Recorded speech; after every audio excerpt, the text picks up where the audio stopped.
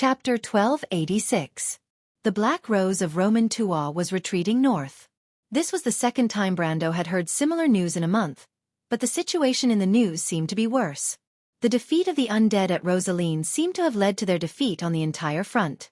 The battle that Lady White Fog witnessed a week ago in the south of Sopalach was not too far away. The Crystal Army might have even been stationed in an area near Sopalach. Of course, they might also be heading in the direction of Lubeck, because Lady White Fog said that she and the undead retreated in the opposite direction. If the army of the undead retreated all the way along the southern part of the Sea of the Dead Moon, the Crystal Army might also pursue them in that direction. What legend? He asked. In the era of the Myurnas, some ancient legends mentioned that the lost names marched around Wone to protect the world. What? How is that possible? This legend is a bit old. It's normal that you haven't heard of it. It has been circulating on the earth for a long time in the era of the Myurnas. Brando, think about it carefully. How did the lost names march around Wone? Brando recalled the route of the lost names and found that whether it was in Erewhon, Cruz or somewhere else, it just separated the Land of Order from the Black Forest. Although there were some places that were not like this, most of those places were territories that humans later opened up, such as the southern part of Erewhon. It's very special. You want to say that the lost names came from the war between the undead and the Crystal Army, Lady White Fog? The war between the undead and the Crystal Army.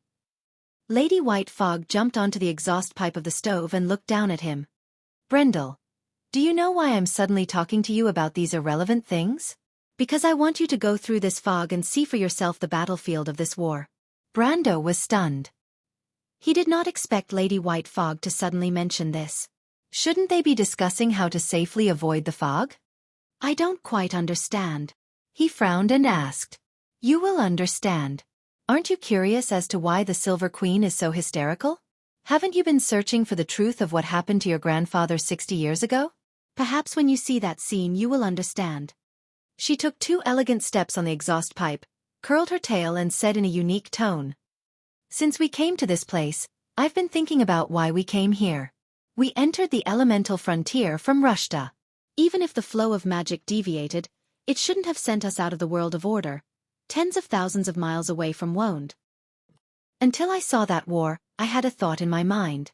Perhaps there was a will that was hinting something to me. Perhaps it was Lady Tata, the Dragon Queen, the Witch Empress, or perhaps it was an even greater will.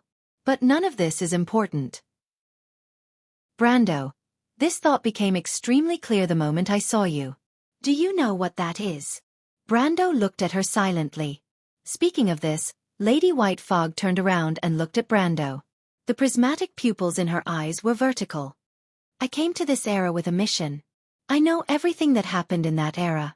But now very few people are familiar with that history. The sages left many words for the future generations. I think it's time to tell you some of the truth. Brando lowered his head as if he was thinking.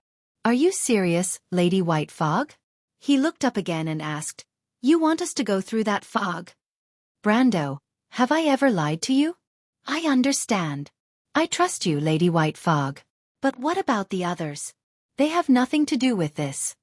Lady White Fog jumped down from the exhaust pipe and landed lightly on the ground. She looked up at him and said, Do you really think they have nothing to do with this? Brando shut his mouth. Take them all to sea, Brando, Lady White Fog said. You're not the savior and neither is Odin. He just told me that he understood it too late. Everyone has to learn how to save themselves, but before that, they have to understand what kind of danger they're in. Brando did not expect that he would get such an answer, but there seemed to be no better way. He knew that Lady White Fog would not lie to him. She was the spirit of an ancient witch from an era ago. No one here knew more about this mysterious knowledge than she did. He could only trust her for now, unless he stubbornly found his own way. But Brando was never that kind of person. He thought for a while and decided to follow this path. Lady White Fog seemed to want to show everyone something. He had some guesses, but everything could only be revealed after he saw it. Subconsciously, he did not want to believe it. Because if all of this was true, then it would be too hopeless. Brando returned to the team with this thought. Insursta and Tarkus had been waiting for a long time, but the thing the undead did not lack the most was time. They had almost an eternity to wait, and did not have the worries of mortals. On the other hand, the people on the Phantom Chariot side were a little anxious. This anxiety did not only come from the uneasy waiting, but also from the fear of an unknown fate. This was especially obvious in the leaders. Feng Qi and the two phantom chariot elders did not seem to be afraid, because they knew their situation better. Influenced by them, the servants were more or less performing much better than the sailors. When Brando returned to the team, Xianxia had gotten to know Metisha, the little silver elf princess.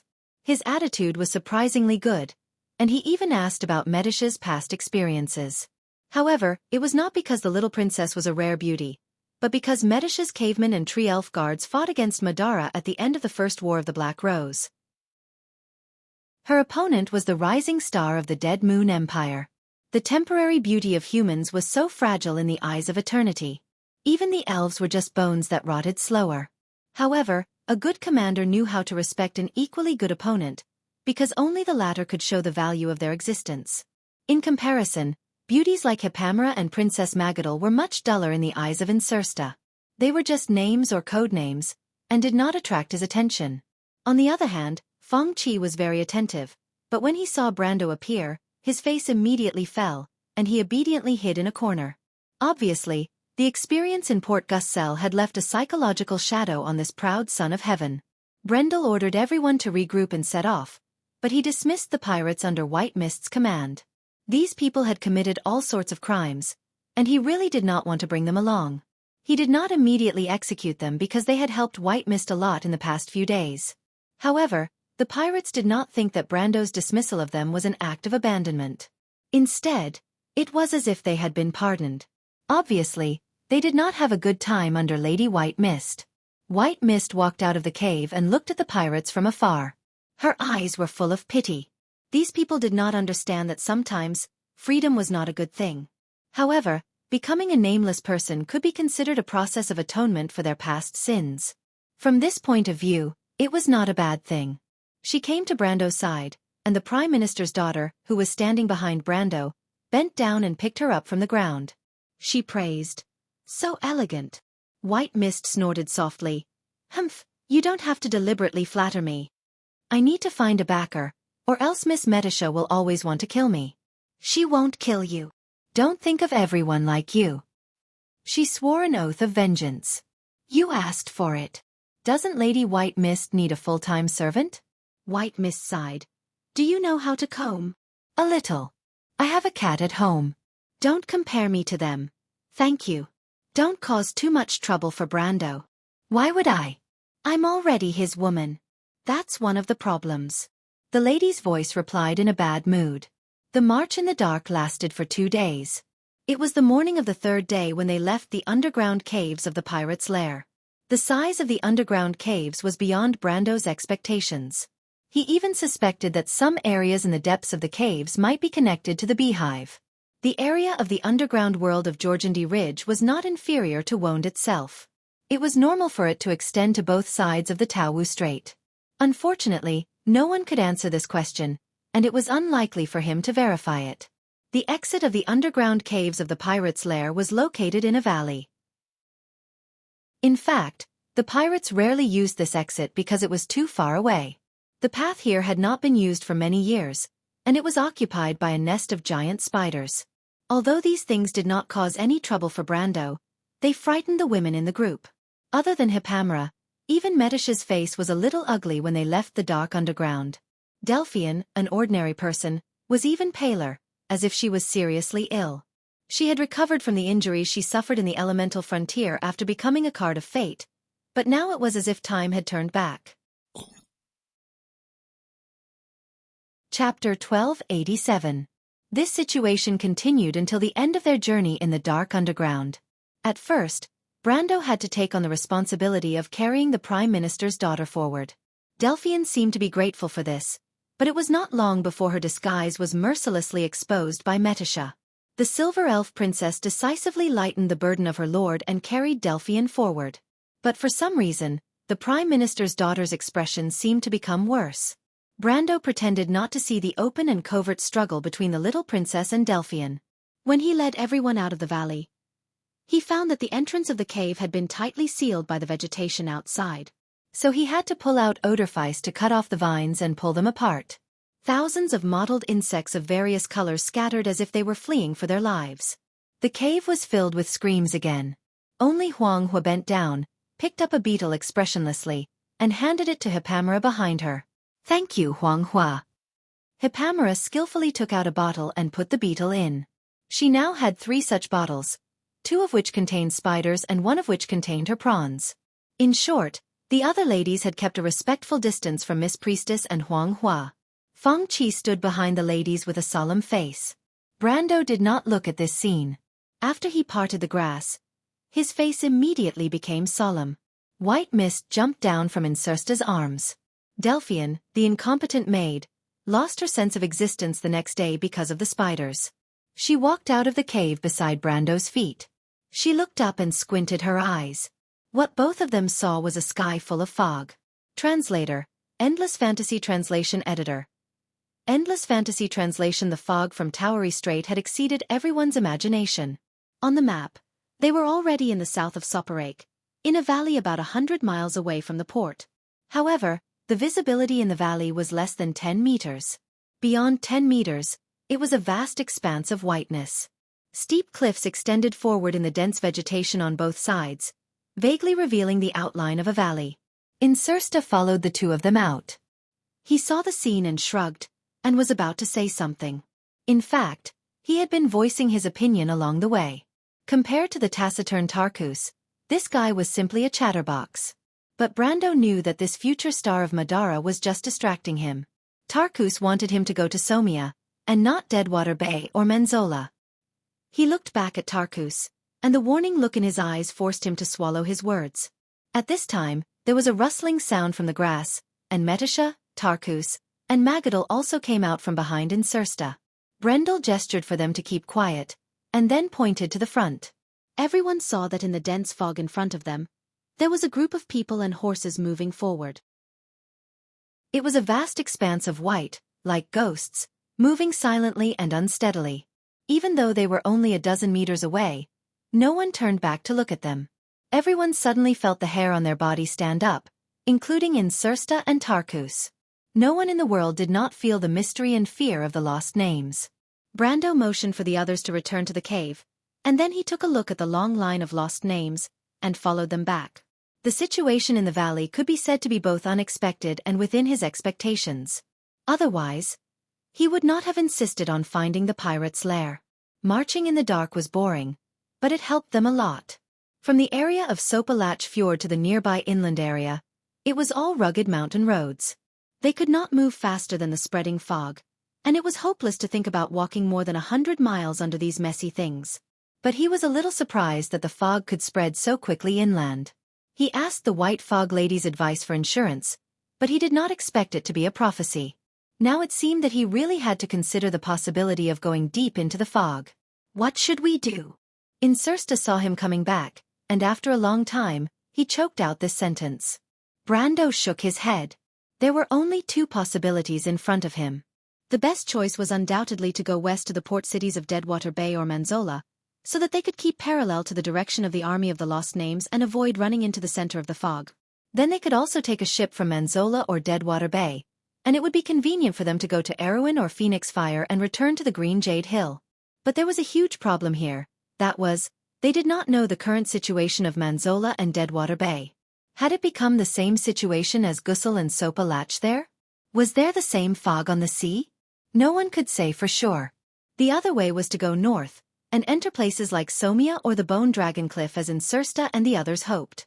The former was the hometown of the skeleton Lord Cabias, who he killed in Castle Abes, and was one of Madara's largest territories in the south of the Sea of the Dying Moon.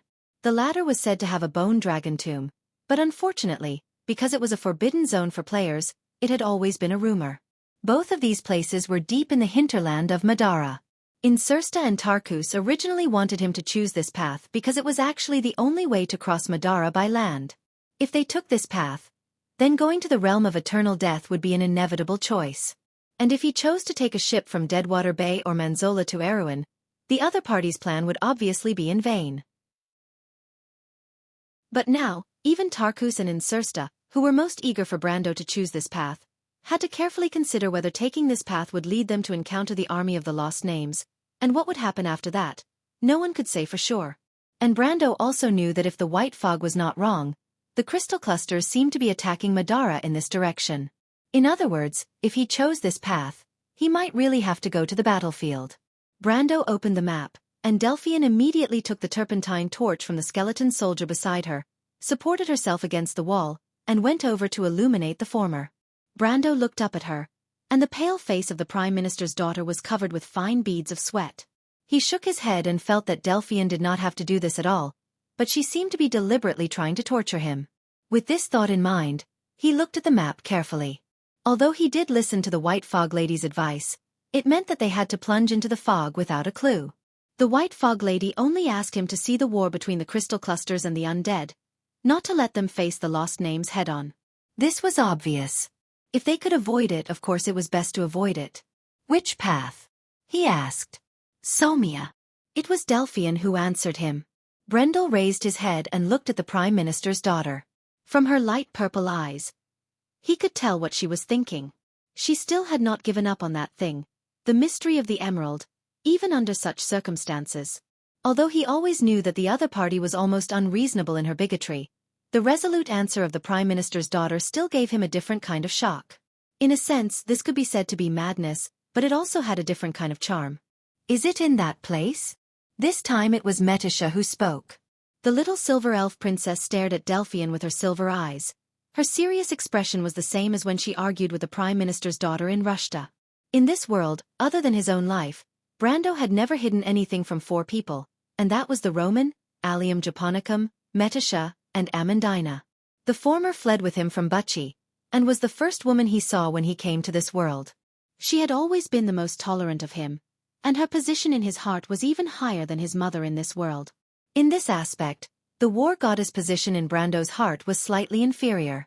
Although they had gone through thick and thin together, Brando's impression of Freya was more of a pity. He did not want the war goddess of Erewhon to walk down the same path again in the future, and this was very similar to his hope for Princess Griffine.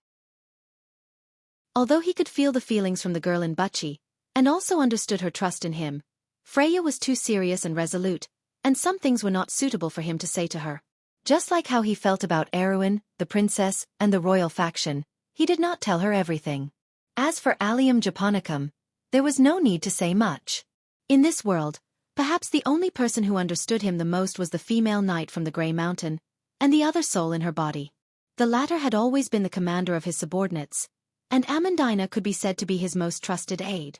Since the establishment of Abes, most of his plans were carried out by the 2 of them, so he would not hide any details of his plans from the 2 ladies. Therefore, he had also told Metisha about the mystery of the Emerald Heart early in the morning, and this matter was related to a small episode that he regretted a lot. That was when he told Metisha about the details of the Emerald Heart. He accidentally let the latter beat around the bush and told her that he was tricked into bed by Delphian with Hofwood's golden wine.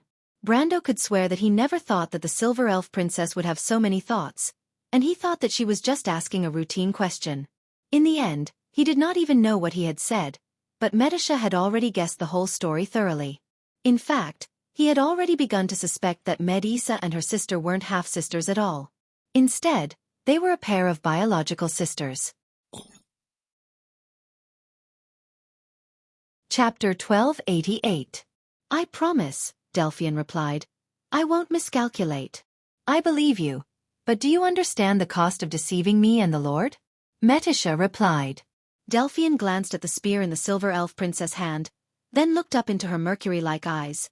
Threats are meaningless to me, Miss Metisha. What the Lord needs is my wholehearted loyalty. She deliberately emphasized wholeheartedly. Metisha blushed slightly. She turned around and rolled her eyes at Brando. Brando suddenly felt a little baffled. Insursta and Tarkus pretended that they did not hear him. Even though they knew that Brendel was determined to infiltrate Madara's territory and probably had some sort of plan, they were both cautious and intelligent people, and naturally knew how to protect themselves. As for Feng Qi and the other 2 Phantom Chariot elders, Brando and Metisha naturally used crews when they talked, so they could not understand. After the plan was set, the next step was to put it into action. Insursta and Tarkus had no objections to this. After all, they were still prisoners in name, but in fact, this team was decided by Brando most of the time. As Brando's student, Phoenix Fire was even less likely to object. As for the Phantom Chariot Gang, they were the captives of the captives. The two elders and Feng Qi had no right to speak in this team.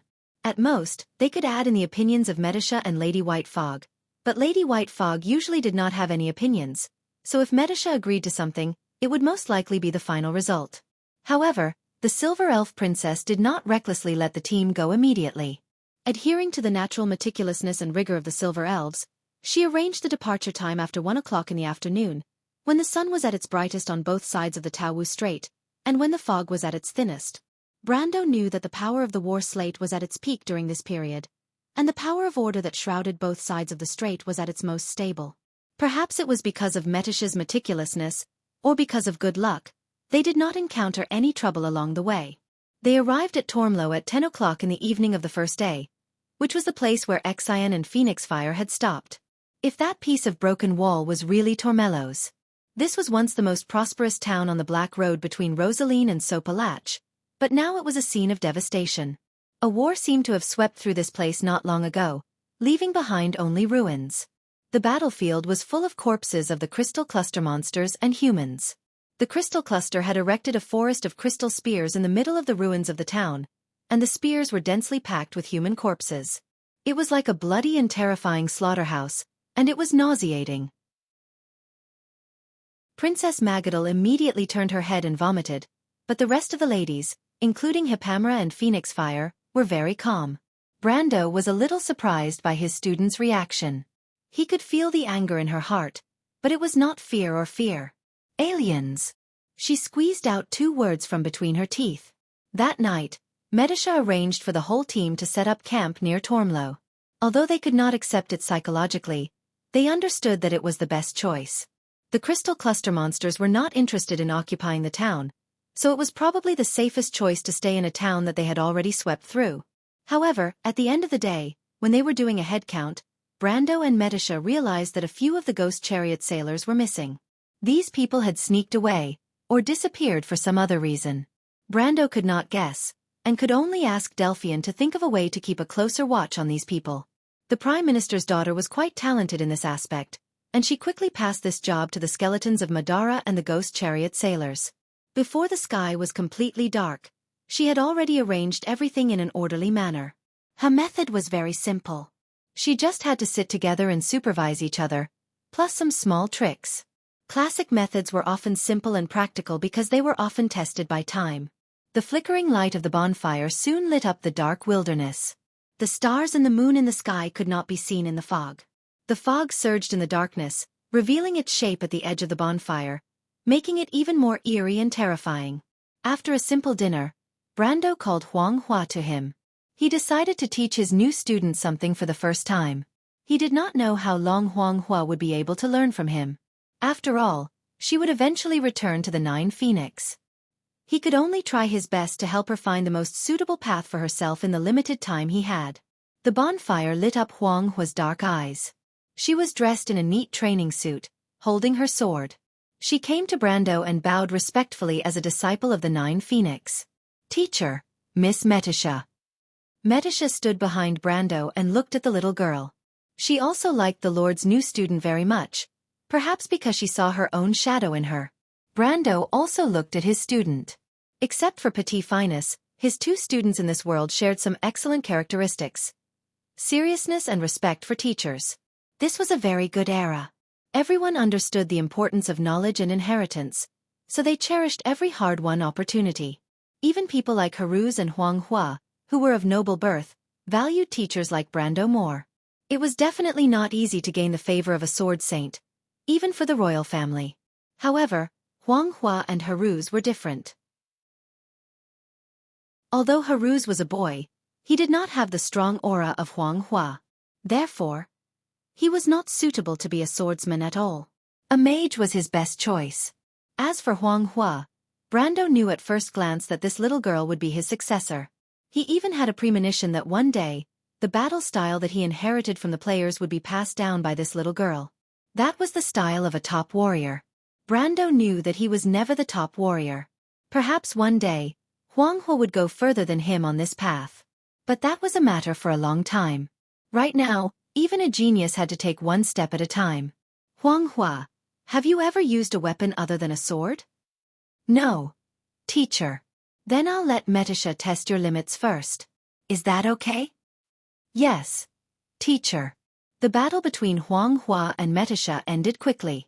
After the battle with Rushta, the Silver Elf Princess's speed of improvement was somewhat beyond Brando's expectations. Although she was cautious and held back, Brando could see that her strength had reached the peak of the law realm. However, Metisha did not use the power of the law to suppress Huang Hua. She knew what her lord was thinking. She used the simplest battle technique to force Huang Hua to abandon her sword. This was purely a difference in battle experience. The Silver Elves had hundreds of years of battle experience in the War of the Holy Saints. In addition, as the commander of the Elven Imperial Guard, Metisha's combat ability was not inferior to Brando's. In terms of battle experience, no one under Brando, including Brando, could surpass the two of them. Huang Hua looked at her sword in a daze.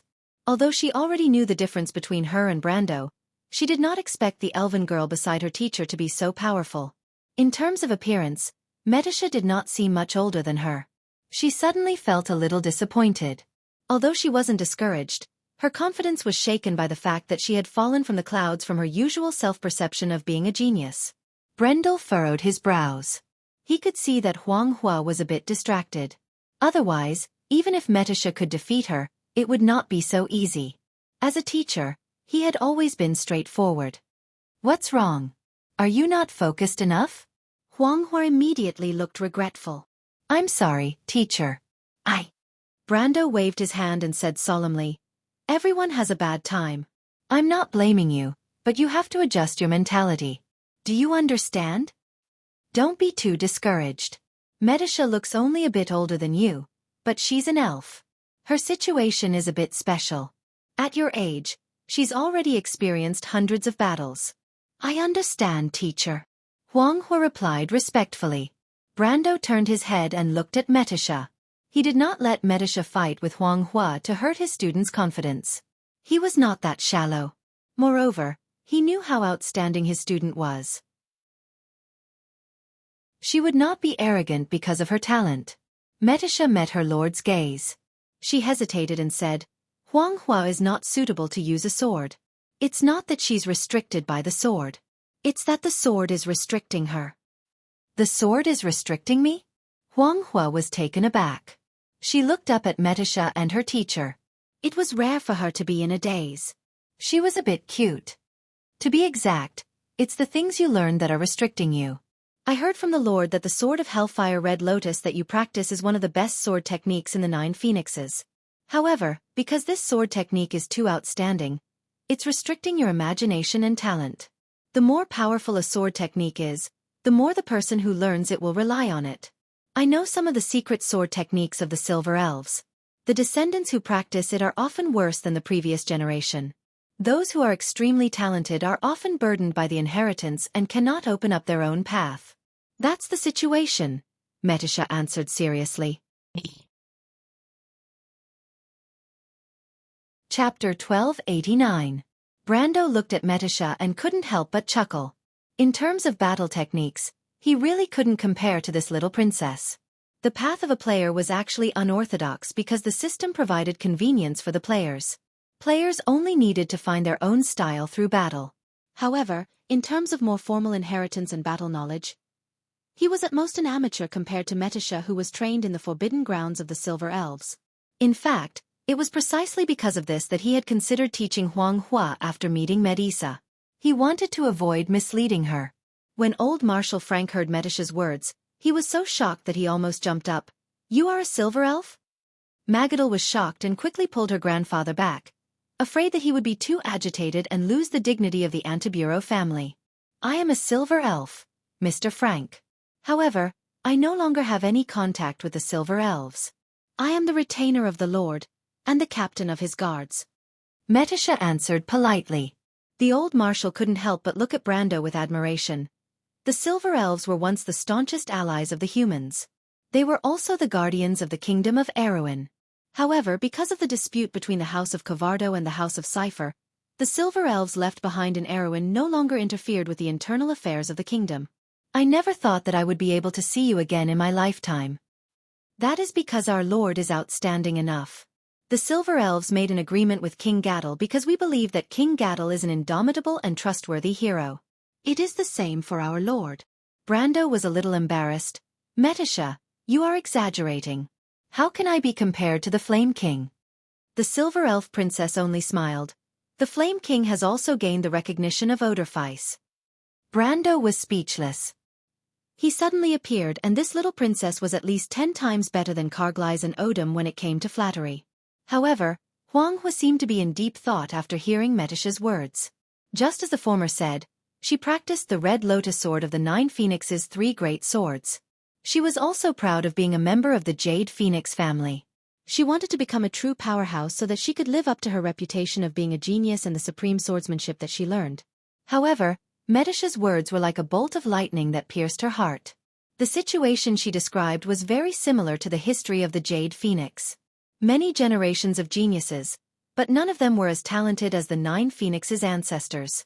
They were all bound to this supreme swordsmanship, and they had never thought of surpassing the realm of this swordsmanship. Of swordsmanship. Of swordsman's level. Metisha looked at the little girl who stood there frowning, as if she had fallen into her own world. She turned around and said to Brando, Xianxia is very talented. She has not gone down the wrong path. She just has not thought of her own path yet. It would be easier if she was in our family. I can ask the elders to use the Transcendence Key to release her power, and let her know the path that is most suitable for her. There is such a thing in the Silver Elves? Metisha nodded. Brando was suddenly a little envious. The Silver Folk were indeed the Silver Folk. The Bugas also had their own way of cultivating their younger generation of wizards. Their wizard apprentices could be said to be the best in the world, and their success rate was very high. The reason was that the Bugas had something called the White Tower. The White Tower of the Bugas was not only a world-famous library, but it was also similar to the White Tower in the law realm. It allowed people to personally comprehend the power of the law from above. This was because they could have such an experience under elemental energy. Compared to the bitter human wizard apprentices, the Buga's path as a wizard was naturally much smoother and happier. As a fighting race of the Silver Folk, the Silver Elves naturally had something similar.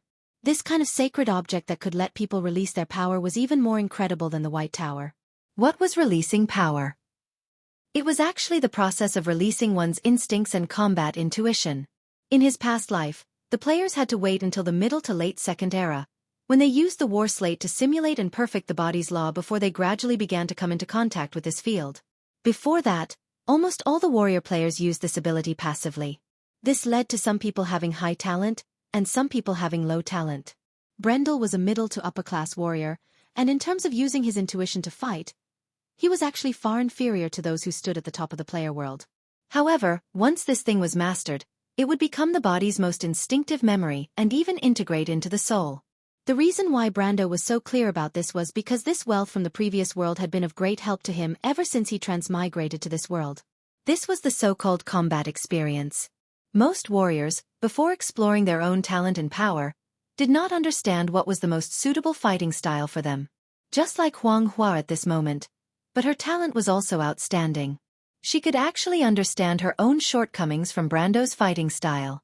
This was in fact the reason why Brando wanted to make this little girl his student.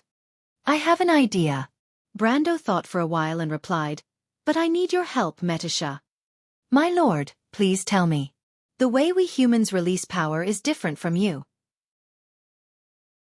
The power of a warrior is dominated by rage and wildness, so we believe that when a person fights based on instinct, he will be able to find the most suitable fighting style for himself.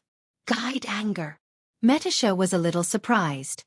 Humans have mastered such a brilliant method in the past 1,000 years? This requires a considerable understanding of the law and the soul, right? She subconsciously looked at Brando. Brando immediately knew that things were not going well. The old marshal frowned. In fact, the human world did not have such a method. Before the Year of the Sparks, there was only one way for human warriors to train their fighting instincts, and that was to repeatedly fight. Brando, like Brando, naturally had unparalleled fighting instincts and experience after hundreds of battles. However, this method was actually quite backward. It had existed since the beginning of mortals learning to fight, and could be said to be the fighting style of beasts. Until the Third Holy War, humans still relied on this primitive method. Fortunately, the old marshal had been away from Wone for half a century, and he was not sure if the Holy Cathedral of Fire or the other major holy cathedrals had come up with new methods in the past few decades. He only frowned and did not express any opinions. This gave Brando a chance to cover up his lie. His method was, of course, summed up by the system. In fact, it was also a method that existed in the Amber Sword for the convenience of the players. This method was shown in the game as a quest called Guide Anger. It was similar to the Elemental Activation quest, but only warriors could receive it. The process of completing this quest was the process of guiding anger. The chain of quests was done very well, and even received praise from the players at the time. However, Brando still felt a little strange when he thought about it. He always felt that he had learned something in the chain of quests. Otherwise, he would not have been able to directly apply his combat experience in the game after transmigrating. Of course, this was not what he needed to think about now, but how to simulate the method in the game. In fact, since he had spoken, he already had a plan in mind. Fortunately, in this world he also had the system. So he continued to say to Metisha, "Talk to Xianxia first. She's a little uneasy today. I think it has something to do with those monsters. Ask her what's going on. My method was actually developed by the Highland Knight. It's not mature enough, I have to prepare." Metisha glanced at him, and the look in her eyes made Brando feel that he had been exposed. However, since Metisha did not speak, he naturally would not admit anything and could only keep his mouth shut. "I understand, my lord. Then I'll leave it to you. You can practice more with Xianxia and find out where her limits are. I have high hopes for her. She might become the future sage of the Nine Phoenix." "Is the sage coming again?" Metisha heard this and was slightly surprised. Maybe in Wonde, a new sage has been born. After handing Xianxia to Metisha, Brando left the camp alone. This did not mean that he was irresponsible, but teaching Xianxia was not something that could be done overnight. Although he tried to save time, it was not something that could be done in a day or two. In terms of expertise, it was better to leave it to the Silver Elf Princess. As for the things that he knew, it would not be too late to slowly teach them to Xianxia after she found her own path. This was not something that could be rushed. For now, letting Metisha and Xianxia familiarize themselves with each other was a good thing for both sides. After all, in his mind, the Silver Elf Princess had to take on half of the responsibility of a teacher. He quickly buried this question in the depths of his thoughts and began to think about the next step in the dark. With this thought in mind, he subconsciously walked toward another bonfire in front of him. The two bonfires were quite a distance away from each other in the darkness, and it was so dark that he could not even see his own fingers in front of him. When he approached the bonfire, he stopped in his tracks. He saw Delphian sitting beside the tent. The bonfire made her face red. The daughter of the Prime Minister buried her head in writing and drawing, as if she was calculating something. Brando paused for a moment and then silently walked over. Chapter 1290. Delphian seemed to be so focused that she didn't even notice Brando walking up to her. Brando looked at the Prime Minister's daughter's slender neck that was exposed because she was burying her head in her work. There was a layer of fine hair on it that reflected the light of the bonfire. She held a charcoal pencil and drew a map in her diary. Speaking of which, this Prime Minister's daughter was worthy of her status as a noble lady. Her art skills were quite outstanding. Not only was she good at sketching and oil painting, she even knew how to carve and have some understanding of murals. She could write poetry and was very accomplished in literature. She was also very talented in music and religion. It was said that she had joined the Holy Cathedral choir when she was a girl and was deeply admired by Vala. But such a person's heart was so stubborn that it was almost twisted. Brendel could only sigh at the fact that there was no perfect person in this world. Or perhaps it was because she pursued perfection too much that she left behind such a flaw. He stood quietly behind her and didn't say anything.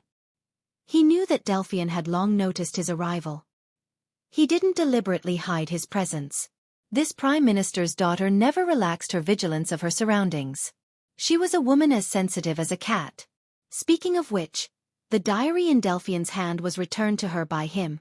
The charcoal pencil in her hand paused on the page of the diary. "I thought my lord would scare me behind my back. Unfortunately, I was already prepared to show a panicked expression. Do I have such a bad taste? This is a taste, my lord.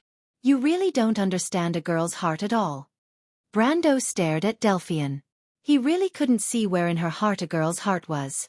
It was more likely that she was full of schemes. Who would really dare to treat her as an ignorant girl? That was really the side of Goddess Elaine that represented misfortune. He looked at the map Delphian drew in the diary. Are you still calculating that? I have to make sure that nothing goes wrong, my dear lord. Delphine held the diary with both hands and exhaled softly at the open pages, blowing away all the charcoal ash and breadcrumbs on it. She closed the diary, then moved away from the blanket she was sitting on. She patted the blanket and motioned for Brando to sit over. Brando looked at her and sat down. He really did have something to say to this woman. Do you still remember what you said last time? Did I say that I wanted to be your woman? Delphian looked at him charmingly. Do you have any physical needs that you want me to help you with, my lord? Brando almost choked. He knew that she was definitely doing it on purpose. This woman was very flirtatious in front of him. Let's be serious. Is this not serious enough? Delphian playfully leaned over and mischievously breathed into his ear. With a hoarse voice, she rubbed her throat and said, You don't have any children yet, my lord. Although I can't help you give birth, your little elven princess is looking over here. Do you want me to help you teach her something? Brando was so scared that he subconsciously looked back. But other than the bonfire in the darkness that looked like starlight, he could see nothing. The Prime Minister's daughter couldn't help but laugh so hard that she was swaying back and forth. Tears even fell from her eyes. So cute, my lord. She sighed. Brando's face was so dark that it looked like it was going to drip water. Delphian laughed so hard that it looked like she was going to roll on the blanket. Brando waited for her to finish laughing. The Prime Minister's daughter's face was flushed. She looked at him a little embarrassedly and stuck out her tongue. I haven't been this happy in a while, my lord. You are happy. Why, are you angry? Not yet. Brando felt Delphian's head leaning on his shoulder. A hint of fragrance came from her hair. Last time, you didn't mention the specific location mentioned in the jadeite riddle because you said you were still guessing. Today you asked us to go to Somia. Did you find something? It's a little interesting. Delphian answered in a low voice like an obedient little girl. The jadeite riddle uses the Xianxia riddle to transmit information. This is an ancient encryption method. Legend has it that it came from the riddle of the Xianxia riddle, the golden folk who live on the golden hill. Each line has 16 words, and the number of lines must be a multiple of 7. The relationship between words and lines is the first level of the riddle. How to read it is contained in the riddle. But to solve this riddle, you need to be familiar with the meaning of the Xianxia riddle. This is the second level of the riddle. The final answer to the riddle is how to arrange and combine the answers to each riddle. This is the third level of the riddle. As long as you get any one of them wrong, the final answer you get will be very different. Brando had a headache just listening to her, but he didn't know why the Prime Minister's daughter suddenly mentioned this to him. He knew the Xianxia riddle. They lived in a country called the Golden Hill. The golden folk were especially fond of guessing riddles. It was said that the bronze dragons were related to them. Their nostalgia for riddles remained in their blood and was passed down from generation to generation. However, the Xianxia riddle was destroyed in the era before the Golden Hill. Their inheritance had long been lost. No one could even find the location of the Golden Hill. Delphian leaned on him and continued, This encryption method has existed for a long time. I have only seen it in some ancient books. It's no wonder that Chariot and the others don't know this riddle. My lord, do you know about the Ranisa ruins? Brando thought for a moment before remembering that place. The discovery of the Ranisa ruins was quite famous. The person who discovered it was a countess named Ranisa. She discovered the ancient ruins in her own territory. At first, it was even said that it was the ruins of the Babel fortress, but in the end, it was found that it was not. However, the prehistoric civilization in the ruins was not inferior to Valhalla at all. The only difference was that Valhalla still existed, but the ruins were already gone. He nodded. The scholar in charge of the excavation of the ruins was Master Abbot. He invited me to be his assistant. Wait, he invited you? My other identity is an honorary member of the Crew's Royal Geographical and Historical Society. How about it? My lord, do you feel that you have gained my favor? Of course not. Brando thought, what does this have to do with the jade riddle? Of course it has something to do with it. When the Ranisa ruins were excavated, we found that the words engraved on the metal tablets were also encrypted using the Sinilch riddle method. Think about it. The two places thousands of miles apart have different cultures, inheritances, customs, and languages. But in a certain era in history, they showed amazing consistency. Brando faintly felt something that he couldn't grasp flashing through his mind. He frowned and asked, "What does that mean?" "It means that it's very interesting, isn't it? My lord's orb of nature is called the Orb of Nature in Woned, but in Nine Phoenix, it has the name of the Heart of the Azure Dragon. Although the names are very different, in the end, they are the same thing. Some things run through our history, like an invisible hand manipulating our fate. Those mercenaries are Rubik people." Brando certainly knew that Adney and the others were Rubik people. The knights did not hide their belief in God Ra. But what did Delphian mean by that? Did Adney and the others also come for something similar? Perhaps it was possible. Woned had the Azure Lance, Nine Phoenix had the Jade Dragon Sword, so why couldn't Rubik have a similar legend? He suddenly recalled the gray light that he had seen in Rosaline that day, and he suddenly understood why the knights had come looking for him. But he couldn't get that thing out, so he couldn't help but feel a little troubled. "You solved the riddle?" "Yes." Delphian leaned her cheek on his shoulder and replied, "My lord, a lot of ancient information in this world has been encrypted in the same way. Some are riddles of Thaniel, some are dragon prayers. My understanding of these knowledge is only superficial, but other than me, there are not many people in this world who can solve them. I will definitely make you feel that it's worth it.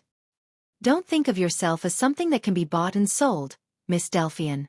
Being bought and sold means that it has value. I'd rather be a rare commodity than a mediocre person." Brando shook his head. He really couldn't understand this woman's way of thinking. He didn't intend to persuade her. He only asked, "Where is it?" "It's in the south of the Sea of the Dying Moon, deep under the dry sea in the lowlands. At present, I can only confirm this much.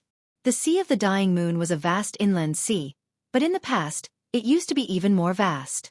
In the past 1,000 years, this inland sea had been shrinking, leaving behind a dry seabed. In the south of the Sea of the Dying Moon, a lowland swamp area was formed. This was the place that Delphian mentioned. This lowland had always been a forbidden area, and it was the same for the undead. It was an area similar to the Black Forest. Although this forest was different, it was also full of danger." Brando nodded. He thought that the answer to the riddle of the jadeite should also be in this area. After an unknown period of time, Delphian seemed to have lost her breath. He turned his head and found that the Prime Minister's daughter had fallen asleep with her head down. She snuggled up to him tightly, her expression was very peaceful, and even her breathing seemed to have become gentle. The diary slipped from her hand, and the charcoal pencil fell to the side. Brando sighed, pulled up the blanket from the ground, and covered her. The Prime Minister's daughter seemed to have had a good dream, and her slender eyebrows slightly relaxed.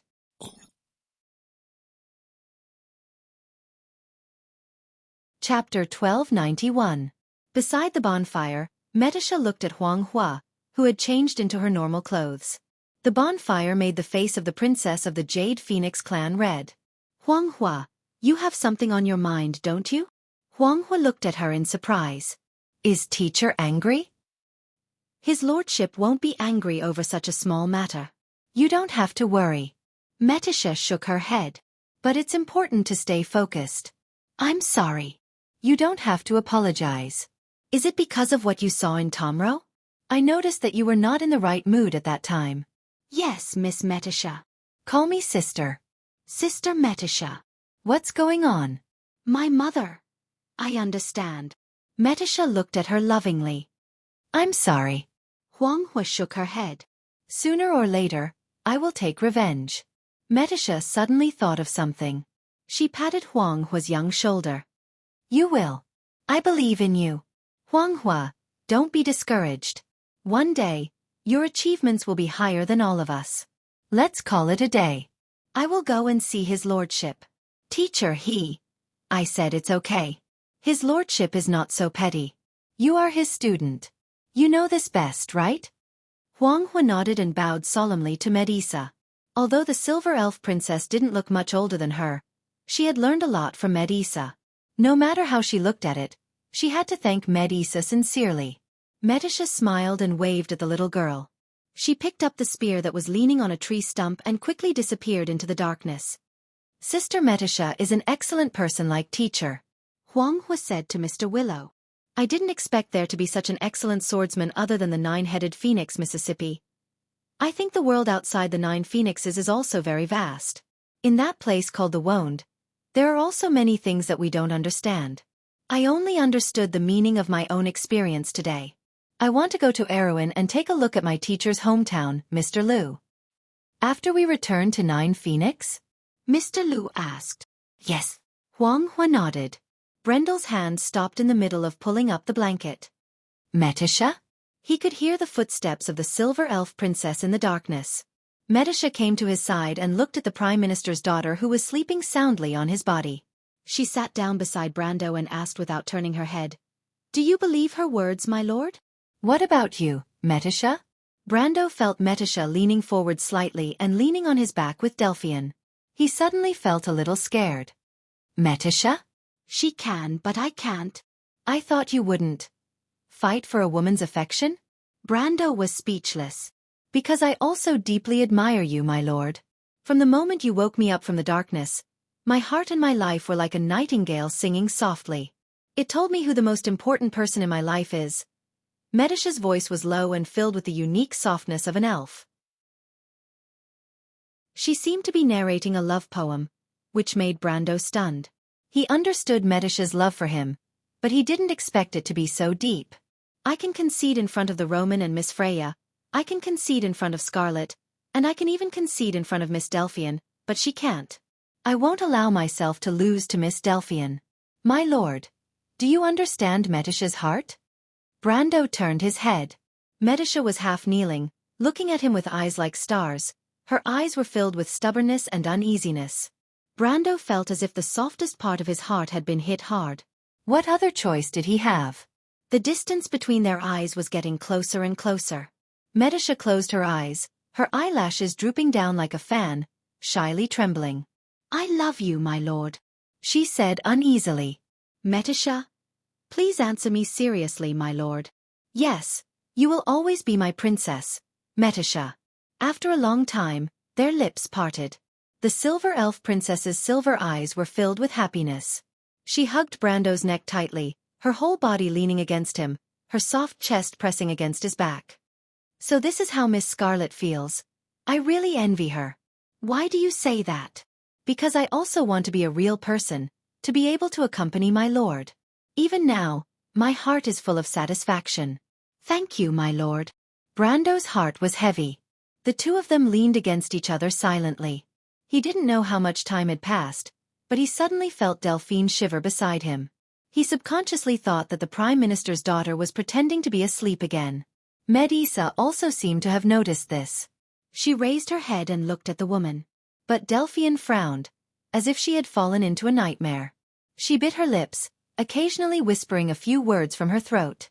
Until the two of them heard her words clearly. I'm sorry, Elman. Medusa's hand suddenly froze. She looked at Brando. Brando sighed. That's her fiancé. Does Miss Delphian love him very much? Brando shook his head. She loves herself. But why? I don't know. Maybe she already knew this in her heart. She wants to be cold-blooded, but she also wants to be able to have true love. Maybe Martha gave her everything, but also gave this lady a conflicted heart. The heavens are always fair. Medusa opened her mouth, but she did not know what to say. She looked at the Prime Minister's daughter with pity. Brando also sighed and gently pulled up the blanket covering her body. 3 days later. A lonely high ground stood in the middle of the fog. Rustling footsteps gradually came from behind the white fog, and a figure gradually emerged from the fog. He stopped on the high ground and looked around. The cold wind blew at his worn collar, and all he could see was a white world. The fog that filled the sky moved slowly in the morning breeze. The fog seemed to be a desolate and uninhabited wilderness. There were a few trees bearing their fangs and brandishing their claws in the distance, which was probably the only reference in this white world. There were no villages, no roads, and nothing that could attract attention. Apart from the sound of breathing, It seemed to be a lonely world. What is this place? An abrupt voice came from behind. Brendel turned around and, as expected, saw Incersta's face, which looked as if it had not yet woken up. He did not know why an undead always liked to sleep so much. Of course, according to Incersta's own words, it was the pursuit of eternal sleep. But eternal sleep did not seem to be what it meant. Brando shook his head. 3 days ago, they left Tormuro, the place where Xian and the others had stayed. Of course, that was if the place where the ruins of the wall were located was really Tormuro. That was the last place they saw with a reference. Then they quickly lost their direction, and soon even the road disappeared. The only indicator seemed to be the dim sun in the sky behind the layers of fog. But it was useless. They followed the direction of the sun and were about to reach Somia, but the map seemed to have lost its function. The areas marked on the map that should be the territory of humans or undead did not appear. It seemed that they had entered the lowlands, but the ground was as flat and dry as ever. There were no traces of the battle between the undead and the crystal cluster. It was as if they had entered a completely foreign plane. Xian walked in this area all year round, and Huang Hua and Mr. Liu had also walked this road, but none of them could recognize the nearby terrain. No one knew where they were. This situation would be fine if it lasted for a short while, but it lasted for 3 whole days. During these 3 days, everyone was about to collapse from the monotonous scenery in the fog. So it was no wonder that Incersta had such a look on his face. Brando frowned. The situation in front of him was obviously a bit abnormal. Getting lost would not cause such a situation, but thinking that they were now in the fog of the lost names, the current situation seemed a bit normal. My lord, a few more sailors are missing, and Seabass is missing. Xian is going crazy. At this time, Metasha came up from behind and reported to him. Although Delphian had made a detailed plan, it did not seem to work. These days, the team had been shrinking, and a few people would disappear inexplicably every day. Panic had spread among the ordinary people, but Brando could do nothing about it. This was the fog of the lost names, and the current situation was already the mildest. Suddenly, all the people around him disappeared without a trace, and it was not impossible. However, the disappearance of the youth named Seabass still gave him quite a shock. As Na Xian's adopted son, Seabass and Na Xian could be considered as one of their own. They had always been under everyone's protection. For them to disappear under such circumstances, it could only mean that the situation had worsened. Brando turned back and looked at the little princess and the unhappy Delphian. The whole plan was made by her, so she was naturally responsible for the current situation. But in fact, Brando did not intend to blame the Prime Minister's daughter. After all, this was something that humans could not do. Besides, at least Delphian's arrangement allowed them to see clearly a few days earlier that the disappearance of the sailors was not because of someone sneaking away, but because of the fog. He asked, "What's going on?"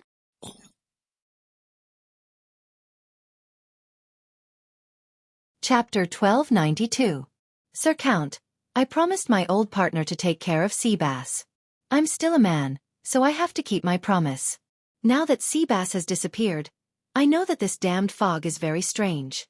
You don't have any obligations, but I want to leave alone and go to the place from yesterday to take a look. Even if I lose my life, I can at least give my old partner an explanation. Na Xian furrowed his brows. Clearly, he had already prepared an excuse. When he saw Brando, he immediately said it. He carried a bow on his back and wore the clothes of a smuggler. His head was wrapped in a scarf, and he wore a pair of deerskin boots. A black dagger hung from his waist. Where is that place? Brando asked. Seabass said that he saw a forest in the fog. When I was young, I heard about the legends of those ghosts who had lost their names. I told him not to meddle. Besides, how could there be a forest in the fog? I remember that place. If I went there alone, it would only take me half a day to reach it. Did he go in? No. Seabass disappeared at night. Around 8 or 9 o'clock, he tossed and turned, unable to sleep. He kept talking about the forest to me. He complained that I didn't tell you about the forest. He said that with a reference, we might not have to go around in circles in this fog. However, he was still a young man. How could he know? He didn't understand that some things couldn't be said casually. I reprimanded him and told him not to let his imagination run wild and go to sleep, but he didn't agree. When I turned around, There was no trace of him in the tent. Xianxia's throat trembled, revealing a frightened expression. I was afraid that he would run out alone and do something stupid. At that time, I thought that he had left the tent, but when I chased after him, I only saw his back in the fog. Sir Count, that place was at least 100 yards away from my tent. That child sea bass, I didn't teach him any martial arts. In the blink of an eye, he definitely couldn't have run that far. I desperately called out his name, but he turned a deaf ear to me. I put on my jacket and chased after him, but before I could get close, I felt someone bump into me from behind. When I woke up again, it was already morning. Brando comforted him. Don't worry, Mr. Xan. We may not necessarily not help you. Seabass has already been missing for a night. Why don't you stay and wait for a while? You're an insider. Who knows, we might need your help later. But, my lord, it doesn't matter. We're going around in circles in this fog anyway. Seabass might not be wrong. Since someone saw the forest in the fog, it means that it existed before. He turned around and asked, did the missing sailors also see the forest? Delphian nodded. At least 3 of them mentioned the woods or similar words to others. The situation there is similar to Seabass, but the sailors think that they have been bewitched by the spirits in the fog. You saw it, Mr. Xian. Brando turned around again and said to Xian, now, the thing behind the fog has revealed itself. You said that you know the place. Can you take us there? My lord? Don't worry, we're now a team. Today it was Seabass, but tomorrow it might be any of us. Instead of wasting time aimlessly here, it's better to grab hold of the clues in front of us. What do you think? Brando comforted him. Xian was in awe. He bent down and deeply bowed to the Count of Erewhon. Brando turned around and said to Metisha, go and tell Insursta to scatter the skeleton soldiers and arrange them into a scouting formation. We'll go back the way we came and search again until we find the forest. The silver elf princess nodded, indicating that she understood. She asked again, is there anything else you need, my lord? Brando thought for a moment and called out to her. Tell him to divide the skeleton soldiers into small teams. Each team must be equipped with 2 liches, not 1. There must be a mid-level liches in each team. The mid-level liches are only responsible for the communication between the teams. The core of the team is still the low-level liches. This was the most classic military structure in Madara from his previous life, which lasted until the year of the astrology after the Second War of the Black Rose. Its effectiveness was naturally proven by later generations. He did not want to reveal the secret, but then he remembered that it was actually limited by the limited number of mid-level undead in the Undead Moon Empire. Before they found a more effective way to transform the undead, this military structure was not as threatening to Erewhon as a genius general like Insursta himself. But for Insursta and Tarkus, this little secret was priceless. At least a part of the highly efficient undead organization was still available to the new generation of dark nobles supported by traditional forces. But I hope you won't use this method to let me see it on Erewhon's battlefield. Otherwise, you'll be out of luck. Brando looked at Metisha's back and could not help but think in his heart.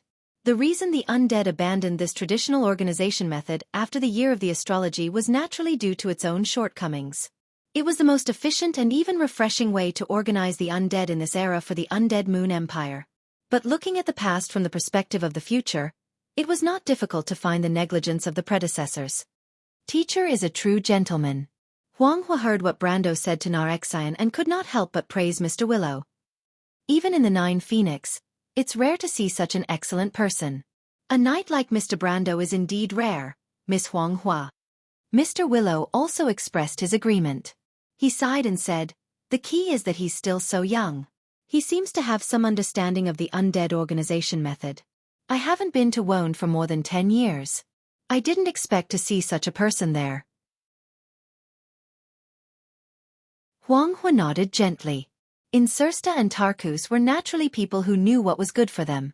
If it was a stubborn old undead lord, Metisha's method of arranging the skeleton soldiers might be beneath contempt. Since when was it the turn of an elf to interfere in the affairs of the undead? But the 2 best partners in Madara's history saw the value of Brando's suggestion at a glance. After Metisha left, the 2 could not help but look at each other and see the surprise deep in each other's eyes. A noble Count of Erewhon actually knew more about the organization of the undead than the traditional nobles of the Dead Moon. And he could further propose a way to improve it. Both of them were smart.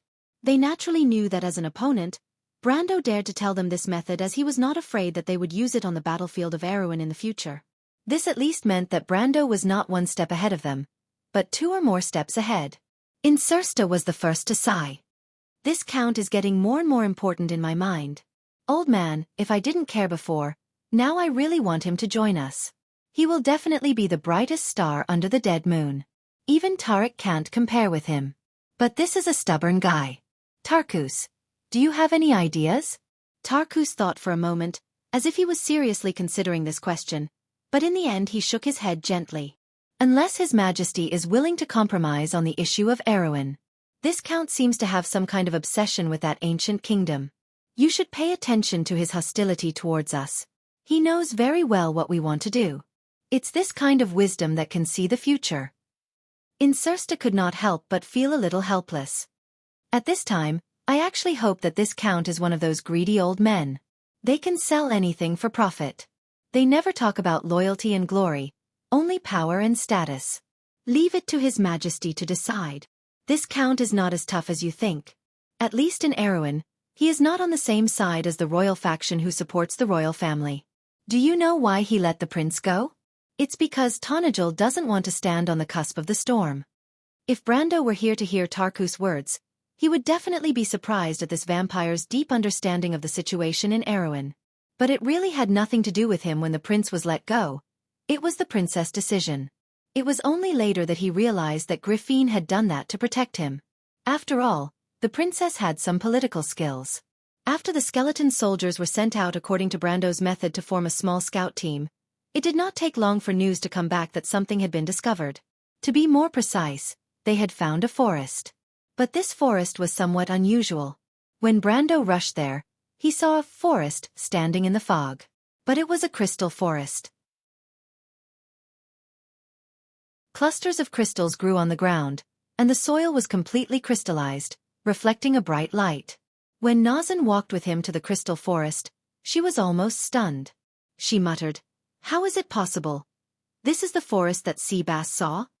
Is it here?" "Yes, yes." Nazan looked around. "It's here. There's a mound over there. I remember very clearly that we passed by that mound. Seabass said that he saw a forest on the left, but I dare to swear to Lady Martha that when we passed by here yesterday, there was absolutely nothing here." "How big is this place?" Brando turned around and asked. Xianxia sent 2 small groups of skeleton soldiers to the east and west along the periphery of the forest. "We still haven't seen the end of it. It's been about a quarter of an hour." Delphian replied.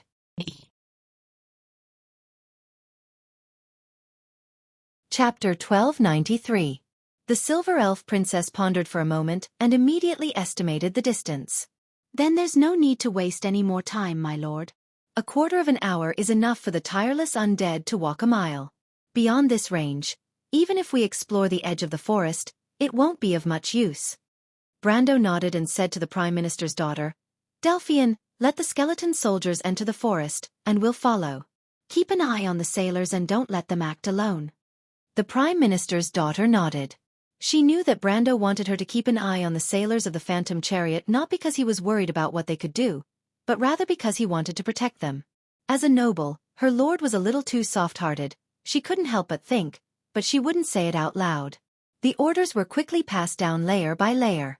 In fact, the emotionless and tireless undead were much more efficient at carrying out orders than intelligent creatures. The factor that originally limited their distance was also eliminated because of the new organization provided by Brendel, and this undead squad seemed to have taken on a new look. This was also the most frightening thing about the forces of the Dead Moon.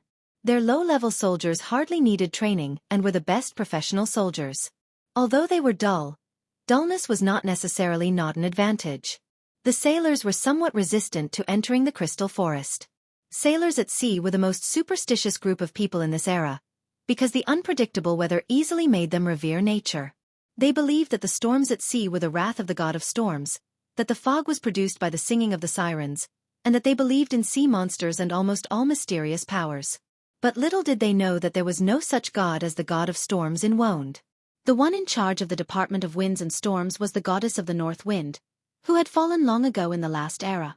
However, these gossip did not affect Brando. He knew that the complaints of these sailors represented the views of the people behind them. Sure enough, it didn't take long for the third elder of the Phantom Chariot to find him. He had nothing to say to this guy and only told him, "Let Feng Qi come to me." The third elder was infuriated by Brando's rudeness, but there was nothing he could do. Just as Brando had said, they were in the same boat. Compared to Brando, they were even more clueless about this mysterious fog. "My lord, do you need that person?" Metisha looked doubtfully at the third elder who was walking away. She knew that her lord was not an impolite noble. He must have his reasons for treating these people like this. "Let Delphian tell you," Brando replied. Metisha turned around. Delphian had already lowered her head and whispered in her ear, "It's related to that." Opening the jadeite mystery requires the blood of the supreme bloodline of the 9 phoenixes. As far as I know, the supreme bloodline of the 9 phoenixes has already split into the ghost chariot and the jade phoenix. I can't guarantee that Miss Delphian or Feng Qi can open the gate to the stagnation realm. After saying that, she blew a breath into Metisha's pointed ear. The silver elf princess shuddered. She turned around and glared at the woman angrily. While the two were still whispering, Brando had already stopped. He stopped in front of a huge cluster of crystals and looked to the side. While everyone was still wondering what he was looking at, Brando suddenly raised his hand and slashed in that direction. Before anyone could react, the light beside the cluster of crystals was distorted. The spatial ripples caused by Brando's hand hit the spot where the light was distorted. There was a sharp cry, and a strange crystal creature was sent flying. It crashed heavily into the cluster of crystals on the other side. After that cluster of crystals was shattered, it flew back 5 or 6 meters before it landed on the ground. Strange creature. Crystal cluster. Phoenix Hua and Metisha shouted at the same time.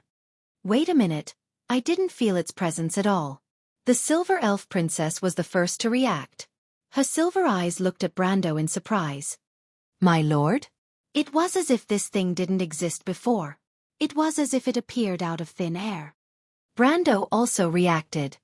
If it wasn't for you, young Master Brando, even I wouldn't have noticed it. Those are parallel beasts, Phoenix Hua said.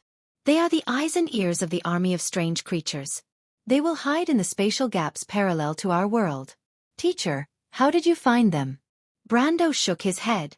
He could only find them because of his dark perception ability. No matter how well the crystal cluster was hidden, it could not deceive the flow of magic. This was the power of dark perception. Otherwise, he would not have been so excited when he first obtained this attribute. Follow me.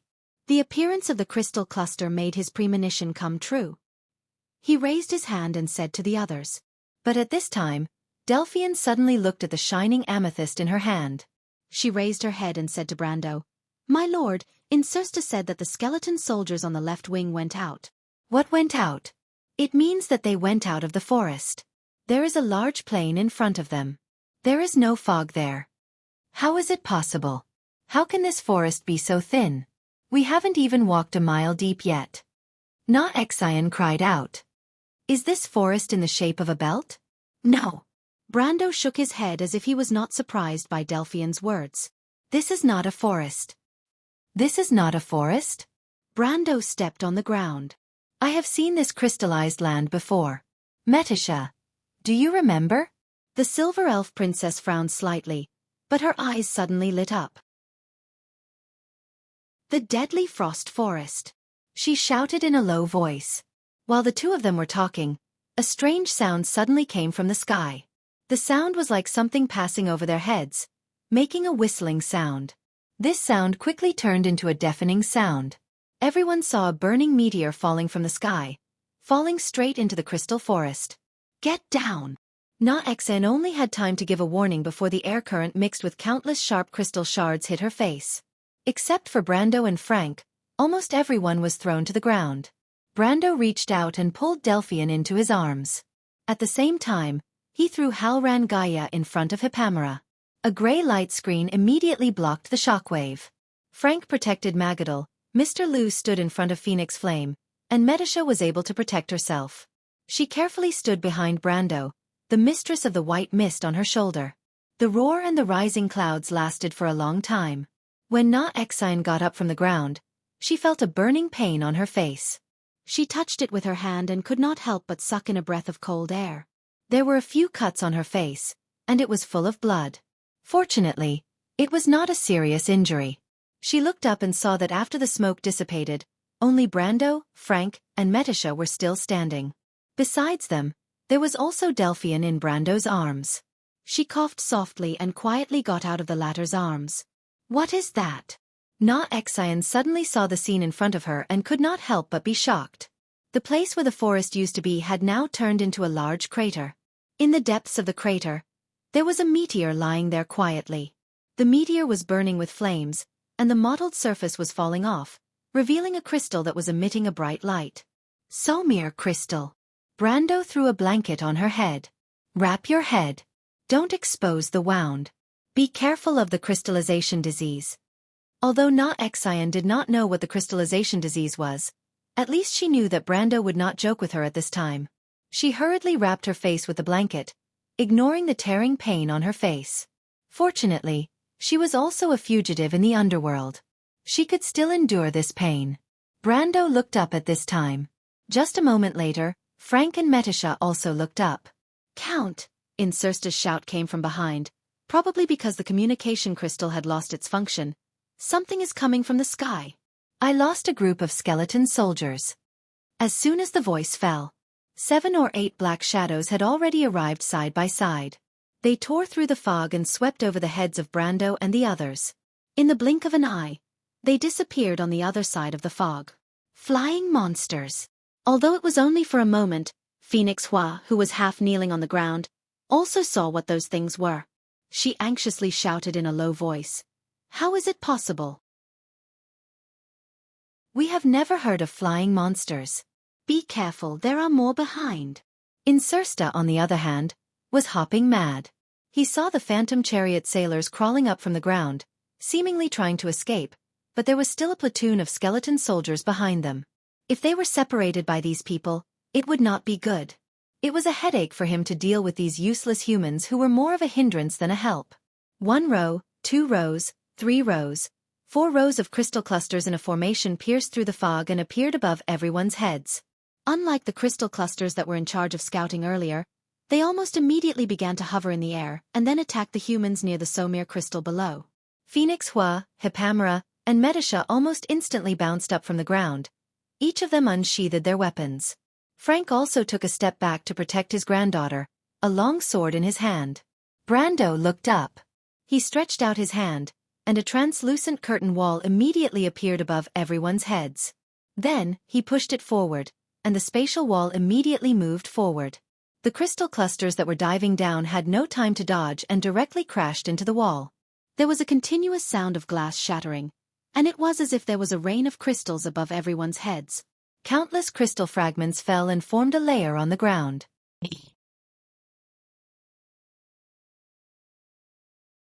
Chapter 1294. In the eyes of Xianxia and the others, the fog above their heads was dispersing layer by layer, as if blown away by the wind, revealing the thick clouds in the sky. A burning meteorite was dragging a long trail across the sky from west to east, blooming with a dazzling light. This light was reflected in everyone's eyes, shining brightly. And in the west, there was another one. A third and fourth shining light spots also penetrated the clouds and fell towards the east. They seemed to light up the clouds, turning the bottom of the clouds into a golden red color. "What's that?" someone asked. But no one answered. A scream drowned out everything. Whoosh! Crystal clusters flew over the forest, like a flock of startled birds, covering the sky and the sun. Then there were even larger crystal clusters that flew higher. They formed a curtain wall above the low-flying crystal clusters. Above them, there were even more, like a huge swarm of insects. This was the insect hive migrating. The whole sky seemed to be like a flowing purple tide, forming several intertwined turbulences that moved slowly in the sky. However, the slowness was just a visual illusion. The lower they went, the faster the crystal clusters flew. The formation they formed was almost whistling through the sky above the forest. Some even brushed past the treetops, bringing up torrents and blowing the crystal powder all over the sky. A few blind crystal clusters even wanted to attack Brando, but their fates were no better than those before. One by one, they crashed into the shining light shield and turned into dust. Everyone began to watch the net-like arc-shaped light shield flicker under the impact of the crystal clusters, as if it would collapse at any time. But this did not happen. It only deformed slightly and then returned to its original state. The crystal clusters crashed into it, and broken limbs fell like rain. Later, everyone could not help but feel a little numb. It was as if what crashed into the light shield was not a monster at the peak of gold or at the level of elemental activation, but a net of sparrows. But it was because of this that they were able to watch the spectacular scene in the sky. They stared intently and held their breath, for fear of missing a detail. Suddenly, there was a squeaking sound in the sky. The crystal clusters screamed together. It was a cheerful cry, as if they were welcoming some kind of existence. Their cries were like countless crystals resonating in the sky, making a sound that made the whole world tremble. To be exact, it was a tsunami of sound that echoed throughout the sky. All of a sudden, a crystal cluster that was so huge that it almost filled the entire sky suddenly appeared from the clouds. The crystal cluster was like a blue whale swimming leisurely in the background of the sky. Its huge body was like a floating mountain range. Its long fins stretched out from both sides, refracting the light of the crystal under the sunlight. Its long tail swept through the clouds, occasionally revealing a glimpse of its beauty, and occasionally disappearing into the clouds. Xianxia opened his mouth wide. Jianghu heard the sound of chattering teeth. She turned around and saw that the ghost chariot sailors seemed to have been cursed. They were rooted to the ground, and their eyes were filled with despair as they looked up at the sky. They shivered and almost collapsed to the ground. She furrowed her brows. She believed that warriors should never give up hope under any circumstances. However, on second thought, she realized that these people were not warriors. Silently, she turned her head to look at the sky. Deep in her eyes, she could feel the suffocating pressure from the Titan's silhouette. "That's Leviathan," Medisha exclaimed in disbelief. "No one told me that Leviathan is actually a crystal cluster. In the chaos of the Sea of Magic, there are many things that are beyond our imagination," Brando replied. Delphian's face was pale. Her fingernails almost pierced into her palms. She barely managed to stand still. The nightmarish scene reappeared in front of her. "Are you all right?" Brando turned around and asked her. The Prime Minister's daughter was slightly stunned. She looked at him with her mouth agape. After a while, she reacted and quickly nodded. "I'm going to the front. Do you want to stay here for a while? There won't be any danger in the light barrier." "No." Delphian shook her head firmly. "I know. There's no place safer than the Liege." Brando glanced at her. "Then come with me." He took one last look at the Somir crystal that fell to the ground, and then walked forward without looking back. In front of him was the last border of the crystal forest. The skeleton soldiers passed through there a moment ago and brought back the information that there was a plane ahead. At this moment, he had become the backbone of everyone, including the people of Phantom Chariot. No one jumped out to sing a different tune. When they saw him walking forward, they subconsciously followed behind him. Even the sailors of Phantom Chariot did not fall behind. "Did you see that?" Xianxia said to his old partner. Tarkus did not say a word. He only shook his head. What right does he have to do that? Elder Phantom Chariot, who was ignored by Brando, roared with his hair and beard standing on end. Beside him, Feng Qi turned around and glanced at him. He raised a finger to his lips. "Shu, we must learn to respect the strong, elder Lonely Mountain." "Feng Qi. He's very strong." Feng Qi looked deeply at Brando's back. "And he wants to talk to me. Miss Delphian knows the secret of the mystery of Jade. Do you understand?" Elder Lonely Mountain's face turned red and white, but he could no longer say anything. Nothing was more important than the mystery of Jade. The scenery behind the forest stretched as far as the eye could see. Only the word endless could describe such a shocking scene. It was a long arc, so long that it was almost impossible to see the end. There was no end to its east and west. There were only undulating faint shadows, like the undulating mountain line hanging on the horizon. It was like a long outline that outlined the boundary between heaven and earth. Under the arc, there was a black land that stretched as far as the eye could see. It was like an expanding surface, stretching and enlarging everything on it. The forest was like an isolated island in the vast sea. It was so small that it set off the vastness of the land. Brando and the others stood at the edge of the isolated island. Everyone was dumbfounded. In front of them, reflected in their eyes, two armies were engaged in a life-and-death battle on this land. The battle cries seemed to be isolated behind a barrier. The moment Brando and the others walked out of the forest, the earth-shattering sound waves swept over like a tide, washing the eardrums of everyone present.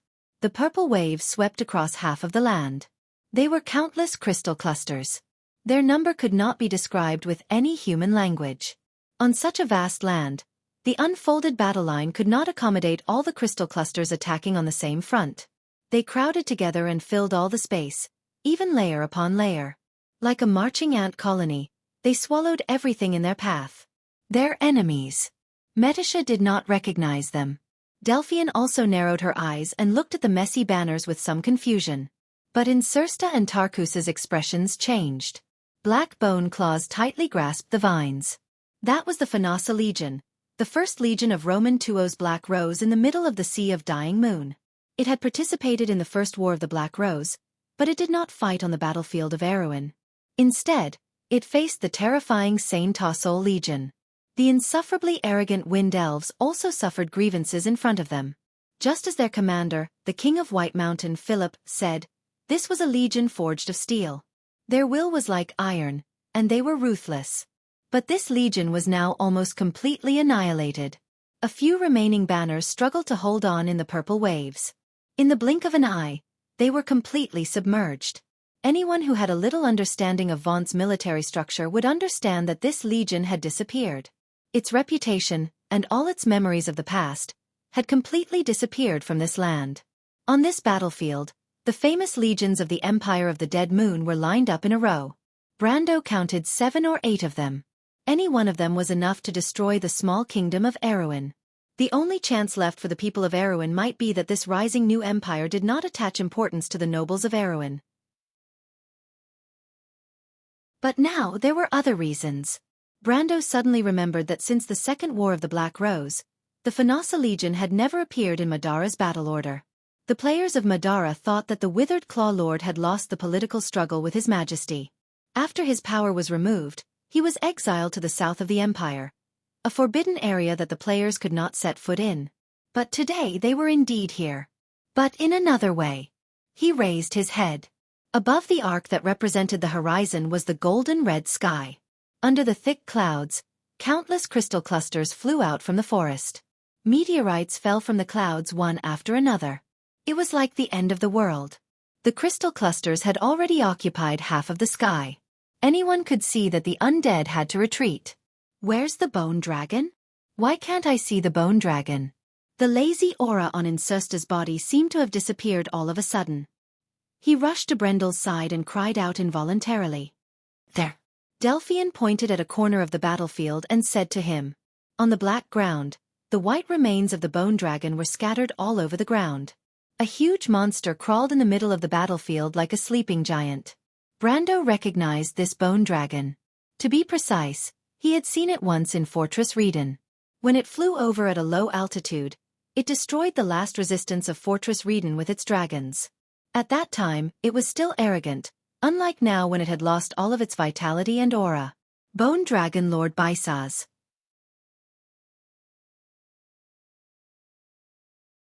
Chapter 1295. Xianxia Swayed. This is a decisive battle. The Empire has invested so many troops in the south, but Her Majesty has never told us. What did she say? At least 1/3 of the Empire's military strength is here. Xianxia clenched his fist and growled. If these legions are gathered together, what about Fanzan and Cruz? Look over there. Tarkus walked up and pointed in a direction. The flag of the dead moon. Madara's future star suddenly felt dizzy. Her Majesty the Emperor. Brando pursed his lips tightly. This was undoubtedly a decisive battle, and Erewhon's greatest enemy, the Empire of the Dead Moon, was about to be defeated in this battle. However, he did not feel a trace of joy in his heart, only a deep fear. He looked at the sea that shone with purple light, and looked at the Somir crystals that fell from the clouds. His heart was cold. Was this a battle between the undead and the crystal cluster? The scale of this battle had already surpassed the Battle of the Oblique Forest in his previous life, and the Cipher War in the Year of the Sparks. Only the battle in the Alkash Mountains before his time travel could be comparable to this. However, the Empire of the Dead Moon, which was so powerful that it seemed to be invincible, actually lost in such a crucial battle. In his eyes, the flags that represented the legions were disappearing in the sea. That represented not only the defeat of the undead, but also the withered petals of the Roman Black Rose. If Madara lost 1/3 of its military strength here, then it was still unknown whether the empire could maintain itself. Needless to say, would the crystal cluster stop their march to the north because of this? It was very difficult to say. What was going on? Brando could not help but ask himself. He did not know if the Empire of the Dead Moon had also experienced such a tragic battle in the south in his previous life. At that time, the south of the Sea of the Dying Moon was a forbidden zone for players. His Majesty the Emperor had forbidden any northern nobles from entering the south. Naturally, it was the same for players. No one knew whether the war in the south of the empire was intense or mild, whether it was a local conflict or an all-out war. Brando could not remember whether the Emperor was in the realm of eternal death when the War of the Black Rose broke out. This was the tragedy of Erewhon.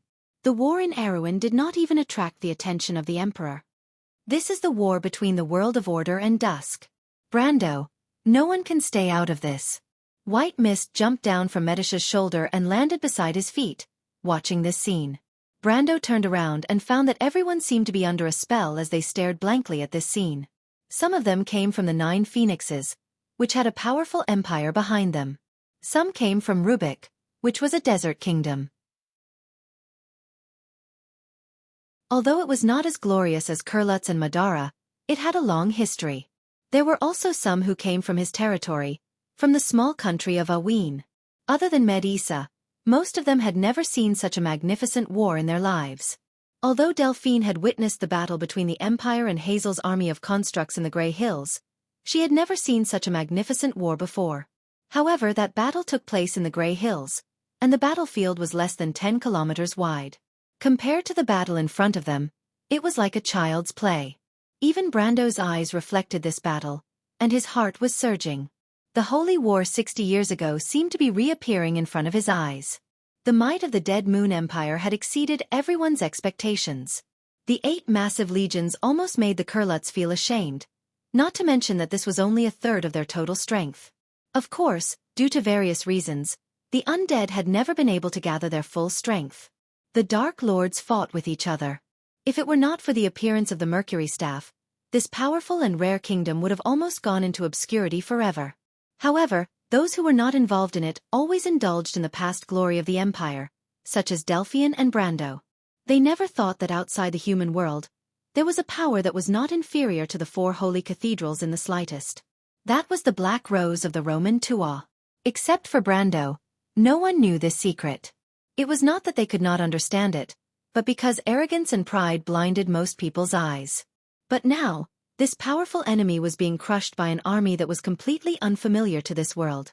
Its enemy seemed to have no intelligence. They only knew how to swarm forward and swallow everything, and then the Empire of the Dead Moon was defeated. It was a complete and utter defeat. Everyone heard the sound of something being broken. It was the countdown of the original order being overturned, and the destruction of the civilized world by the power of disorder and chaos. Adeline seemed to have thought of something, and her face turned pale. Insursta and Tarkus did not say a word. The former was still clenching his fists. Huanghua bit her lower lip, and Mr. Lu's face was solemn. Brando had a solemn and pensive look. But at this moment, a few spots of light suddenly flashed in the sky, and a few intertwined golden lines extended from nowhere, instantly penetrating the entire battlefield. In the middle of the clouds was Leviathan. When Brando raised his head in shock, the dazzling flames had already exploded in mid-air in the middle of the battlefield. It was like a flare brighter than the sun. A few roaring fireballs burned fiercely in the sky of the battlefield, and the dazzling light made the light of the entire battlefield dim, as if the day had turned into night in an instant. But the phenomenon only appeared for a moment. The mushroom cloud had risen with endless smoke and dust, and the shock wave pushed the dust cloud forward, rushing into the forest with a whoosh. Then, tons of dust and debris swept over. Brando reacted quickly. He stretched out his hand and pushed it forward, opening up a net of spatial laws, blocking all the dust and air waves outside. But even so, the light shield was still bent at a terrible degree, and the impact was far greater than the impact of the crystal clusters on it previously. "What's the matter?" someone shouted in the roar of the explosion. But the noise drowned out his question, and at the same time drowned out the answers of others. But a thought flashed through Brando's mind.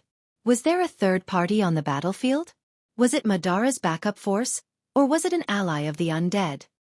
He looked back at Insursta, but the latter and Tarkus had the same blank look on their faces. They had never seen such an offensive and means before. Was this magic? Brando felt that it was a little familiar. He wondered if the Bugas had participated in the battle. For the Silver Folk, this was very likely, because after all, their opponent was the Twilight Dragon. The smoke and dust soon dissipated. Immediately someone screamed, "Look over there!" Brando looked in that direction and saw that the horizon was shrouded in clouds, and a white mist hundreds of feet high rose. In that mist, there seemed to be thousands of troops gathering. Those were the lost names. The direction they were in. Brando's heart tightened slightly. He saw rows of lost names knights, armed with spears, dressed in armor, and riding war horses made of clouds and mist, coming out of the depths of the mist. They were in formation. The knights of the lost names were expressionless and silent. A lost names knight in a cloak and a laurel crown on his head rode past the knight on the left and right. He held his long sword high, and the translucent tip of the sword seemed to reflect the light of the sun. "That's King Eric," Blank suddenly shouted in shock. Brando also saw it. It was the Lionheart sword. That scene seemed to overlap with what had happened 1,000 years ago. On the plain, the flags were shining, and the knights wore long helmets and held spears. They lined up against each other, facing the heavy cavalry of the Cruz people. The man in front of them shouted to them, "Erewhon people, my knights, are you afraid?" There was only one answer. "They're here again, your majesty." A pale, slender hand slowly lowered a long staff flowing with silver light. She looked at the battlefield in silence. "Those are our heroes sleeping in the long river of history. The sages have long passed away, but they still protect us. Isaac, do you still think we are the only ones facing this war alone?" "But I don't understand, your majesty. Who are they?" The Most High with the Mercury staff opened her mouth slightly and said the name in an almost inaudible voice. "The Earth Legion." Rows of pale white knights were walking out of the clouds. Their spears were raised high like a forest, and the tip of the spear was shining with a dazzling light. In their memories from 1,000 years ago, the only answer lingered in their minds like a ghost. What was the answer? The war horses began to accelerate and trotted on the battlefield. The knights held their heads high and put down the tip of their spears in rows. A white wave appeared on the battlefield. They surged, wrapped in the momentum of thousands of soldiers and horses. These knights' faces were blurred, and their bodies were illusory. Each face represented a distant memory when they were alive. The past, present, and future were intertwined in their eyes. They had no names, lost their nationality, and no longer belonged to any nation or race. Everything in their life, together with their past, seemed to have passed away like smoke. And everything that was left. They only existed for this answer. The defeated left wing of the undead stopped instantly.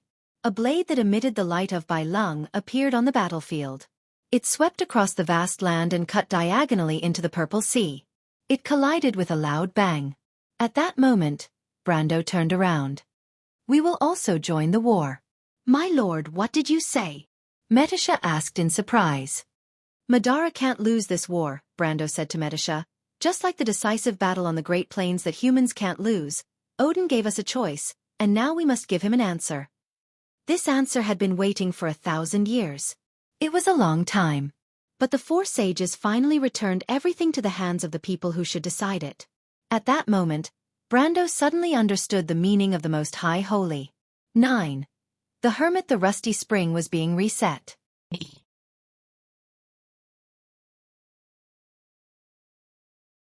Chapter 1296. Brando turned around and looked at the others in the wind that was filled with the smell of gunpowder. Just like Madara, the nine-headed phoenix has fought against monsters for a long time, and we have lost countless of our loved ones. No matter what, teacher, I am willing to fight against them. She took a deep breath and tried her best to calm herself down. She opened her mouth and replied, "Just like Madara, the nine-headed phoenix has also fought against monsters for a long time." Feng Qi walked up. "Count, you want the sacred jade sword back." Brendel saw through his thoughts with a single sentence. "But our strength is insignificant." "It's okay, I need a promise from you." Phantom Chariot is a man of his word. Even if it's about the mystery of the emerald. Feng Qi hesitated for a moment, gritted his teeth and nodded. A green jade sword suddenly appeared in Brando's hand. He turned the tip of the sword and handed it over. "I hope you won't disappoint me, Mr. Feng Qi." Feng Qi's pale hand grasped the hilt of the green jade sword. Quill grabbed Adni's shoulder as she was about to rush up. Adni struggled and shouted anxiously, "This is a chance for him to return the omniscient eye to us." "Quill, what are you doing?"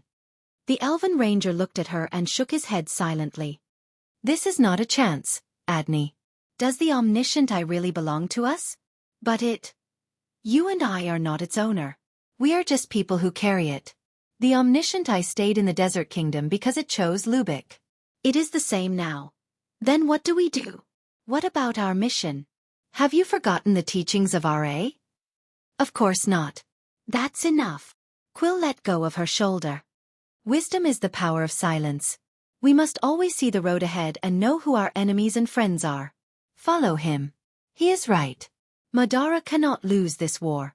"Humph." Adni snorted. She pulled out her sword, turned around, and pointed the bright sword to the sky. "Knights of Ra's wings, no. I mean my colleagues of the Sunflower Mercenary Group. Draw your swords and let's go." "What is the Sunflower Mercenary Group?" "God knows. Don't doubt the vice-captain's naming ability. Did you know that her first cat was called Greyley? Greyley's daughter was called Whitey, and Whitey's son was called Blackie. What about the dark-skinned son or daughter?" "No, there was one time when the deputy commander didn't hold it as tightly as he did when he was bringing it out. It ran away like it was flying and never came back." "That's really sad." The knight could not help but laugh as he pulled out his long sword while talking and laughing. The wind carried the conversation of the Rubik's people to Brando's ears. He looked in that direction. It was the Knights of Ra's wings. No wonder the quality of these knights was so high. That was Rubik's Knights of the Holy Temple. They were the core force that guarded the Sun Temple. Their status was similar to Cruz's Flame Knight, but their numbers were less than half of Flame's. "Mr. Blank," Brando said, "I'll leave Miss Magadal to you. It might be difficult to take care of her on the battlefield." Blank nodded. "Metisha, I'll leave the rest to you." The Silver Elf Princess nodded silently.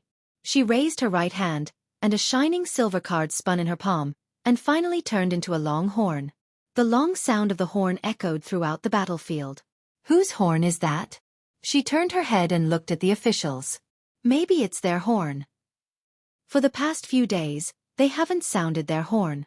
Why would they suddenly sound it today?" "This. We don't quite understand, Your Majesty." "Then go and find out." "Yes, Your Majesty." She turned around, her black robe flowing across the marble platform like water. The scepter in her pale hand was flowing with a mercury-like luster. Her pale face did not seem to have the emotions of a living person. It was cold, indifferent, and unhurried. The undead regained their footing, and the white fog was eroding the entire battlefield. Thousands of knights lined up in a long line, like an invisible blade cutting into the army of the crystal cluster. When the knight collided with the crystal cluster, there was no sound. There was neither a shout nor the sound of metal colliding. It was like a silent image, a replay of the scene from 1,000 years ago. The illusory knight passed directly by the crystal cluster like a ghost. But the image returned to normal in the next moment. The surface of the crystal cluster that came into contact with the lost names quickly lost its color, became dim, and then shattered into colorless and transparent crystal fragments. This invisible blade swept across the left wing of the battlefield, and the crystal cluster army there immediately collapsed. A huge gap appeared on the battlefield, as if as long as the undead seized this opportunity, they could turn defeat into victory and win the battle in one fell swoop. But the 7 undead legions were powerless. The enemy, at least 20 times their number, was firmly nailing every bit of the undead's reserve forces in place. The crystal cluster's work was disorderly, but effective. Like their opponents, They were not afraid of death. The black eyes of the person holding the mercury staff were cold. She did not give any orders, as if this battle, which concerned the survival of the Roman Black Rose, had nothing to do with her. But everyone understood that at this point in the war, the rest was up to fate. If the dead moon still cared for everyone. Woo woo woo. The long sound of the horn sounded again. Andrea and her colleagues were coming out of a crystal forest, and the battle of the entire Finhoto Strait was presented before these 122 war goddesses. In the southern part of the inner sea of the dead moon, there was no landmark named Finhotos, and the reason why this place was called the Strait was because it was located between the Calm Sea and the Lunar Sea. The names of these two seas were said to come from an ancient inheritance, and the only land protruding from the sea between them could be called the Strait. Outside the elemental frontier, there was no real sea. Even if there was seawater, it had long been exhausted by the frenzied magic that escaped in the tens of thousands of years of war. This was a world without life. But there was hope in silence, and it was because of its existence that Woned was like a baby in swaddling clothes, nurturing life and the future in its sleep. The mothers gave the two to the two worlds. As the elder brother, it was his duty to protect this world. The people who were born here never regretted it, because they believed that one day, the support from their grown brother would completely rewrite this war. That was the only hope of this world. This world was called Magritos, which meant the frontier. This was the frontier of civilization. Andrea looked at everything on the battlefield, and for a moment, thousands of memories appeared in her mind. Most of these memories didn't come from her, but from the last moments of countless ancestors who had sacrificed themselves on the battlefield. Their experiences and hopes were engraved in the hearts of all the descendants. One day, the people we protect from another world will come here from the other side of the door. The power of the growing civilization will ultimately obtain victory in the eternal war. We can't hold on any longer. Day after day, year after year. Where are they? Have we been abandoned, Lady Martha? I don't want to die. Andrea, I'm in pain. They're here, Andrea said softly. Sisters. Although they were still weak, the seed of hope had been planted.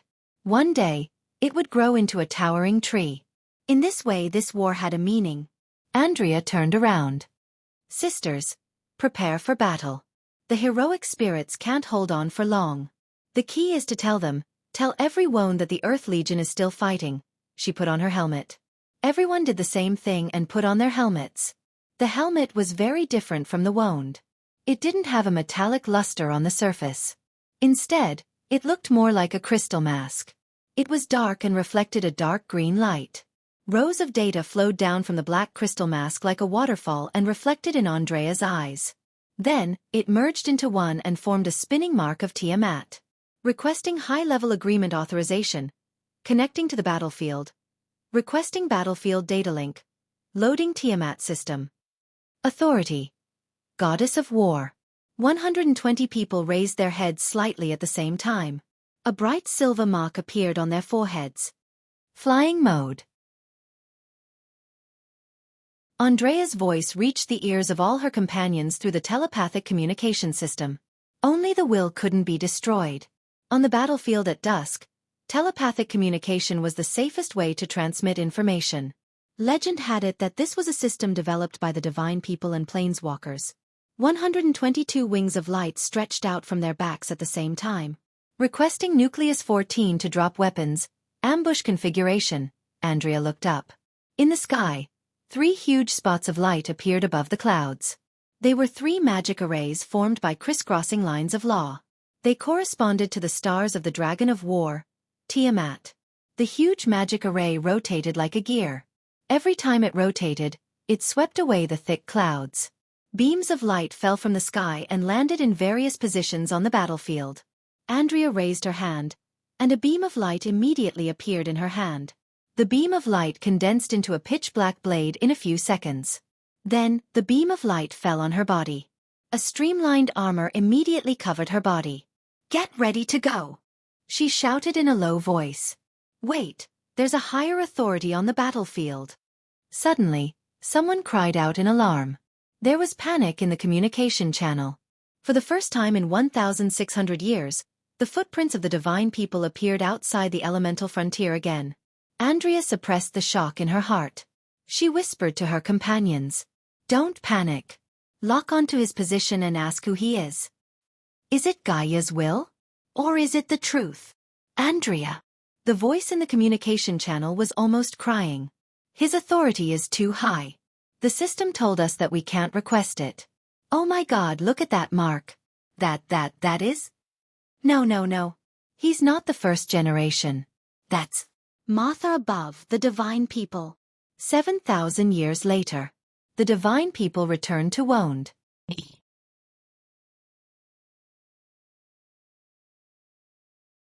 Chapter 1297. The lost names suddenly stopped on the battlefield. The pale knights were looking back, and tens of thousands of eyes were cast to the rear of the battlefield. Rows of illusory knights stood in place, as if silently waiting for something. What's the matter? The supreme of the undead was slightly startled. She saw pillars of light connecting heaven and earth, distributed throughout the battlefield. A new force had intervened in the battle. Who was it? Everyone mounted their horses. Brando raised his sword, and the golden light of Oderfeis shone with a strange light in the sun. 1,000 years ago, mortals fought for their fate under this sword. 1,000 years later, it became a flag again, and this time, it would rewrite the fate of Wonde. Metisha, raise our banner and tell the world that this is the battle of Erewhon's people. Victory! The knights shouted in unison and burst down from the high ground at the edge of the forest. At this moment, Erewhon's people, Rubik's people, Nine Phoenix's people, Rosaline's people, even Feng Qi and his men. Everyone no longer had any other thoughts, only to fight and win. And if they failed, it would be nothing more than being buried on the battlefield. For these people, death was not worth mentioning. Every single one of them was proud. Fight for honor. Fight for victory. The little silver elf princess looked up and threw out a silver card. The card flipped in the air, turned into a beam of light, and shot straight up into the sky. Then the clouds parted left and right, and a ray of light fell from the sky, shining on everyone's head. May I be honored, and then I can honor you.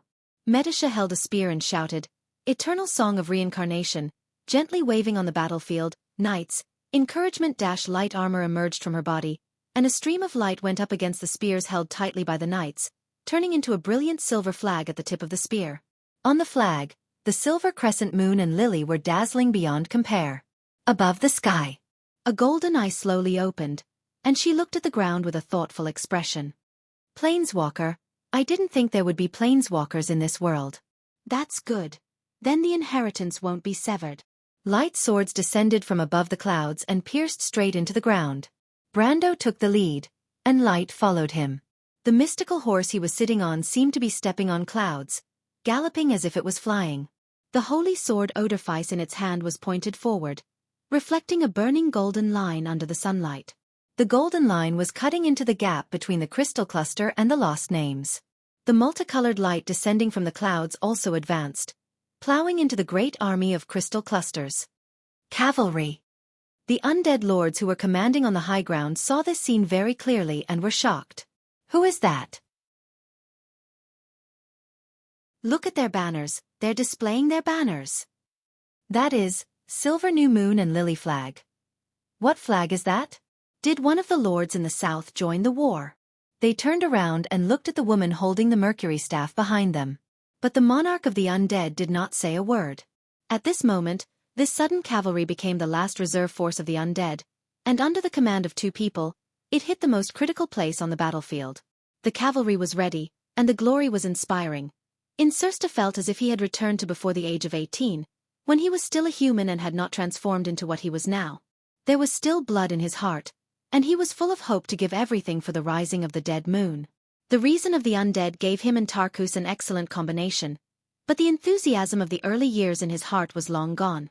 The rise of the Empire had become a cold and step-by-step process, and the reason why the undead had a tendency to self-destruction may have stemmed from such contradictory feelings. No undead was willing to fight side by side with the living, let alone such a motley army from all over the world. That kind of complicated feelings maintained their existence. Disgust, calmness, and a certain goal. For the new generation of Madara, only eternal death was the arrival of some kind of peace. But at this moment, he seemed to feel his beating heart and the majestic pulsing blood. He looked back at Tarkus and saw the same color in his eyes. What was going on? Everyone's morale was at its peak, and they could not help but look forward. Brando's back on the horse seemed to be crowned with an invisible halo. It was a pair of wings made of light, and it infected everyone. Perhaps it was not impossible to die in this battle.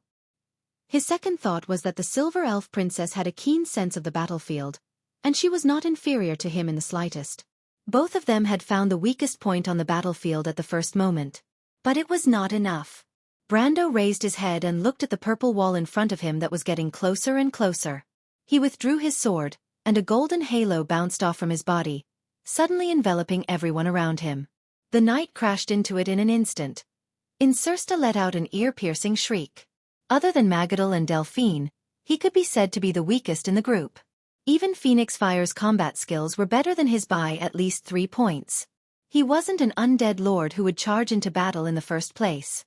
But even so, he was not afraid because of this. The emotions of the dead were indifferent, and their understanding of existence and death was very different from that of the living. He screamed because of the hysteria in his heart. I have to kill at least one, he thought to himself. He was also very clear about the strength of these crystal clusters.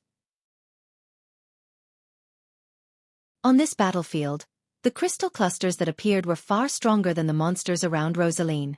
Their average strength was almost above the elemental awakening. But even so, he saw a crystal cluster raise its sickle-like claws towards him. The future star of Madara closed his eyes subconsciously, almost thinking about how he could minimize the damage. He did not expect to be able to avoid it. The opponent's movements were much faster than his. And at this moment, he felt the spear in his hand respond with a solid touch. I stabbed it. The spear seemed to have stabbed into tofu, and without any resistance, it lifted the crystal armor on the surface of the crystal cluster and stabbed directly into it. The monster let out a scream and swept its claws towards him. Xianxia's eyes widened as he saw the claws hit his chest heavily, then twisted, deformed, and shattered into countless scattered crystal fragments, which scattered in all directions. This conflict halo, Blank whispered, such a high-level conflict halo. Master is a Templar Knight Master. Xianxia was stunned, and he rushed straight over, thinking in his heart, isn't he a Grand Sword Master? Brando and his knight were like a hammer, smashing heavily into the purple sea, and all the crystal clusters that dared to block them were immediately turned into dust. The group of knights who were originally elemental knights, together with the cavalry equipment, the buffs of inspiration and the conflict halo, had now become an unstoppable blade, cutting a path through the swarm of crystal clusters. Metisha! Brando suddenly reined in the reins, turned around, and faced the army of crystal clusters that were rushing towards them. He stretched out the holy sword Odorfice and swept forward, and a golden sword light flew forward. The golden line extended to hundreds of feet in an instant on the battlefield, and wherever it passed, the crystal clusters were cut in half. After passing through as many as 7 or 8 layers, the crystal clusters in front were all shorter, like a sickle sweeping through wheat stubble. Metisha understood tacitly, and she understood that the Lord was buying time for her. She pointed her spear to the sky and shouted, Heaven's armor! Thousands of silver lines fell from the sky. Each line was connected to a crystal cluster on the ground. Metisha swung her spear from top to bottom. Countless light pillars fell from the clouds along this silver line, and flames burned from the top of the heads. Those crystal clusters had no resistance at all, and were already turned into ashes. The front was suddenly empty. The undead lords were already stunned. Fanzin's people? When did they come here? While the lower-level lords were in a daze, the higher-level lords did not waste any time. This was because the sudden appearance of the cavalry cut through the gap between the Madara's undead and the Crystal Cluster army, causing the enemy's attack to pause for a moment. At least the flanks of 3 legions were thus freed. The Supreme with the Mercury staff decisively gave an order, and she pointed forward with the staff in her hand. Cooperate with them, attack! But we need the bone dragons, more bone dragons, Your Majesty. Then go and find them. Bezzes it. Don't tell me the reason, I only want the answer. If you can't do it, I will let someone who can do it replace you. She replied coldly. A few minutes later, tens of thousands of bone vultures flew from Madara's position, and they were not inferior to the Crystal Cluster army's power in the sky. Unfortunately, they were too little of a threat to the Crystal Cluster army. As soon as they took to the sky, they fell down like rain. Everyone knew that the undead's air force would not last long. Brando suddenly stopped. "There's a fluctuation of magic," White Mist whispered on his shoulder. "What's that?" Someone was screaming. Brando looked up. In mid-air, Leviathan was turning around. It was slightly injured earlier, but it was not worth mentioning for its huge body. It let out a piercing scream above the clouds, and countless crystal clusters swooped down from mid-air as if they had received an order. Their attack was unusually simple, and they fell directly into the undead army's camp like a rainstorm. In the blink of an eye, the undead army's front line was broken into pieces. But this was not what really made him look solemn. Above the clouds, a dense mass of black dots suddenly appeared. They passed by the crystal cluster army, and in an instant, they were above the battlefield. At a distance of more than 10 miles, Brando could see the true colors of these black dots at a glance. Isaac, who was standing behind the Most High, put down the monocular in his hand with a solemn expression. He quietly held the brass casing of the magic device, and his hands were a little pale. Unlike the other undead creatures present, he was a human, and a necromancer with a very high position in the kingdom of the Dead Moon. But unlike the liches who yearned for immortality, the human necromancers always had the various weaknesses of their kind. Weak, timid, greedy for life, greedy for power, as if they were not worth mentioning in this highly efficient kingdom. But in fact, it was these people who supported the reform of the undead transformation. He was on this battlefield to see with his own eyes the extent to which the new alchemy could improve the newly born undead creatures. The experiment went smoothly. But at this moment, Isaac did not feel the slightest bit of joy in his heart. "It's a horseshoe worm." His voice was a little distorted.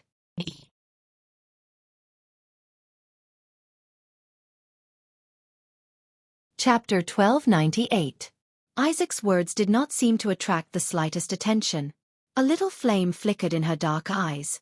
The sea of bones, black flags, and purple crystal clusters covered the sky like a tide.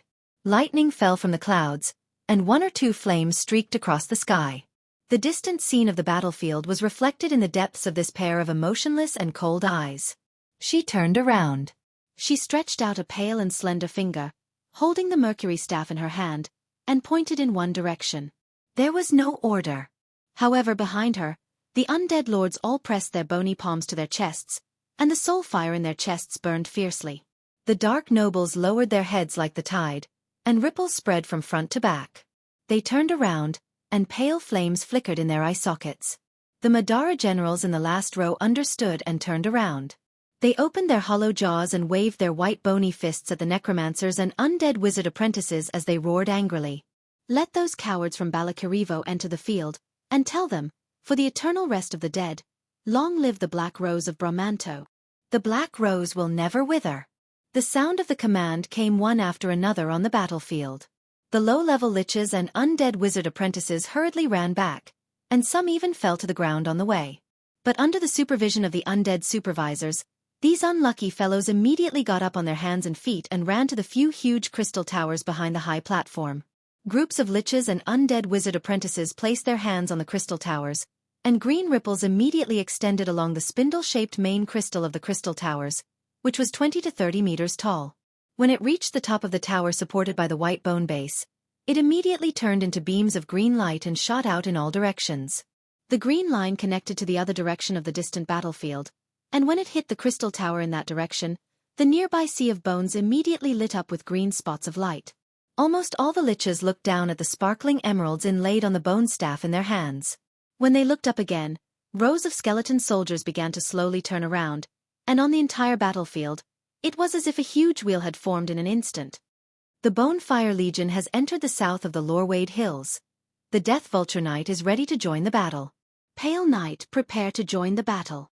Black Plague Legion, prepare for the next wave of attack. The undead were adjusting their attacks. Beams of green light crisscrossed in the air above the battlefield, instantly forming a dark green net above the undead army. But the good times did not last long. There was a commotion in the tide-like cluster of crystals. Suddenly, a large number of behemoths with mountain-sized clusters of crystals on their backs emerged. The moment they appeared, they immediately raised their heads and let out ear-piercing shrieks. The crystal beams on their backs vibrated at a high frequency, and the resonance of the sound waves spread out at a speed visible to the naked eye. At the front line of the undead army, the smaller crystal towers began to crack and crumble. Further away, the green beams of light began to become disorderly. In the sea of bones, the green spots of light began to disappear one by one. It was as if the entire battlefield had darkened in an instant. Change the flag signal. Change the flag signal, idiots. Her ice-cold eyes reflected this scene, but she didn't seem to be surprised at all. However, the undead lords behind her had already turned around and roared at their subordinates. Black sword-shaped flags were erected on the battlefield. Erwin's knight was still moving forward, as if to separate a path in the sea of crystal clusters. Xianxia looked back at the direction of Madara's army. His dark eyes were full of dark clouds, and the black flags reflected a thick shadow in the depths of his pupils. My lord, we have to find a way to get rid of those strange things. He couldn't help but shout anxiously. What did you call me, Mr. Xianxia? Brando asked as he looked at the huge monsters that suddenly appeared in the crystal clusters. Occasionally, one or two crystal clusters would pounce on them, but he didn't even look at them and cut off their heads with his sword.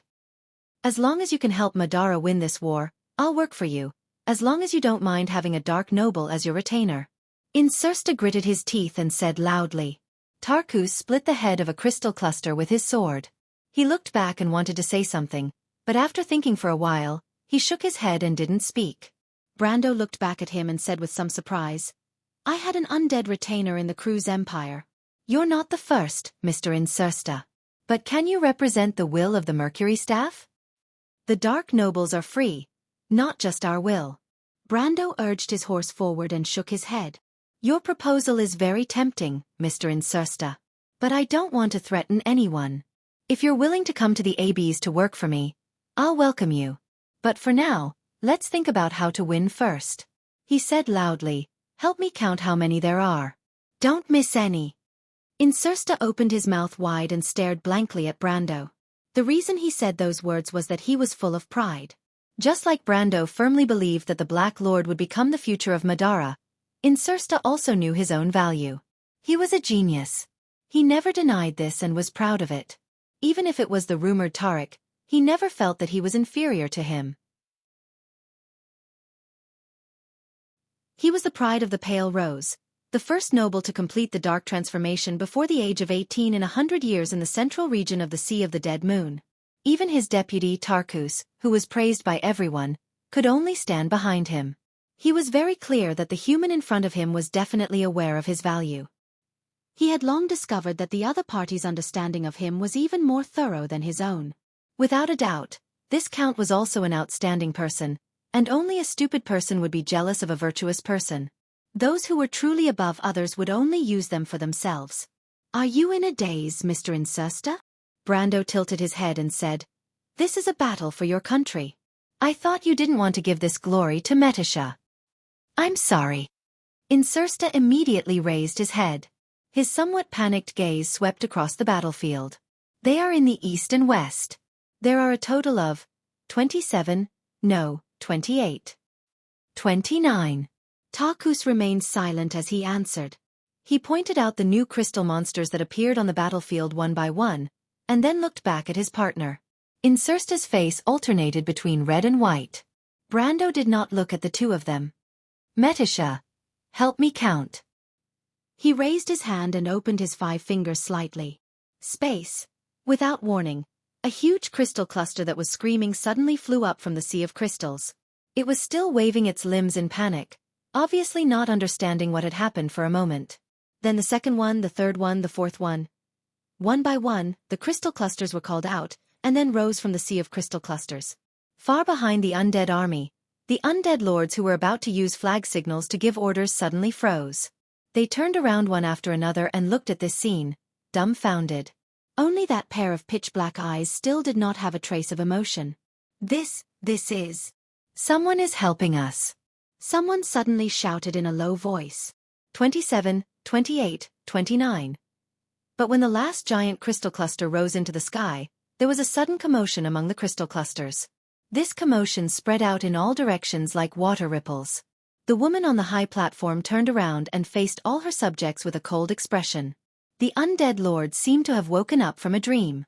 Quick, don't waste time, attack them. They gave orders at the top of their lungs. The undead's crystal tower became bright once again. Mr. Insursta, go and contact your majesty. You know what we need. Brando raised his right hand, and the 29 giant crystal clusters were fixed in the air by him like toys. He said to Insursta with a calm expression. Metasha also looked at the future Black Lord of Madara. Adney and her knight looked at Brando as if he was a god. Just by looking at the 29 monsters that could not move in his hand, they could understand what kind of great power it was. Quill's eyes were full of light. My lord, Insursta answered a little awkwardly. Now is not the time to discuss this, Mr. Insursta. Only how to win is what we need to consider. Brendel shook his head. Even he was a little surprised. He thought that he could at most lift 2/3 of them, and that would be good enough. But at this moment, he felt that a strange way of thinking dominated his current state. He seemed to be looking at himself from a higher dimension. The power of the laws in his body was restless. The traditional knowledge of time and space seemed to be leaving him. The point was, after the battle with Rushta, he felt the power of the elemental orb again. And this time, they were more powerful, so majestic that it seemed to shock the mind. He resisted the shock on the spiritual level and said to Insursta word by word, I know you can contact your majesty. Hurry up. Insursta nodded silently, but then shook his head. I'm sorry, my lord. You're right. But I don't think we need to contact his majesty. The liches of Balakarivo are already entering the field. He said in a sincere tone and turned back. Brando followed his gaze and turned his head. There was a continuous flash of light on the ground line.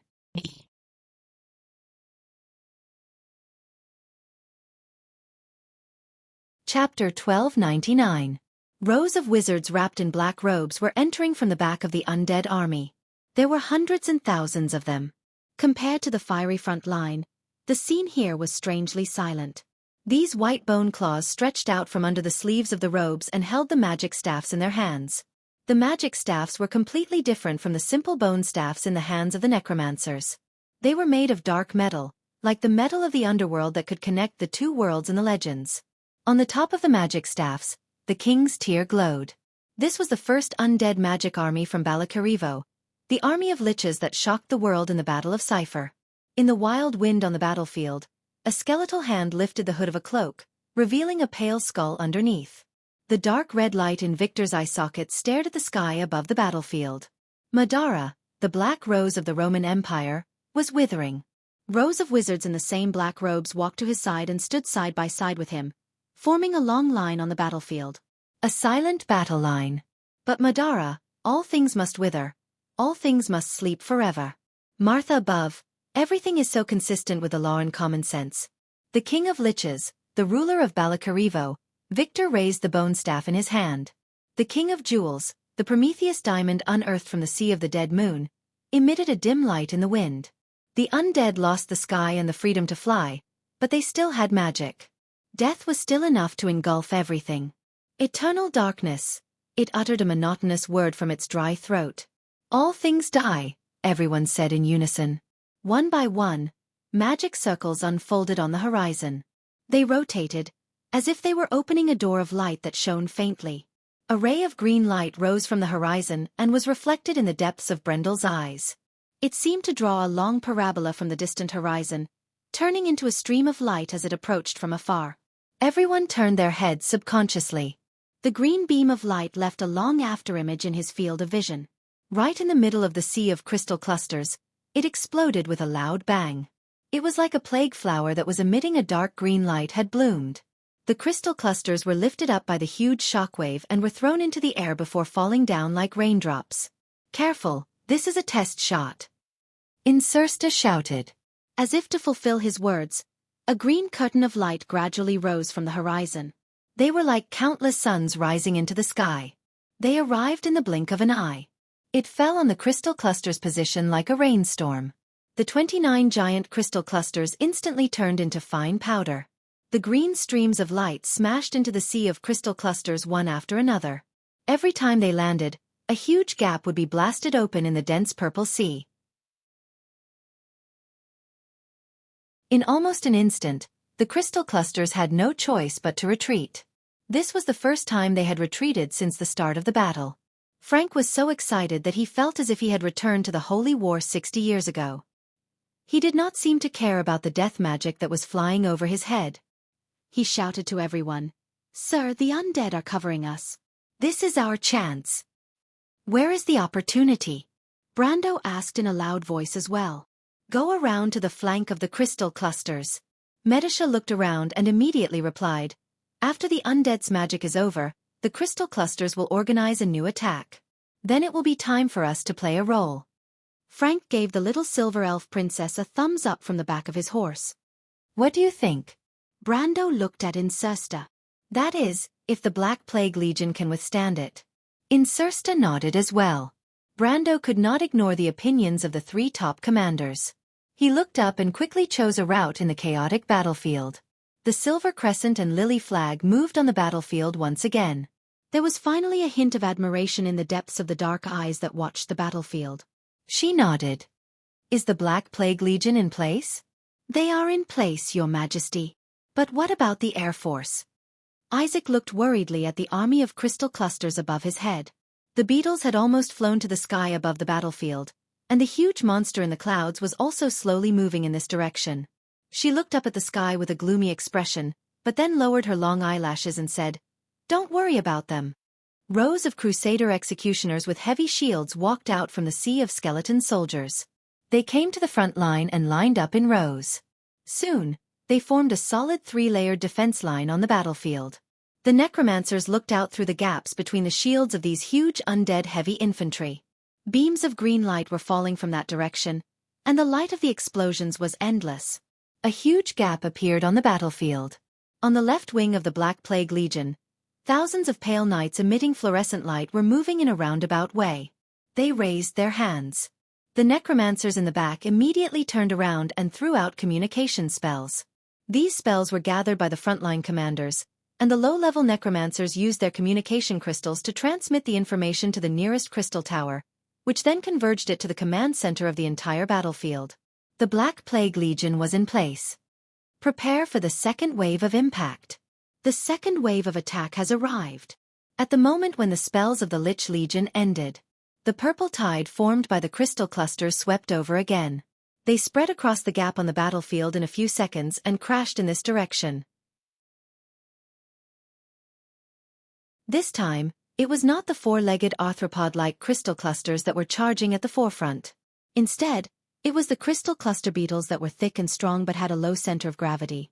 They were the attackers recorded by the undead. These crystal clusters with extremely high explosive power had always been the backbone of the crystal cluster army. Prepare for the attack. They are expected to arrive in 5 minutes. The necromancers quickly gave out orders one after another. But to everyone's surprise, the first ones to arrive were not the charging crystal clusters, but the beetles in the sky. The beetle army finally flew over the undead army at this moment. They let out a piercing shriek and immediately began to dive into Madara's position. The beetles opened their claws and teeth, cutting into the undead formation like a sharp blade. Almost in an instant, the front of the Black Plague Legion was shaken. Erwin's silver-white flag broke out of the encirclement at this moment. The flag circled around the right wing of the Crystal Cluster army and came back from the direction of the hills. Blank looked at the scene with a solemn expression. It's over. The monster's advantage in the air is too obvious. The undead can't hold on for much longer. There must be a chance, Xianxia said loudly. Is there still a chance? Brando pulled the reins and turned around to ask. Medisha froze for a moment. What's wrong with you, Medisha? No, nothing. Medisha's expression was a little strange. My lord, what are you going to do? There is still a chance. Brando narrowed his eyes and replied, If I can stop the attack of the Crystal Cluster army in the front, Xianxia, Medisha, can you find a chance? What did you say, Mr. Brando? Adney questioned loudly. We can't do that. It's not us, it's me. Brando turned around and asked solemnly, What will happen? Everyone was stunned. Blank gulped and replied, If the undead can draw out a fresh army. The undead can draw out a fresh army. Medisha suddenly reacted at this time. Her silver eyes flashed with an inexplicable light. My lord, if you can do it, We can win this war. Metisha. My lord, please leave the command of the battlefield to Mr. Insursta. I believe he can do it well, Metisha replied firmly. Brando glanced at the silver elf princess. Their eyes met as if their hearts were connected. Then I'll leave it to you. Lady Delphian. Delphian looked up at him. Protect yourself. The Prime Minister's daughter was slightly stunned. Her eyes flashed with an inexplicable light. Brando turned around and held Oderfeis in his hand. With his back facing them, he said, Mr. Insursta, don't let us down. He clamped the horse's belly and made the warhorse speed up. He leaned back slightly and rushed to the center of the battlefield. My lord. Insursta looked at the other person's back in disbelief. He muttered, You really made me look at you in a new light, Mr. Insursta, Metisha reminded him. Miss Medisa, Insursta knew that the silver elf princess was Medissa's confidant, so he turned around and solemnly said to her, I hope we can work together happily from now on. We will fight side by side. No, the little princess shook her head and smiled. This war belongs to you, Mr. Insursta. It doesn't belong to me. The future Black Lord of Madara was stunned. The pale undead army, the dark land, and the purple crystal ocean. The three colors intertwined under the sky and slowly approached each other. Spears were being lowered in rows. The undead soldiers knew no fear. Only the flames of eternal death were dancing in the depths of their eyes. Lightning shuttled through the clouds. Meteorites were falling from the distant sky with long tails of flames. But in between the two distinct colors, a human knight appeared at this moment. A man, a horse, and a long sword shining with golden light, pierced between the undead army and the waves of crystal clusters. Who is that? The undead lords were in a panic. Their panicked voices rose and fell one after another. Her dark eyes reflected the figure of the man standing upright on the horse. The wind blew his long hair and fluttered in the air. She pursed her lips and held the mercury staff tightly in her pale hand. She didn't say a word. She recognized that person. Everything in the prophecy. Brando tightened the reins of the horse. He turned the horse's head and blocked between the undead army and the waves of crystal clusters. Behind the rows of undead heavy infantrymen who were retreating under the attack of the horseshoe beetles, countless liches and necromancers looked at this scene at a loss. Why was there a human here? What was he doing here? Was he crazy? But Brando's back was facing them. In his eyes, a purple line appeared on the horizon in front of him. It covered the entire battlefield and was rapidly becoming clearer. In the torrent, there were monsters baring their fangs and brandishing their claws. There were tens of thousands, hundreds of thousands. He also wanted to ask himself if he was crazy, but a clear voice in his heart told him that he could do it. Because in his body, the voice of the law was resonating. It was the power of time, space, and the whole world. They were intertwined with each other. That was the power of existence. The power of the elemental orb had completely resonated. Brando raised his hand. A continuous silver network suddenly appeared above the clouds. This network spread from front to back and covered the entire battlefield in a flash. Everyone looked up in shock. The bright network was reflected in their eyes. The power of the sage. There was a soft bang. The mercury staff fell on the high platform. P.S. It's the 23rd. Please vote next month, everyone.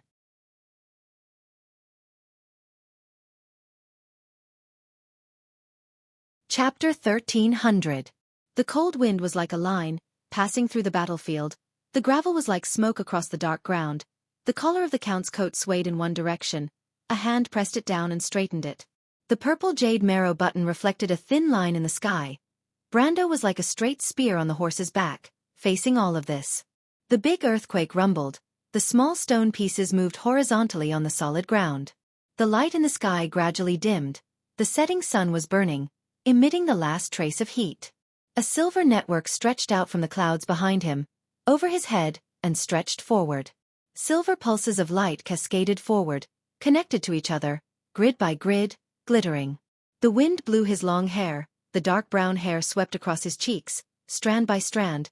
Brando's expression was calm, as if he was standing and listening to a distant song. That song was like a gust of wind that traveled tens of thousands of miles across the battlefield, carrying with it countless ideals and countless memories. Thousands of voices, overlapping each other, thousands of wills, converged into one. Clouds and mist walked on the battlefield. The illusory knights stopped. Their blurry faces seemed to have a gaze, watching one end of the battlefield. In every corner of the battlefield, 27 ancient kings with laurel crowns on their heads turned their heads. They held their swords in their hands, but they all cast their gazes in one direction. The Lionheart sword shone brightly. 780 years ago, a team of knights arrived at today's Grey Mane Valley. A man held his sword in front of the knight and said, "I swear by my sword, Erwin will bear the glory, sweep away all oppression and injustice. My people, my subjects, will follow the oath of the sages and walk along this path. If one day, the glory abandons us, this sword will no longer protect this country." 1,600 years ago, a flag was slowly raised on the battlefield of the Great Plains, reflecting the first rays of the dawn of that day. Then why are we fighting? Knight, people of Cruz, my brothers, for victory, for the future, for tomorrow, for our descendants, no longer living under the shadow of the Myurnas. What we need is not charity, men. Tell me, what do we need? The king holding the golden flame blade listened attentively. A long wind blew through the clouds. The migratory bird spread its wings, making a rustling sound. 990 years ago, the Mist Elves established a country in the Supreme Court. This everlasting forest will be our kingdom from now on. Elves, we have traveled thousands of miles just to find this everlasting land. We were born here, and we will sleep here. From now on, there will be no more wars. An epoch ago, two great wills met above the clouds. Dusk, this era is different. The future will no longer belong to you and us. The knight raised his spear and made an oath. A speck of green light appeared in the sky, as resplendent as the sunset. Then, thousands upon thousands of voices resounded in his mind, creating a cacophony of noise. Then why should we give up our authority? Can you be sure of the consequences of failure? What is Martha doing? This is the last time we'll give in. Restart the world. I'm sorry we failed. Brando closed his eyes. Listen, this is the voice of the sages. The struggles of countless generations, the blood and sacrifice of countless generations, those that were recorded in history, and those that were forgotten by history. The long river flowed, like the sparkling light on the river. Every memory fragment was like the flow of an epic. And there was an ultimate answer to all of this. When Brando opened his eyes again, the silver grid was reflected in the depths of his eyes, like a silver flame, burning fiercely. He looked up, his gaze seemed to be able to penetrate the clouds, seeing the rows of arrays outside the wound world. Countless rays of light were hanging down from these satellites, penetrating the clouds and falling to the ground. The entire battlefield seemed to be divided by the silver line. This is the law of Tiamat. Time and space, energy and mass at this time and place, there is no distinction between them. What is the ultimate power in this world? Existence. Countless people have sacrificed countless lives to achieve all of this. It is so that we can exist in this world, so that civilization and order can continue to exist, so that our ideals and beliefs can continue to shine. So, a voice said softly, we have no reason to retreat. A translucent female figure seemed to be projected from the clouds, landing beside Brando. Her figure moved slightly, as if she would disappear at any time.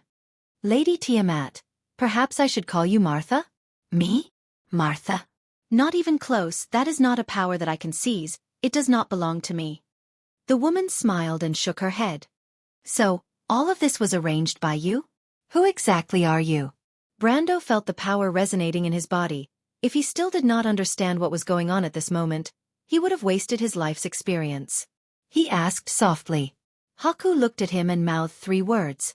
The ultimate saint. Then why? You still don't have an answer in your heart. Haku turned around, looking at the approaching crystal cluster army, and answered. What kind of power is this? Brando raised his head and looked at the silver pillars of light descending from the sky, penetrating the clouds like raindrops, and falling on the horizon. This is the power of the entire world. This world was formed by it, and was born for it. It is what the Twilight Dragon has been searching for, the truth of the world, but unfortunately, it only belongs to the true king. The true king? Who are you talking about? Haku looked at him and shook his head. Maybe it is you, but not really. But maybe one day you will get that key. So, take the opportunity now, and feel it well. This may be the last thing I can do for you. Brando did not understand the meaning behind this sentence. He took a deep breath, the tremors of the earth becoming more and more obvious. The crystal cluster army was almost in front of him. He raised his head and stared at the battlefield in front of him. At that moment, it was as if thousands of wills were added to him, countless voices lingering and echoing in his mind, converging into a sentence. This is our power, our country, our civilization, our history. This is time and space, the sharp blade given to us by God. This is amber, the sword that changes fate. One day, it will backtrack everything, change everything. Take a step forward, our successor, our king. We will personally crown you, put on the laurel crown, bathe in the mountains, take over this power and end all of this fate and chains. Brando raised his 5 fingers and gently pushed. Directly opposite the Black Plague army. The entire army facing the Crystal Cluster army. With a loud bang, millions of crystal clusters left the ground, struggling helplessly in mid-air. There was a moment of dead silence on the battlefield. Outside Wone's atmosphere, in the array that was arranged like a star ring, the surface of tens of millions of satellites burst out bright light belts, emitting intense light, and operating wildly. A bright river of light hung upside down in the sky above the entire world. It stretched across the sky, like a flowing Milky Way, emitting bright light. At that moment, the entire world resonated, and a voice seemed to reverberate in the depths of the world. The scepter of truth was slowly descending from the sky above the world. It was held tightly in Brando's hand. Her Majesty the Queen of Madara even forgot to pick up her Mercury staff. The Death Lords did not notice their monarch's loss of composure at all. Adeline covered her mouth in disbelief. Tarkus tightened the reins, looking at this scene with a complicated expression. Martha, above. The knights squeezed out these few words from the depths of their throats. Behind everyone, Medisha looked at this scene in high spirits, her eyes full of deep admiration. But she glanced at her companions, turned her horse around, and galloped in one direction without looking back. Attack, attack? Among the Death Lords, someone asked dryly. Insusta suddenly turned his head. Where are the reinforcements? Where are the reinforcements? He asked sternly. The Crystal Cluster Army's frontal attack was really stopped by that person alone, and a huge gap appeared in their front line. He suddenly realized that at this time, as long as there was a fresh force that could insert into this weak point on the battlefield from the flank, then this war would be settled. But, where were the reinforcements? The Black Plague Army? No, they were not enough. He and Brando turned their heads at the same time to look for Medisha's figure, but there was no trace of the Silver Elf Princess. Insursta and the Marshal looked at each other. The wind on the battlefield suddenly became stronger. Brando turned his head, his messy hair almost covering his eyes and blurring his vision, but he did not speak in silence. He was just waiting for the arrival of the fresh force that Medisha had mentioned. He believed in this Silver Elf Princess as much as he believed in himself. He knew that Medisha would never lie to him. He was waiting quietly. But there was not much time left for him. Above his head, the galaxy was still shining brightly. Tiamas's projection was beside him, his expression unchanged. The wind became wild. The wind that swept across the battlefield seemed to come out of nowhere. In the camp of the undead, the black flags were suddenly raised high one by one, flapping loudly. In the blink of an eye, it was a sea of flags. The airflow swept up the gravel, like a dust storm, sweeping across the entire battlefield. The Death Wizards and Liches raised their heads. The Death Lords and the Death Lords turned their heads back at the same time. In their throbbing soulfire eyes, the fluttering black rose flags were reflected, but there was a trace of doubt in the depths of their eyes. Where did this wind come from?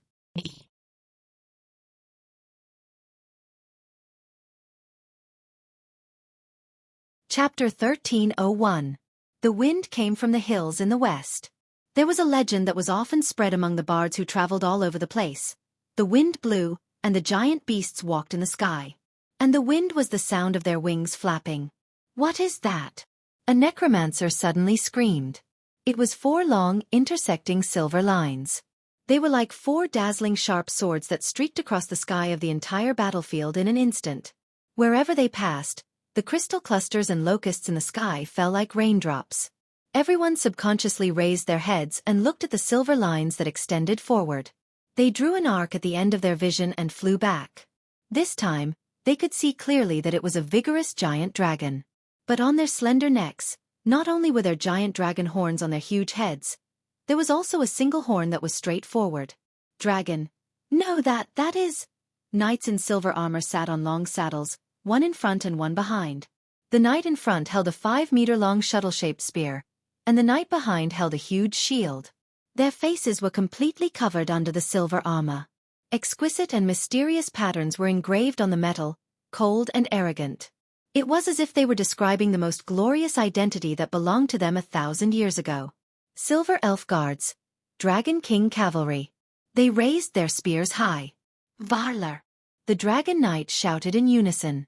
Varlar. The cry of victory resounded through the sky. Behind them, silver dots of light flickered in the sky like stars, appearing on the eastern horizon. Silver Elves. The undead lords could not believe it. Martha above. Those are silver elves. It was a silver torrent that was sweeping down from the top of the Lorwade Hills. It was countless heavy night. Their snow-silver armor shone under the setting sun, and the snow-white feathers on the top of their helmets rose and fell like waves. The silver double-ended swords in their hands and the elven longbows on their backs proved the identity of the knight. They had defeated the Myrnas, the natives, the witches, and the undead army in Veloka. Their glory was recorded on the medal on their chests. It was a cross between a spear and a sword. The sword belonged to Frostsinger Cinna, while the spear belonged to a hero. That hero. She used to be their princess. They were the Sodurkara Heavy Cavalry, the Lingu army, the pride of the elves. 1,000 years later, after the War of the Holy Saints, the Silver Elves finally returned to this land for the sake of this war that no one could stay out of. Above everyone's heads, the dragons began to accelerate and plunged into the sky above the battlefield. A small figure was riding a warhorse towards the Silver Elves' heavy cavalry. Metisha's long hair fluttered in the wind. The mystical horse she was riding was getting closer and closer to the charging Silver Elves. When the two formed a parallel line, she suddenly raised her head, raised her spear and shouted, Slaverclaw Varlar! Victory to the holy land of Soa! The Silver Elven Knight turned around and looked at her. Their eyes showed a trace of doubt, but then this doubt turned into ecstasy. They raised their swords and placed them in front of their chests. That was the highest etiquette of the Silver Elven warriors. That was wordless trust. It was the highest form of respect for a hero. The little princess smiled, her heart full of pride. Illusions intertwined in front of her, as if she had returned to 1,000 years ago, in that dreamy war. That was the war of mortals against fate. They won everything. At this moment, the heroes and warriors had once again returned to fight for the sacred oath. She raised the spear in her hand and shouted with all her might, Long live the Holy Silver Valley! Long live the Holy Silver Valley! The Knight Army of the Holy Song Army responded in unison. Their voices resounded on the battlefield like thunder. Knights of Sodurkara! Metisha's long hair fluttered in the wind. She waved her spear forward. Follow me! Long live your highness!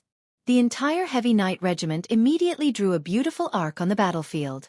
From top to bottom, from the regiment commander to the captain, there was not a single person who objected. It was as if this was how it should be, as if this was how it should be, as if this was how it should be, as if this was how it should be, as if this was how it should be. Because she was Metisha, the most legendary army commander in the history of the Lingu army. She was the hero of the elves, a heroic spirit sleeping in the ancient temple. Metisha merged into the vanguard of the heavy cavalry army. It was as if she was holding a bright blade in her hand. This blade had been in her hand 1,000 years ago, and it was the same at this moment. It mercilessly stabbed into the throat of the Crystal Army. At the most appropriate moment, Brando raised his head and looked at the army with relief. There seemed to be a flame burning in his heart. That was Metisha's promise to him. He knew that she would definitely keep it. He let go of his hand. Countless crystal clusters fell from the sky and landed heavily on the ground, causing the entire battlefield to shake. Incersta looked at the elven army that surged past him and could not help but sigh. Even in terms of military talent, he found that he was still slightly inferior to the princess beside that person. Launch the counterattack. He and a ruler of the undead far away on the other side of the battlefield gave this order at the same time. Incersta raised his long sword and led Agni and her knight down from the hills. Her Majesty the Queen lowered her head and picked up the Mercury staff. Her dark eyes finally showed a hint of relief at this moment. Silver elves, you did not fail to keep your promise. The crystal cluster's attack was collapsing. They began to retreat from the entire battlefield, leaving the battle line one by one. The various armies of the undead immediately raised black flags that represented pursuit, regrouped, and threw themselves into the pursuit again. Looking down from the sky above the entire battlefield, in an instant, the battlefield that spanned tens of kilometers began to show signs of being one-sided. The last to retreat was the Crystal Cluster's air force. Under the cover of Leviathan's huge body, they calmly retreated to the south of the battlefield. The Silver Elven Dragon King Knight immediately went up to entangle them, but a few White Dragon King Knights were like mosquitoes beside Leviathan. They could not pose any threat to it at all. Brando knew that if he let this thing leave so easily, this battle would be far from over. And on this battlefield, only he had the ability to make it stay. Almost immediately, he rose into the air and flew in that direction. But it was at this moment that a black shadow overtook him from behind. Brando was slightly stunned, thinking that it was fast. He looked up and found that it was a silver-haired girl who overtook him. She obviously did not look like an undead. She wore a very strange armor. The style of the armor was very different from the traditional style of wound. The surface was full of streamlined lines, and the material seemed to be metal, but the surface was full of crystal lattice networks. It seemed more similar to the remains of the gods he saw in the deadly frost forest.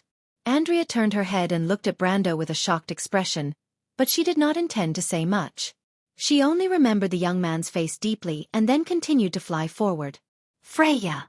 Brando was shocked when he saw the face of the other side. Although the silver-haired girl's mask covered the upper half of her face, the lower half of her face and the Valkyrie mark on her forehead were very similar to Freya's. Needless to say, the 3 pairs of light wings on her back were Freya's Valkyrie armament. But Andrea turned a deaf ear to his shouts. She began to accelerate in mid-air, and soon other Valkyries appeared in the sky. They flew to Leviathan above the clouds and then threw black balls forward. Those black balls rotated in the sky and soon fixed in place, suspended in mid-air. A ring-shaped red light beam appeared on their surface and then connected with each other, locking the mountain-like Leviathan in a red light net. Coordinates confirmed. Andrea called out, Lord Dragon King, please descend. Dragon King? Brando was stunned, wondering if the dragon god Bahamut still existed in this world. But before he had time to question this guess in his heart, he heard a cold snort from the sky. A dazzling golden eye opened above the clouds. Then, a pair of wings that covered the sky appeared. It was a dragon. Its size was actually not inferior to Leviathan, who was cruising in the sky. As soon as it appeared, it pressed its claw towards Leviathan's head. The huge claw seemed to be able to tear the clouds apart as it clawed towards the horn on Leviathan's head.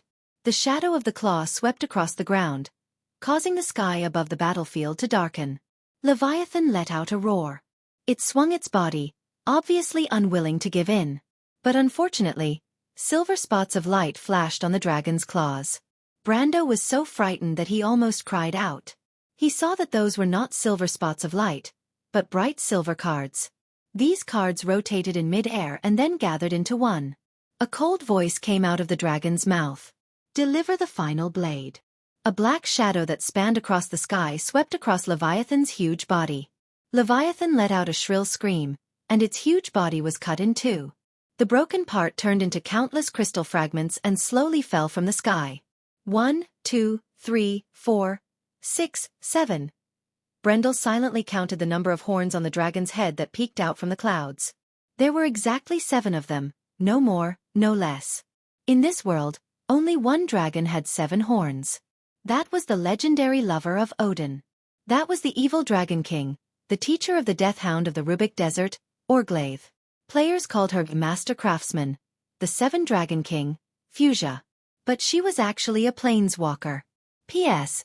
Begging for votes. Writing is so tiring. I'm rolling on the ground.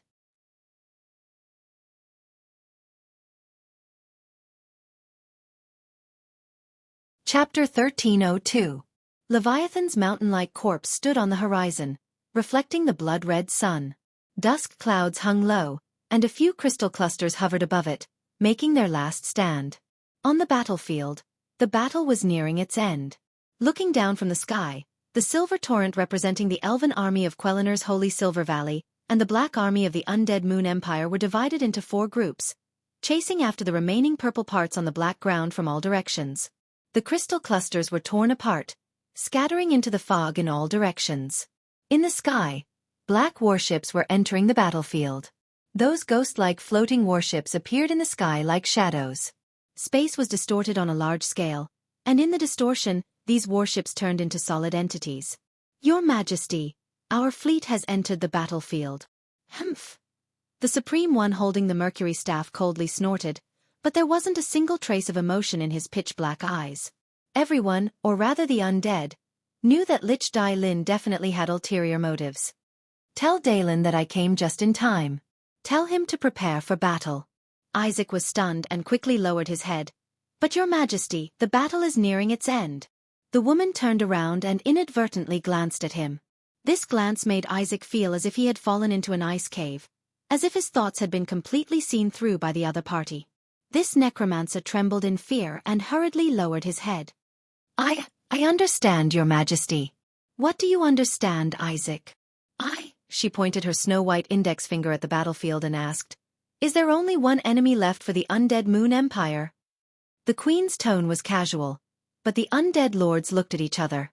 Brando descended from the sky. The undead's fleet entered the battlefield and dealt the final blow to the crystal clusters and the beetles. With the presence of the goddess of war and the 7 dragons king, there was no need for him to interfere in the battle in the sky. When he landed on the ground, he immediately saw Delphine's anxious face. He couldn't help but be a little surprised. He wondered when this woman had become so concerned about him. He knew that her obedience these days was just a disguise, but the look on her face didn't seem to be fake. However, the first to greet him wasn't the Prime Minister's daughter, but Xianxia. Mr. Brando, please leave this place immediately. This is a map of the east side of the Sea of the Dead Moon. You can take the shortest route to Erewhon if you follow the map. If that doesn't work, you can go to Lubeck and take a boat from Lubeck to Erewhon. It's much more convenient than 9 Phoenix. The future star of Madara said to Brando as soon as he saw him. He took out a crystal from his arms. Brando recognized it as a messaging crystal at a glance. Anyone with a little bit of magical ability liked to use this messaging crystal to record messages. What's wrong? Brando was stunned. His Majesty the Emperor of Madara may want to harm you, my lord. The Prime Minister's daughter frowned and said, After the undead's fleet entered the battlefield, the situation has become unfavorable for us. Even if the Silver Elves are on our side, we are still at a disadvantage. Besides, the Silver Elves may not be willing to stand up for us, even if Metisha is their princess. Brando's heart skipped a beat. He immediately realized that it was possible. He recalled the behavior of the supreme undead in the game. No matter how he looked at it, she was definitely not a merciful or indecisive person. If she recognized his identity, she might really attack him, even if it was just to make her attack on Erewhon more successful. How dare she? Adeline was in disbelief. The Dragon Queen is still in the sky. Will she sit by and watch the undead betray their allies? Delphian shook her head. She did not agree with the naive commander's opinion. The 7-pole Dragon Queen, Wuxia, was an ally of the undead in history. Don't forget the relationship between the undead and the Myurnas. Even if we take a step back with her status, it is unlikely that she will interfere in the affairs of the mortal world.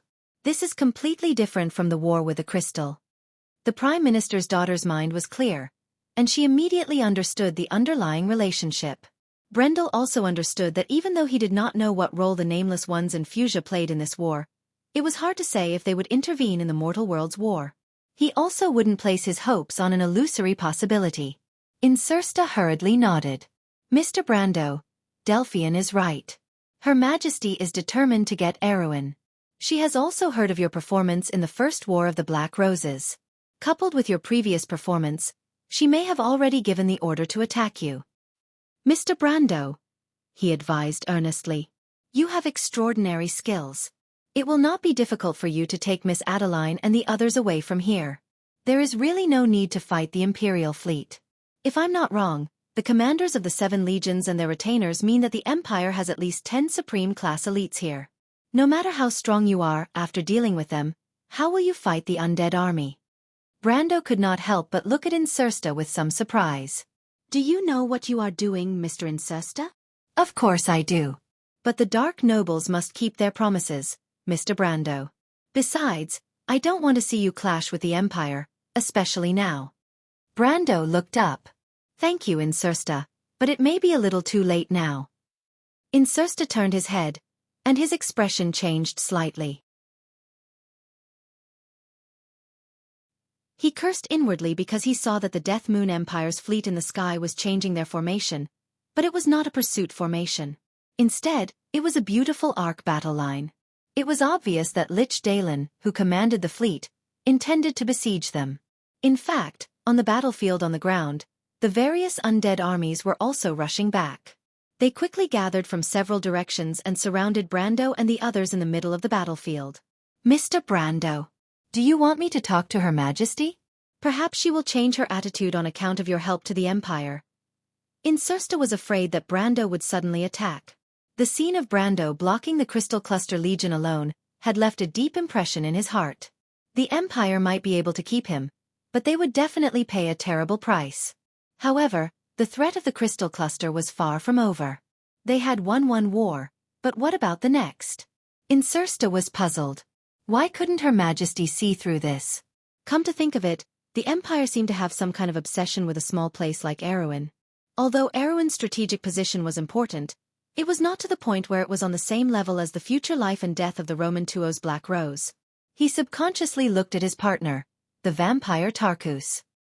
He knew that he had always been weak in politics, otherwise he would not have been sent to a place like Rosaline. His deputy, who was born in an ancient and prominent blood clan family in the south, was far more talented in this area than he was. Tarkus remained silent, only silently shaking his head. Delphian, who had been frowning, happened to see this scene. The Prime Minister's daughter seemed to have grasped some clues from it. She narrowed her eyes slightly and a light flashed in her light purple eyes. Call me Lord Insursta. Brando looked around and took in the mobilization of the spirits. Everyone around him looked solemn. Adney and her knight were ready for battle again. The elf ranger Nukwal also took out an arrow, but when he touched the quiver behind him, he could not help but frown. After the previous battle, there were not many arrows left. The Knights of Ra's Wings were the elites of the Kingdom of Rubik. Adney naturally did not want to lose them in a foreign land, let alone fight for a stranger. But now, she did not say a word, because in her heart, she had long believed that Brando was the messenger of the sun god Ra. If he was not the messenger of Ra, how could he have the power of a sage? Was the so-called sage not a demigod of mortals? Hearing Brando's words, Insursta was slightly stunned. He raised his head and looked at Brando in shock, not quite understanding what he meant. Brando replied, "From now on, you are my retainer." This was a break. Insursta smiled bitterly. He did not expect that the fragile alliance between Erewhon and Madara would only last for such a short time on the battlefield. Perhaps this alliance was one-sided in the first place. The Count had helped Madara out of the spirit of an ancient noble, but Her Majesty had never approved of this. The battle had just ended, and she was going to attack Erewhon's people. As a member of the spirits, he could understand the thoughts of the Supreme One with the Mercury Staff, but at this moment, he found it difficult to agree. "My lord," he sighed, "I can pledge my loyalty to you. Through the fog to the west, we can reach Somia. Let's break out in that direction." "You don't want me to clash with the Empire?" Brando understood what he was implying. "My lord, you know very well that this war is not just a war between the spirits and the Crystal Cluster. If..." Brando looked at the army of the undead that was coming from all directions. At this moment, the sky was getting dark, and the sky in the east was faintly purple.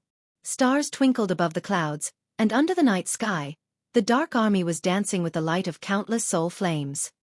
He replied, "I understand what you said, but you don't quite understand Your Majesty's painstaking efforts." Insursta was slightly stunned. He raised his head and looked at him, not quite understanding the meaning of this sentence for a moment. Above the clouds, the undead fleets were still moving about. Fuchsia was observing everything that was happening on the ground through her golden eyes. Bramonto's Black Rose's actions did not escape her eyes. She snorted coldly and said in a disdainful tone, "That's right. Humph.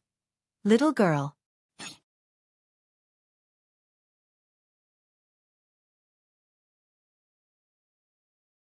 Chapter 1303. In the fog, the changes on the battlefield were so fast that it was hard to understand. The undead legion that was chasing after the crystal cluster had surrounded their original allies. Coincidentally, the Black Plague Legion that had escaped because of Brando was now facing off against Medicia's Lin Gu guards. Of course, they were no match for the Silver Elves. However, there were 3 other legions on the left and right of the Black Plague Legion that were closely monitoring the Silver Elves' every move. The undead legion's floating fleet lined up in mid-air, but they did not dare to act rashly. Right in front of them was the Silver Elves' Dragon King cavalry. There were only a few hundred of them, but their illustrious reputation in history was enough to make any floating fleet tremble in fear. Lich Dai Lin clearly didn't plan on losing more than half of his forces here. Brando's team was behind the Elven Knight. There were now 2 Silver Elves in the team. One of them was naturally Metisha, while the other was the commander of the Silver Elf Solakad Knight squad. Speaking of which, Brando had met Solakad once on the battlefield in Ampere Seal. Counting the time at Chablis, this was the 3rd time he had met Solakad. Coincidentally, the situation was similar every time. In Ampere Seal, he used the Elven token to ask the Silver Elves for help. In Chablis, the Silver Elves also happened to help him. Although it was because of Metisha, it was almost the same this time. If the Silver Elves did not come to the rescue, he and the Undead Legion would not have anything to do. There would only be an uncountable number of crystal clusters left on the battlefield. My lord, we meet again. Most of the elves were handsome, and the Silver Elves were even more so. Back in Chablis, the commander of the Phoenix Guards, Nalathar, was a super handsome man. Now, the commander of the Knight Squad was not to be outdone. Brando did not have the strength to be jealous of this natural genetic advantage. He could only smile bitterly. Lord Commander, your presence here makes me feel very pressured. A lot of pressure? Although the Silver Elf Knight did not quite understand the meaning of the sentence in human language, it did not prevent him from understanding Brando's joke and smiling warmly. I'm very sorry. Of course, this was a joke. Neither of them took it seriously. Brando raised his head and looked at the sky. What do you plan to do next? That's up to Sir Lord. You guys should leave. It seems that if I don't satisfy her, that Emperor won't let this matter rest. The Silver Elf Knight looked at him and asked, Have you decided? Brando nodded. The latter bowed slightly and looked at Metisha. Your Highness? I want to stay by the Lord's side. But everyone misses you, Your Highness. I'm already very satisfied to be able to fight side by side with everyone after 1,000 years. I don't dare to ask for more. You should go back. The current Metisha is no longer the princess from 1,000 years ago. I'm only the Lord's retainer. I have the duty to stay here and fight side by side with him. Metisha smiled and replied. The Silver Elf Knight sighed and nodded. Then, Lord Commander, I hope that we can fight side by side on the real battlefield. Definitely. By the way, send my regards to Nalathar. The last time I went back to Chablis, they were no longer there. Brando replied. All the Silver Elves have returned to Holy Silver Valley. We have to make long-term preparations for the upcoming war. The Silver Elf replied, But I will send your regards to him. May the light of the stars and moon always shine on your head. May the light of the stars and moon always be with you. The Silver Elves are retreating. The Undead Lord saw the movement of Lin Ji's guards from afar. The Dragon Knight in the sky also turned around. Although they were not afraid of fighting the Silver Elves, the Silver Elves were still a force to be reckoned with after the War of the Holy Saints. If there was a choice, there were not many who would be willing to face them. The Undead Lords heaved a sigh of relief. It seemed that the Silver Elves were not willing to fight against Madara for a few mere humans. After all, they should know that only the Empire of the Dead Moon could fight against Twilight with them. Erwin's position in this war was destined not to be in the position of a small kingdom. But amidst the sighs of relief, the pair of cold and indifferent eyes did not have a trace of joy. She turned around and coldly looked at her retainers. Isaac, come with me. The undead army quickly parted to form a path. Brando squinted his eyes. The first thing he saw was the Mercury Staff, and then the person holding the Mercury Staff. The other party was similar to what he remembered, the Emperor of the Dead Moon Empire. Although she should be younger in this era than in history, it did not make much difference to the undead wizards. Her appearance was maintained at the age of 27 or 28, with a very rare head of long black hair and eyes. It was said that Her Majesty the Queen had the blood of the Myrnas, and there was also a saying that she was a descendant of Odin. There was no expression on the Queen's face. This was different from the majesty and arrogance of the Silver Queen Constance. This Supreme of the Undead was purely indifferent, although there were players who privately called her the Queen of Facial Paralysis. But in Brando's memory, this Supreme rarely showed any external emotions. She was like a precise machine, ruling the Empire with harsh means. To be honest, he thought that the other party would order an attack without saying anything. The fact that she could appear in front of him was already somewhat beyond his expectations. Insursta Dragon. Tarkus. The Supreme of the Undead spoke first, but not to Brando, but to the two people beside him. Beside Brando, Blanche's face was instantly filled with anger. Princess Magadal also frowned. Although in terms of status, Brando was far from the Emperor of Madara, but at this moment on the battlefield, the two of them were actually equal in terms of status. Not to mention, Brando's previous display of strength should be enough to win the respect of any ruler of the Empire. Perhaps others did not understand the concept of a subordinate dying when the ruler was humiliated, but as a former marshal of the allied armies who was familiar with the rules of the game between nobles, Blanche obviously understood that this woman was showing her contempt for them. For the same reason, Magadal also felt that something was wrong. But Brando did not care. He was still sizing up this legendary monarch. In his previous life, there were only a few people who could see Her Majesty in person. Most of the players' understanding of her came from rare videos and images, as well as some official promotional videos. Speaking of which, this was the first time he met her face to face. Your Majesty, we are now the Count's prisoners. Tarkus looked at his colleague and calmly replied. Insursta could not help but feel a little grateful. He knew that if he were to answer, he would not be able to lie to the Supreme Emperor. But if he did, he would not be able to avoid the problem of his current status. The Dark Nobles kept their promises. Although he was not afraid to fulfill his promise, he also understood that it was not a wise thing to reveal this issue at this time. Sure enough, once Tarkus spoke, the Queen of Madara turned her gaze to Brando. This time, her tone was even colder. I know who you are, human. I will give you a chance. Submit to me, and you can get everything you want. Everything I want? The woman looked at him coldly. Her gaze was like a cold blade, and no one dared to look at her directly. Brando also frowned subconsciously. He had a strong will. Although he was not afraid, he still felt a little overwhelmed. According to history, this queen was a gifted monarch of Madara. It was as if she was born with the Mercury staff. He originally thought that it was a little exaggerated, but now he realized that it was not entirely true. In this world, there was actually someone with such a strong will. It was even slightly stronger than him. Only such a person could control the power of darkness. Although the dark elemental orb and the scepter were powerful, it was always a heavy burden for anyone who received them. If one's will was not strong enough, it would easily corrupt them, just like those witches who were corrupted by the dark magic and became crazy. Even though Brendel did not refute her words, the Supreme One with the Mercury staff understood what he meant from the latter's words. This is your answer? Brando suddenly found it funny. He thought that life was like a play, and it was all about acting.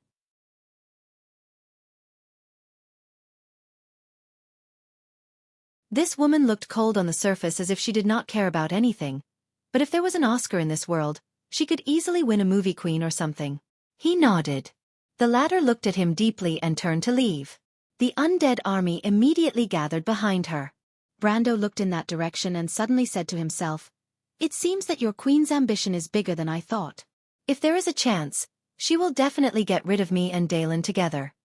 As he spoke, he looked back.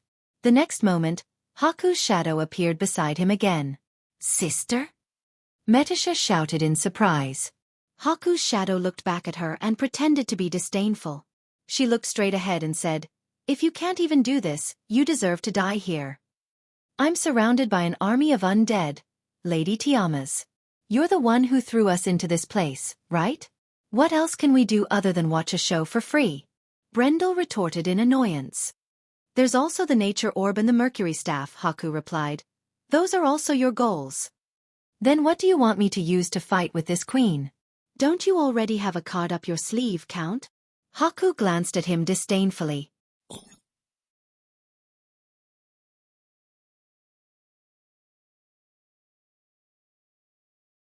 Chapter 1304. The atmosphere suddenly became tense. Adney didn't even dare to breathe too loudly. The members of the Ra's feathered knights stood on either side of her, their swords pointed outwards as they faced off against the black mass of undead more than 100 meters away. The heavily armored crusader executioners lowered their spears in rows. Their joints creaked as they collided with each other. The blades reflected the last ray of sunlight below the horizon, and the blades glowed with an obsidian-like luster. Huang Hua sat on her horse, her hand moving to the hilt of her sword. Mr. Willow stood by her side, protecting her. Not far away, Blank and Metasha were ready to break out of the encirclement. The Phantom Chariot's genius swordsman, Feng Qi, seemed to be hesitating. The two elders beside him had grim expressions. Insursta was the only one who kept looking up at the sky. He frowned as if he had thought of something. Not a single crystal cluster could be seen on the battlefield. The horseshoe beetles in the sky had long since disappeared. However, the Strait of Finhotos was deathly silent.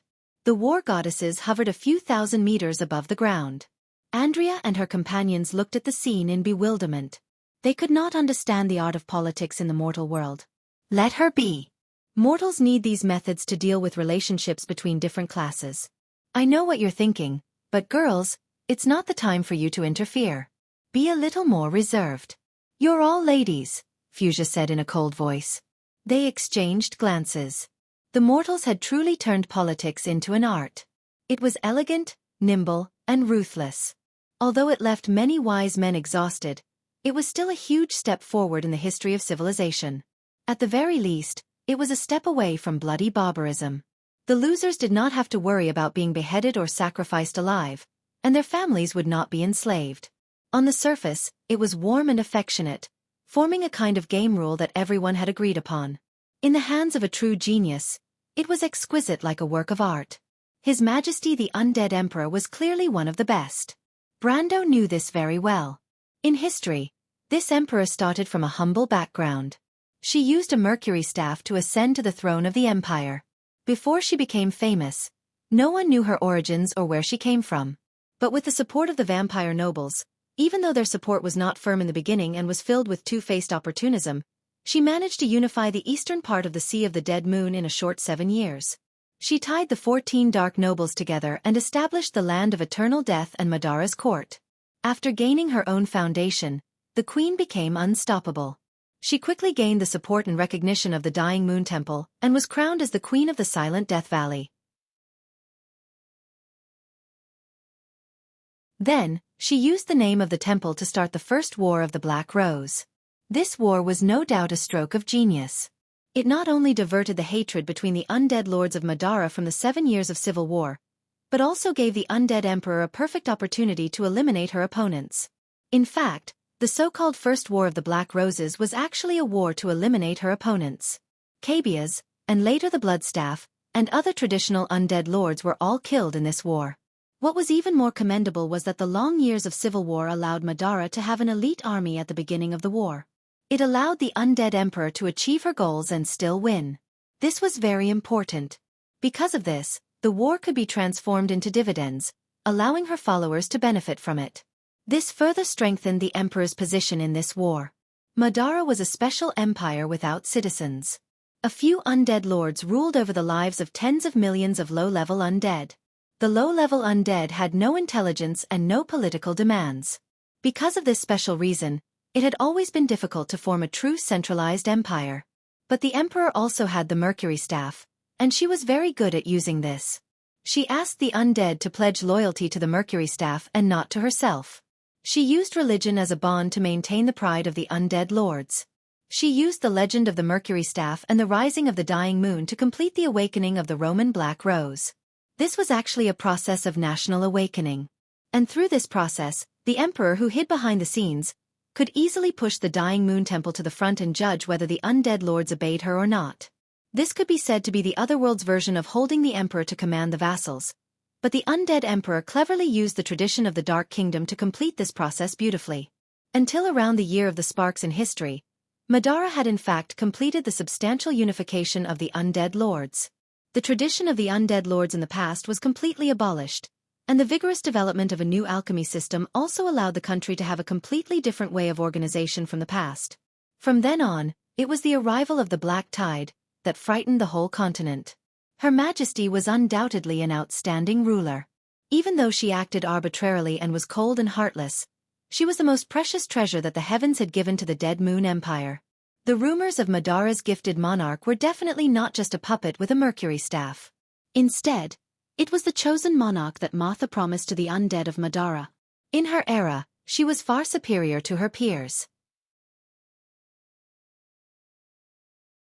The rejuvenated monarchs of Cruz and Fanzan were far inferior to her, not to mention Saint Tossol, who was bound by outdated dogma and could not move forward, and Erwin, who was not worth mentioning in the eyes of the giant Madara. Facing such an existence face to face, it was impossible for Brando not to have a little fear in his heart. Compared to her, the Silver Queen of Cruz was not much different from the Silver Princess of 60 years ago.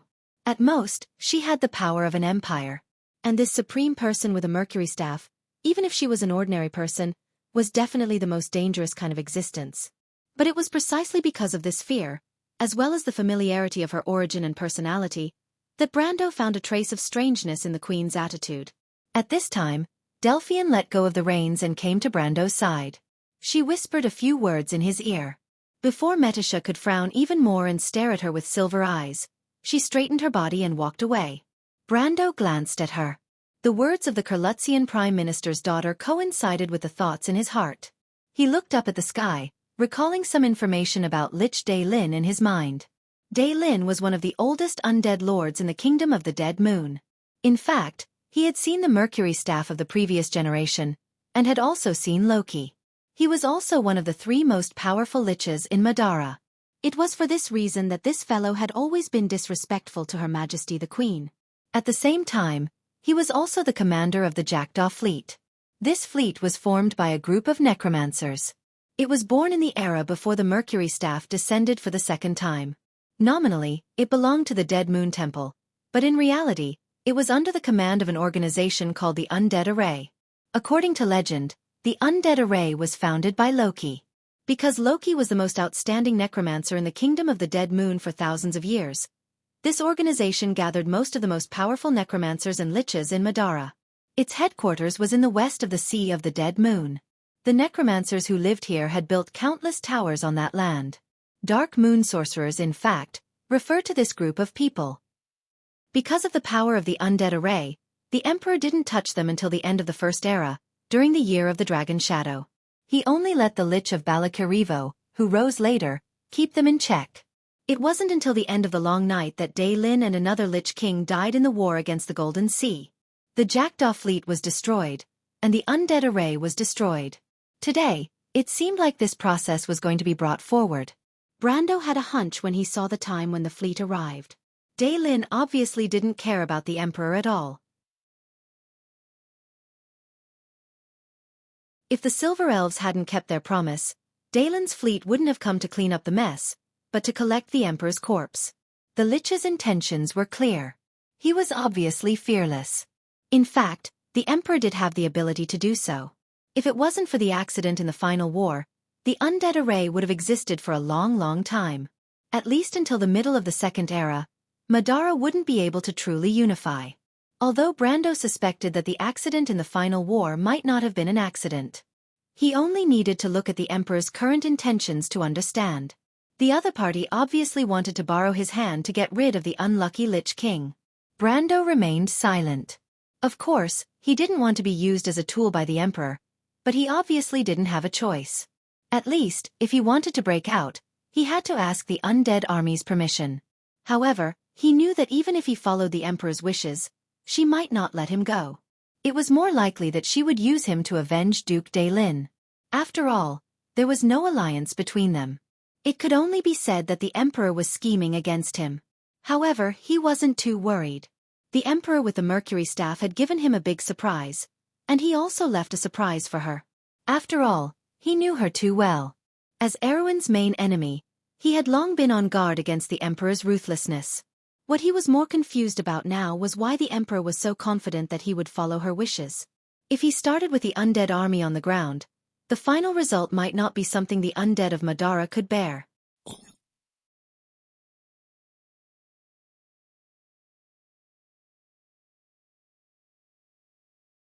Chapter 1305. Thinking of this, Brando could not help but glance at Bai's shadow. He thought to himself, and what exactly is this woman thinking? She seemed to be eager for him to fight with the Emperor of Madara. Although it was said that she wanted him to get the nature orb and the mercury staff, Brando, who had been fooled many times, did not believe in this nonsense. What about the motive?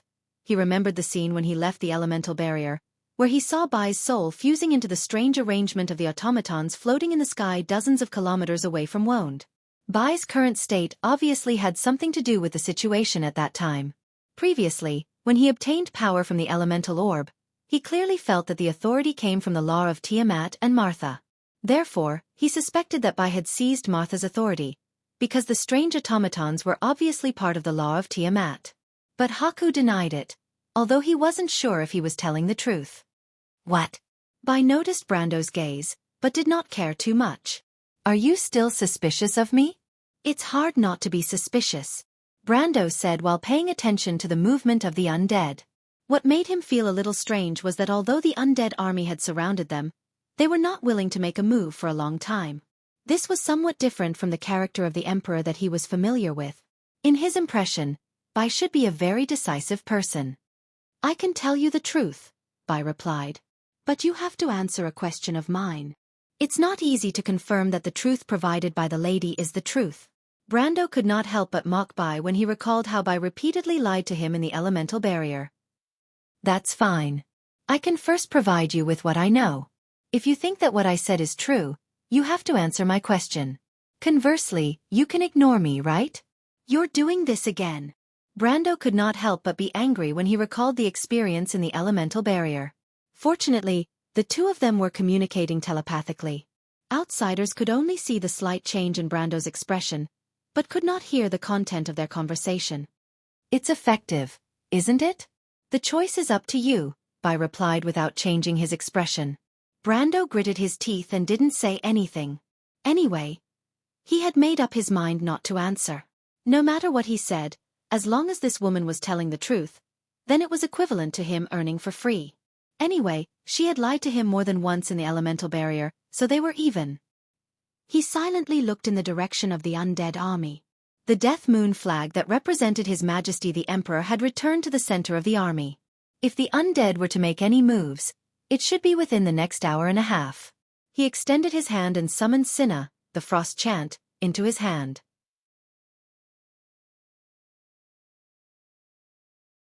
When it came to large-scale attacks, the only thing he could rely on was the water holy sword. However, this thing would not be able to differentiate between friend and foe. Back at Fathom Harbor, if it were not for the fact that he was in the witch's dream, he would have blown up half of the harbor. The reason why he had the Silver Elves leave was firstly because he wasn't sure of the Emperor's intentions, and secondly, it was so that he could unleash his full potential. He had made up his mind to teach the other party a lesson, so that it would be easier for the next negotiation.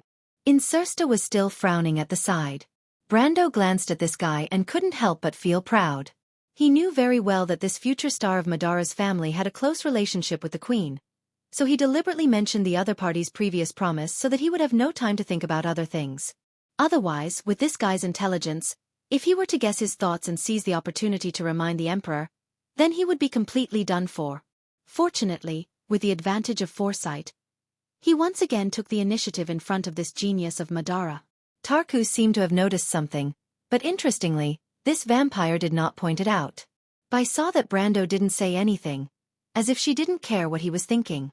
She said to herself, "My lord, do you want to know what that person's plan is?" Brando looked at Metish's sister with a little disdain. Her Majesty wants me to help her deal with the undead. Maybe she wants to kill two birds with one stone. Miss Bai, you're not going to use this information to exchange with me, are you? Of course not. This is just a bonus. Aren't you curious about what she's going to do? I can guess that she's the one who planted people in the undead fleet, Brando sneered.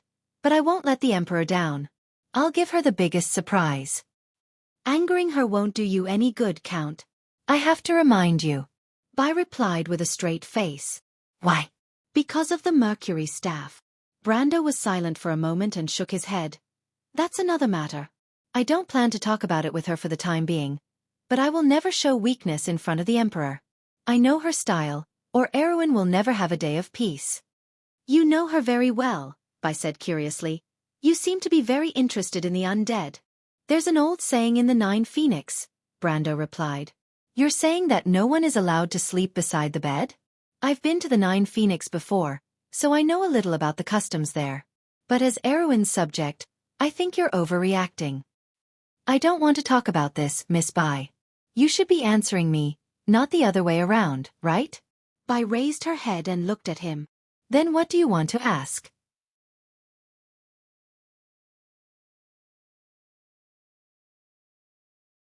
Brando was about to answer, but at that moment, flags were raised in the undead army, and the crystal towers for communication lit up again. A green net of light appeared in the darkness, and the undead army was immediately filled with dots of green light. This was undoubtedly the signal to attack. But to everyone's surprise, it wasn't the undead army on the ground that made the first move, but the jackdaw fleet in the sky. Suddenly, a flash of light flashed through the dark fleet. One of the battleships took the lead and fired its cannons. The flash of magic crossed a few thousand meters and arrived above Brendel and the others in an instant. However, the ray of light did not hit Brendel and the others. Instead, it was blocked by a transparent barrier far away from them. The barrier deformed slightly under the impact of the ray of light, but it returned to its original state in an instant. This time, it wasn't just Brando's people who were shocked. Even the undead lords were shocked. In their minds, Dai Lin, the Lich King, wasn't as loyal to the ruler with the Mercury staff as they thought. The undead lords weren't fools.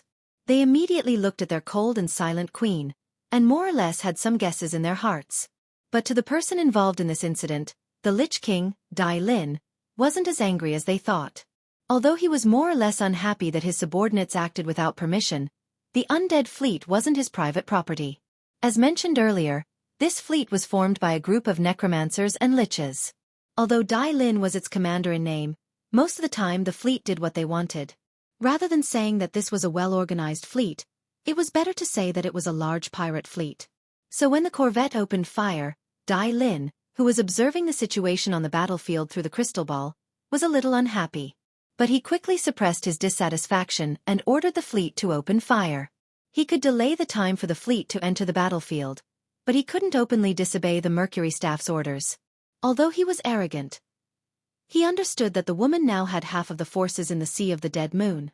She was afraid of the undead, but that didn't mean that she could ignore her dignity and be challenged. Dai Lin was demonstrating to the central government of the empire because of the bloodstaff, but he also understood that this demonstration couldn't be overdone. As for attacking a small group of humans, Dai Lin would never dream of how dangerous it would be. What kind of joke was that? That group of humans that he had surrounded had no more than 100 or so people at most. Even if every one of them was a peak lore expert, they would not pose any threat to his fleet. No matter what, this was still a main force of the fleet. As for the possibility that the 100 or so people were all supreme beings, Dai Lin didn't even consider it. After all, he was a lich, not a brainless zombie. It had to be said that the Lich King had at least guessed the beginning, but it was a pity that he didn't guess the end. If the Lich King of Losart knew that he had entered the battlefield too late and missed out on something important, perhaps he would be more careful with his orders now. When the undead fleet was enveloped in a dazzling magic light, the woman with the Mercury staff raised her head. Her pitch-black eyes happened to reflect this dazzling scene. She couldn't help but shake her head. Brando was no longer shaking his head. In fact, he was already cursing in his heart.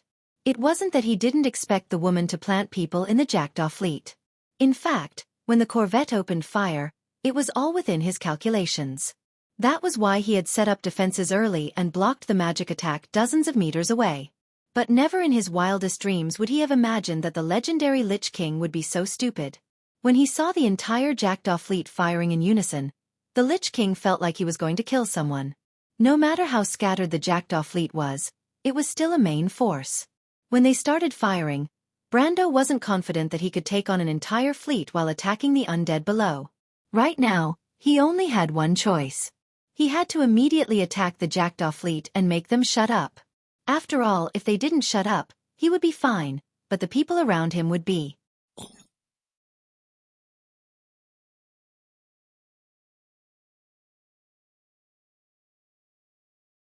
Chapter 1306. Brendel did not intend to make an example out of Dai Lin, but there was nothing he could do if Dai Lin wanted to die. He scolded him in his heart for being an idiot and raised the frost chant in his hand. After Sina was recast in the shallow sea, the blade was longer than before, making it look like a thin sword. There was a wavy, cage-like gauntlet under the blade. Brando held it in his hand, and a sapphire embedded in the gauntlet emitted a faint blue light like water ripples. 3 light blue halos opened from the blade, 2 at the front and 1 at the back. The halos expanded to a radius of about 1 meter in an instant. They rotated as if they were 3 light gates. Marrow! The intertwined silver net in front of them was still resisting the streaks of flames that fell from the sky. The shells of the undead fleet fell on it like raindrops. But the moment Sina shouted the activation spell, a blue beam of light suddenly appeared. It pierced through the net of light and went against the magic and artillery of the undead fleet, piercing into the dark night sky. The light was so bright that it seemed to be able to light up the dark night of the Finhoto Strait. It also lit up every pair of eyes on the battlefield. Countless people subconsciously turned to look at it. Adney and the knight only felt a strong wind blowing past their cheeks. The air and dust cloud raised by the blue beam of light blew everyone's hair up and brushed their cheeks. At that moment, time seemed to have stopped. Dai Lin was in the middle of a conversation with his apprentices, reminding them to be careful and not give the queen any information that could be used against her. If that was the case, she would, as always, viciously threaten these undead wizard apprentices with no status, saying that she would extract their souls and throw them into the crystal tower. But at that moment, someone seemed to be stunned and looked out of the porthole. The old lich turned around and almost bounced off his chair. The crystal ball was knocked off the table and rolled to the ground. In the depths of the old lich's dark eye sockets, the soul fire shrunk to a point. He slightly opened his jaw made of white bones, and did not even notice that the scepter that represented the fleet commander had loosened from between his pale fingers. If his eyeballs had not decayed, the bluest light would have been reflected in them. Frost chant. Sina. She was the legendary winter queen of the Jernords. Legend said that when she came, everything was frozen and the whole world was covered in snow. When she was angry, the world was turned into powder in the extreme cold. She was the goddess of the north wind, representing the harshness of winter and the respect of mortals to nature. The shallow sea sacred sword was the manifestation of the goddess will. Everything was dead, the winter of the world. Every holy sword had a unique skill, and Xena's skill, Heat Death, was enough to explain everything. It was the end of a universe. What shot out from Sina was a blue beam of light formed by countless rays of light that surrounded each other. It rushed toward the fleet of the undead. Wherever it passed, even the air seemed to be frozen. The elements and laws that made up the air directly turned into powder and fell down. In this strait, before winter, there was heavy snow. The snowflakes were very fine, like gray dust, as if they were corpses. They were the corpses of laws and elements. The black magic and the cannonballs that the undead fleet shot out seemed to be weathered. When the beam of light passed between them, it turned into colorful dust and disappeared with the wind. On the undead fleet, the skeleton sailors were cutting the shackles on the limbs of the bone dragons so that they could take off from the deck. The ice dragons roared and spread their wings. The first batch had already left the ship and was circling in the sky, ready to dive down. But the beam of light passed between them. There was no frozen scene. More than 20 ice dragons exploded like pieces. Crystal dust swirled in the sky, forming a cloud of dust. However, it happened so fast that the sailors on the ship had no time to react. The beam of light had already pierced through the cloud of dust. It swept past the corvette Shadowbone first. The sailors on the deck were instantly vaporized, and the wooden planks were frozen and cracked. The 47-meter-long warship was cut into 2 halves. The wooden planks, the frozen sails, and the parts covered in frost fell from the sky like rain. The moment the beam of light passed through, the Jackdaw fleet lost a third of their warships, including their only first-class battleship, the Treasure of the Undead. It was also Dalen's ship. This Lemeter Lich King was hit in the middle of the ship's deck. The beam of light pierced through its abdomen. It was split in two, and the rest turned into powder. Its skull flew out and hit a famous painting in the captain's cabin, then fell to the floor. The crimson light in its eye sockets flickered, then disappeared unwillingly. The shallow sea sword. It really is you. The Queen of Madara clenched the mercury staff in her hand. Her tone was colder, and her attitude seemed to be more resolute. Dalen's ship turned into powder in midair. All the undead lords were shocked speechless. They had never seen such terrifying power. The pressure from the shallow sea sword almost made them tremble from the depths of their souls. But Brando's attack was not over. Cinna's power shocked him. This was indeed the holy relic that sabers used to fight against an army. After it became complete, its power was close to the power that Milos had displayed. It was the power of God. But Brando felt that he was still unable to control this power. Even if Tiamat's authority was still on him, and he was still in the sage realm, it was still the same. He furrowed his brows and once again increased the output of his power. This time, Cinna no longer spewed out a beam of light, but a cone-shaped storm. After it crossed more than 10 miles, it directly enveloped the entire undead fleet. Half of the sky could be said to be filled with azure brilliance. A light flashed in the eyes of the Queen of Madara. She wanted to use Brando to kill Dalen, but this did not mean that she would allow Brando to destroy the undead fleet. It was already the wealth of the Empire. She did not even think about it and raised the mercury staff in her hand. It was the master of the dark will. It was often said that the mercury staff could open the door to the underworld. But in his previous life, Brando rarely saw the Queen of Madara display the true power of the mercury staff, even in front of the Madara players. She was a skillful ruler, but there was little information about her being a powerful necromancer. Of course, Brando guessed that her strength would not be that low. She should at least be in the supreme realm. After all, Madara was not an empire with a clear heritage like Cruz, and there was also the Holy Cathedral backing the throne.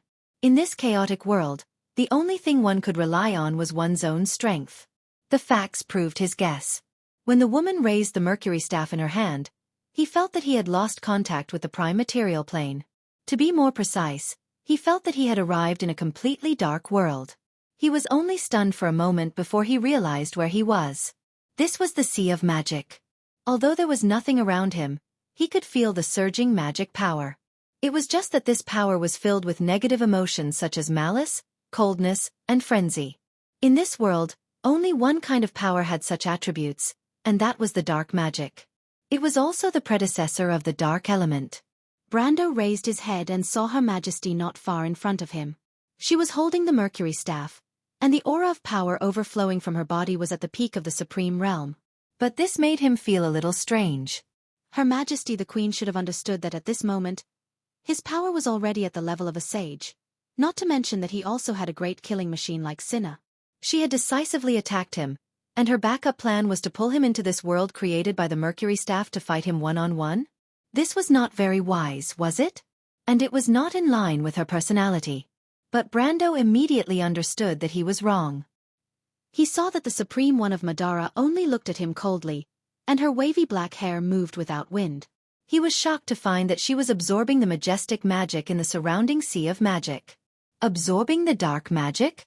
Brando almost thought that he had sensed wrongly. Even a witch would not dare to use the dark magic directly, unless she wanted to immediately become a lunatic. But it turned out that Her Majesty did not become a lunatic, and there was a faint trace of gold in her black eyes. Her strength rose all the way from the peak of the supreme realm, and in the blink of an eye, she had crossed the threshold of the sage. But this was not the end. Brando clearly felt that her blood and aura were purifying, all the way from iron, silver, and all the way to gold before it stopped. A god. Brando was completely stunned. For the first time in this world, he felt that everything he was familiar with had fallen into an unreasonable state, as if his original worldview had collapsed. He had never heard of anyone who could directly absorb the dark magic for their own use. Of course, excluding the bastards under Dusk, if all mortals had such power, then they would not have to fight against Dusk. Dusk itself was already a part of the whole world. What was this woman? Or was this the power of the mercury staff? But Brando immediately shook his head and subconsciously rejected this guess.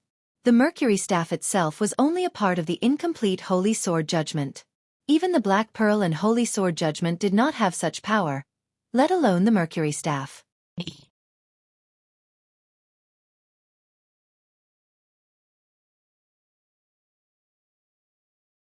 Chapter 1307.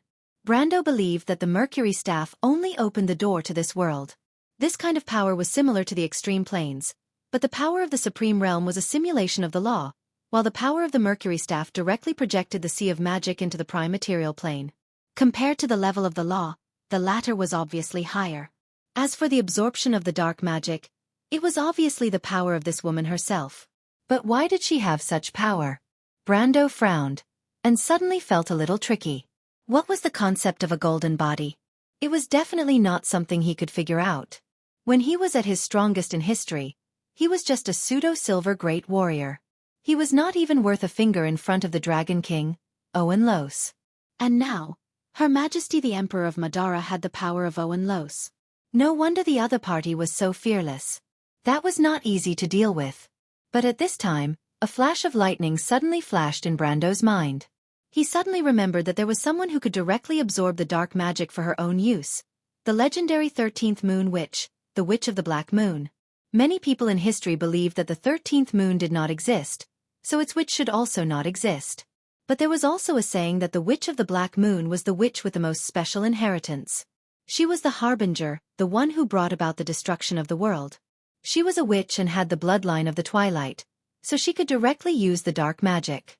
This news was not very reliable in his previous life, but in this life, Brando had already known the existence of the Witch of the Black Moon, so he subconsciously blurted out, "You are a Witch of the Black Moon? Her Majesty the Emperor of Madara is a witch?" The woman's face showed some surprise for the first time, but she did not answer, and the look on her face quickly became cold again. It was just a momentary change of expression. In this world where everything was quiet and the whole world was dark, and only the two of them existed in this world, it was really difficult to escape Brando's observation. "What is your real name, Your Majesty?" Every witch had a real name, just like Babasha and Sugarpot. They were good at disguising themselves, but in front of the people they were loyal to, they often showed their real names. Of course, Brando did not expect any loyalty, but he knew that the other party would not refuse to answer his question. This was because he possessed the inheritance of the Dark Dragon. Sure enough, the queen frowned, but she still spoke. However, the words that came out of her mouth left Brando dumbfounded. "Don't think that I will do anything just because you obtained a part of my father's inheritance. My father's inheritance has no binding effect on the 13th moon, and the Dark Dragon isn't my master. The witches of the Black Moon are the most unique existences in this world. I'm only here to die." However, she raised her head and looked at Brando as she replied, "But there's nothing wrong with telling you my name. My real name is Sophie Yuya." You are Odin's daughter?" "Why?" But Brando suddenly understood.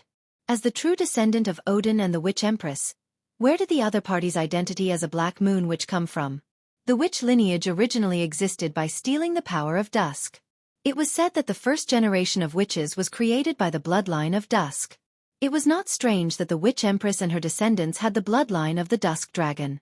However, what made him feel strange was why the Witch Empress would give her inheritance to the Roman and give the inheritance of the Black Moon to her daughter. Logically speaking, shouldn't it be the other way around? Moreover, the name Sophie Yuya made him slightly stunned. He felt that he had heard this name somewhere before. "You look very strange. Your little lover and I are on opposite sides. I don't have any blood relations with her, but in theory, she should call me sister." "Wait, in theory, the Roman should be older than you, right?" "Shut up," the queen replied indifferently. "I shouldn't have said so much to a dead person, but seeing that you have my father's inheritance, I reluctantly let you die with understanding." "Martha, Ekis, and the witches have already agreed on everything. Do you think you are the destined one? But there is not only one king in this world." As she spoke, several pairs of light wings appeared behind her. They were exactly the same as Brando's own light wings, but the color was completely opposite. The light wings behind the queen were actually pitch black. "Only one person can decide the fate of this world. We don't have much time left. She sent you to me for nothing. You don't have to blame her." That was my order. That woman is really up to no good. Brando couldn't help but curse. Are you going to kill me? He asked. You can kill me too. The queen replied. If you can do it, I know you have the Halran Gaia, the blade of golden flames, the shallow sea sword, and even the approval of judgment. If you think you can do it, you can try. Brando couldn't help but curse in his heart. It would be strange if he could do it. Not to mention that he now had the power of several holy swords. Even if it was doubled, so what? He now had the power of the sage domain, and this queen was obviously in existence with a golden body. How could he fight? He saw the woman raise the mercury staff in her hand and immediately shouted, "Wait! Are you trying to stall for time?" No, I have a question. You said that only one person can decide the fate of the world? As Brando asked this question, his mind was spinning rapidly. He was not a fool. He knew that this queen's power obviously couldn't last forever. Otherwise, why would she need to use tricks in history? She could suppress all the voices of opposition in the Dead Moon Empire with her power alone. In the face of absolute power, tricks were just a joke. But she didn't. In fact, not only did this queen not do that in history, she even rarely displayed such power in front of people. At least, she didn't show it in front of living people, nor did she show it in front of players. Otherwise, there would be news about it. This meant that there was a limit to her power. But he still hadn't found out where this limit was, so he still needed time. That was why he asked this question without thinking. The queen glanced at him and replied without changing her expression, "The person who obtains the key can decide the fate of this world." "Are you a mortal, your majesty?"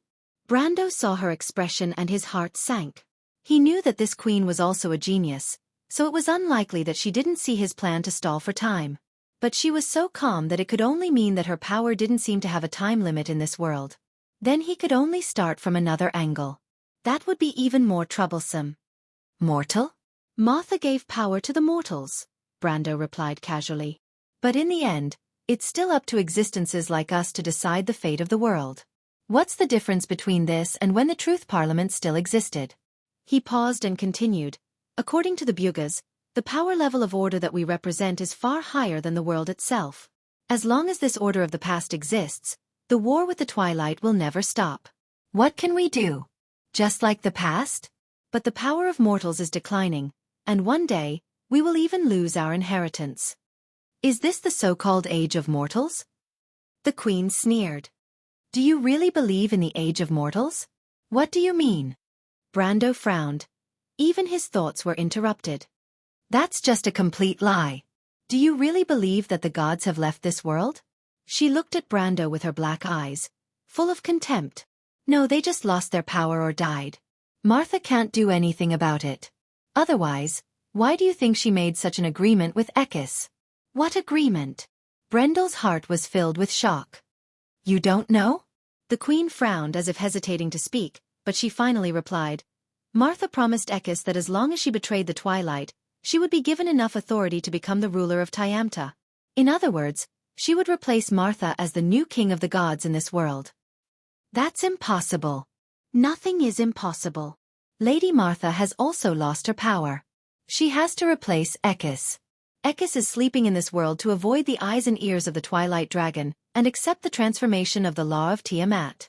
She wants to become the ruler of this world, so naturally, she can give up everything. But also seized this opportunity to seize the authority of the law of Tiamat. Speaking of which, I have to thank you for bringing her to that place. Although I don't understand what she's planning to do, the price I gave her is very simple, and that is to bring you here. Brando suppressed the shock in his heart and asked with difficulty. So the so-called Age of Mortals is actually a lie to cover up the replacement of the old and new worlds. You can understand it that way. What about you? What is your purpose, your majesty? Me. The queen replied. Of course, to become the ruler of the world.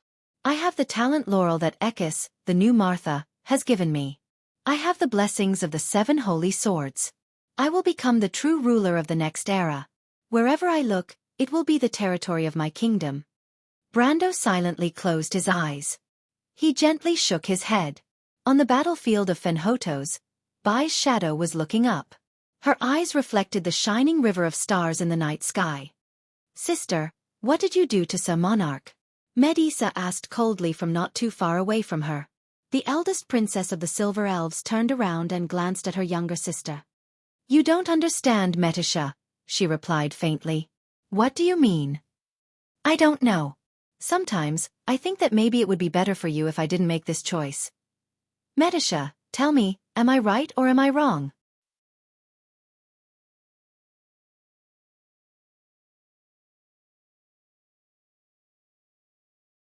Chapter 1308.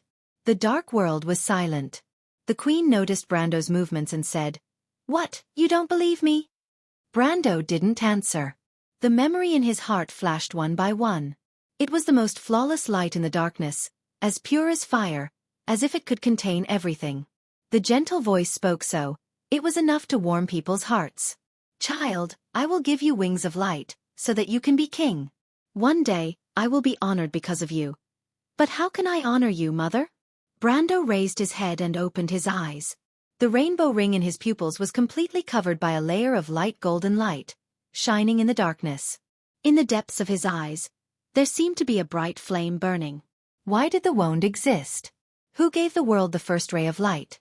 She was the mother of all living things, giving the world everything it should have: life, wisdom, civilization, and kindness. She had shown her children a path of incomparable brilliance. For thousands of years, countless people had been blessed and cared for by her.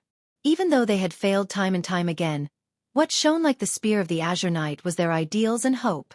Ideals and hope. They were only honored because of their tenacity and unyielding. We give her the honor. Because one day, children will leave their mother's arms. They will grow up and be independent. They will take the crown from their mother's hands and become the masters of the world. That day. Only then could it be called honor. This was the dream of mortals. But it was also the dream of Martha. Brando shook his head. How could he be shaken? The spears of the Kurlats still shone brightly, and the people of Aween gradually regained their faith. The undead fought side by side with their ancestors on this land, and after 1,000 years, the war song of the Silver Elves once again reverberated across this land. No one gave up their faith. The fire of civilization was not extinguished because of this. "Your Majesty, why do you have to lie?" He sighed softly. The queen with the mercury staff was stunned. She looked at the man with a strange look.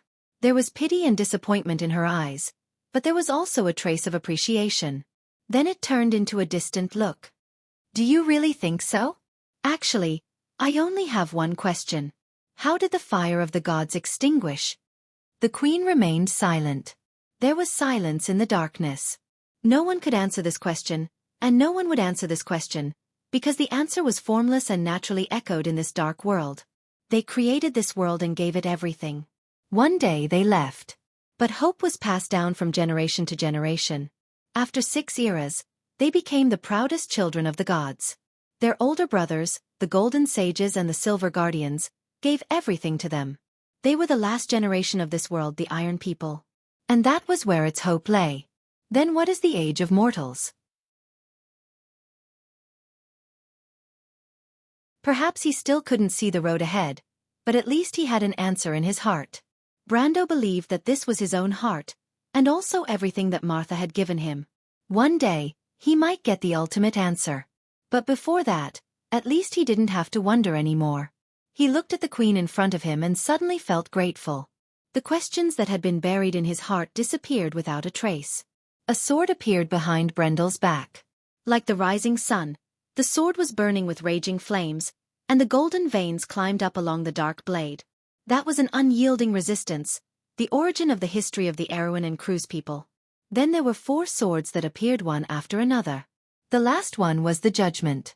When the dark holy sword appeared behind Brando, it immediately summoned the Mercury staff. The queen lowered her head and looked at the restless Mercury staff in her hand with a complicated expression. "I didn't completely lie to you," the queen sighed. "Unfortunately, I hope you won't regret your choice at this moment in the future. But I'm curious, I thought I was that person." Brando stared at her. "I once met someone, she was more determined than you, her thoughts were noble, but she fell because of it. But in your eyes, I don't see a trace of madness." Hearing this, the queen's dark eyes flashed, and she gently put down the mercury staff in her hand.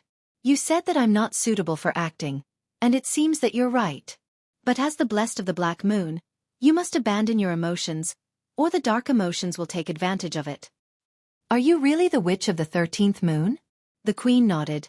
Except for the last words, I didn't lie to you too much. In fact, I really wanted to kill you, because I wanted to fulfill my father's wish. Are you talking about Odin? She shook her head as if unwilling to talk about it. You were talking about the Silver Queen, right? I'm sorry about her death. Gwendolyn was too extreme, and she paid the price for it. Brando was a little surprised. He already knew that the Dragon Queen and Fuchsia were related by blood, and Fuchsia and Odin were lovers. Speaking of which, Gwendolyn was really the Queen's sister. But what the hell? He felt that everything was a mess. The Queen raised the mercury staff in her hand. This is everything you want. Loki's staff is the projection of dark magic in the present world. It is the reflection of negative emotions in people's hearts, but a real world cannot be without a dark side. Good and evil, light and darkness, they are all part of it. Annihilation and the value of its existence is to tell the world that our values are diverse. They argue with each other endlessly, but only then can we find the most correct path. Brando looked around, taking in the whole dark world. Although he had expected it, he still understood at this moment. So, all of this is an illusion created by the mercury staff, and this is its power? The Queen shook her head. It is not an illusion, but what you are most afraid to see in your heart, and the darkest side of your heart. If you don't see your heart clearly and examine your weakness, you will be swallowed up by arrogance and darkness. This is the meaning of Loki's staff. When she finished her sentence, Yi Zichen nodded. The dark world around them seemed to become brighter. Although it was still blurry, at least the darkness had disintegrated into fragments and was gradually fading. The Queen's power was also rapidly weakening, from the peak of the golden body to the level of the middle of the supreme realm. Everything before was like a dream. But her ultimate power did not disperse, still isolating the two of them from the main material plane. Brando knew that this was the time she left for him. He asked, Ekis really wants to become Martha? He remembered the conversation between Timmy's and Ko Hua outside the elemental barrier, which seemed to have vaguely mentioned this matter. This is true, but it is not without restrictions for her. Lady Martha has already arranged everything, and the witches are only a part of this plan. The Queen replied, But you don't need to know this, I only hope that you can stick to your own choice. Not everyone can take something from me, but this is the will of the mercury staff, and I hope that you can go further. What do you mean? Brando was slightly stunned. But he saw that the Queen's expression had returned to coldness, and she said coldly, Before taking this step, I have one last question. Brando, do you understand the responsibility that your choice represents? I don't quite understand. The Queen looked at him and silently said something, but her voice was very soft. She let go of her hand, and the mercury staff flew out of her hand, drawing an arc as it flew towards him. Brando vaguely heard the sentence, I hope you don't regret it. Then he stretched out his hand and took the mercury staff. The world seemed to be stretched at that moment, and the colorful light rapidly faded from all directions. When the colors faded, it was a dark night. Dai Lin's warship that had turned into powder and fell from the sky, the black undead army, Bai with a complicated expression and the angry elven princess, as well as Adney and her knight. They were all back in his field of vision. The only difference was, he held the mercury staff in his hand. Time froze here. In the dark space, hundreds of billions of dark golden constructs were suspended. They crisscrossed with each other, forming a huge net that densely covered the sky of Wonde. This was a silent and completely quiet world. Above the atmosphere that emitted fluorescent light, in the void, some crystal fragments would occasionally float past. Streaks of white light flashed past the constructs, and when they continued to brighten, they formed several light belts that were thousands of miles long. A pair of quiet eyes stared at the light belts. Two other voices were arguing in her ears. One of the voices belonged to a giant wolf. It stood majestically in the void, with the world wall that covered the entire sky as the background. Its silver eyes coldly stared at Bai, who was suspended in front of it. The small elf was not even as big as the tip of its nose. Which, you brought me here from the loop of trade winds just to buy time? Ekis asked. Sophie answered calmly. Ekis, you weren't so impatient in the past. This isn't impatience. It's uneasiness. Ekis shook his head. The more you understand, the more afraid you will be of this world. I don't know what you're thinking, but unlike you, I don't believe in luck. That's not luck, Bai suddenly said. Ekis, are you going to break your promise?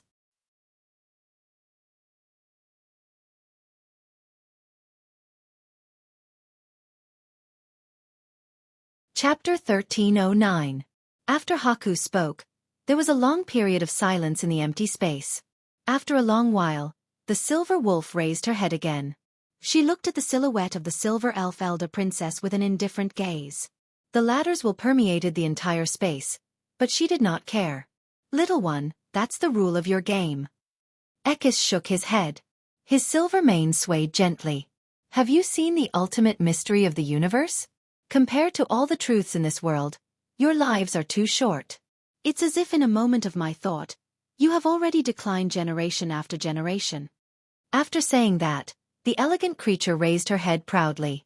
So, with your short lives, you can't understand its meaning. It's a moment of the universe, but it's also the eternity of all things. Its birth is older than everything you know, even before the birth of consciousness and the universe itself. It doesn't bring destruction, but new life. I've seen many people struggling to survive until now, but the end result is the same. Everyone knows how powerful it is. But in the end, you still betrayed it, didn't you? Haku sneered.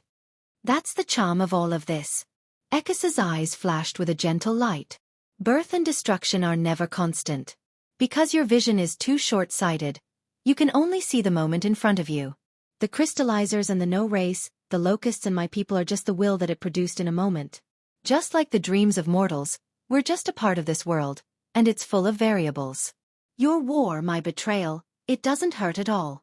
Your resistance is just like a part of this world. Can you hurt time itself?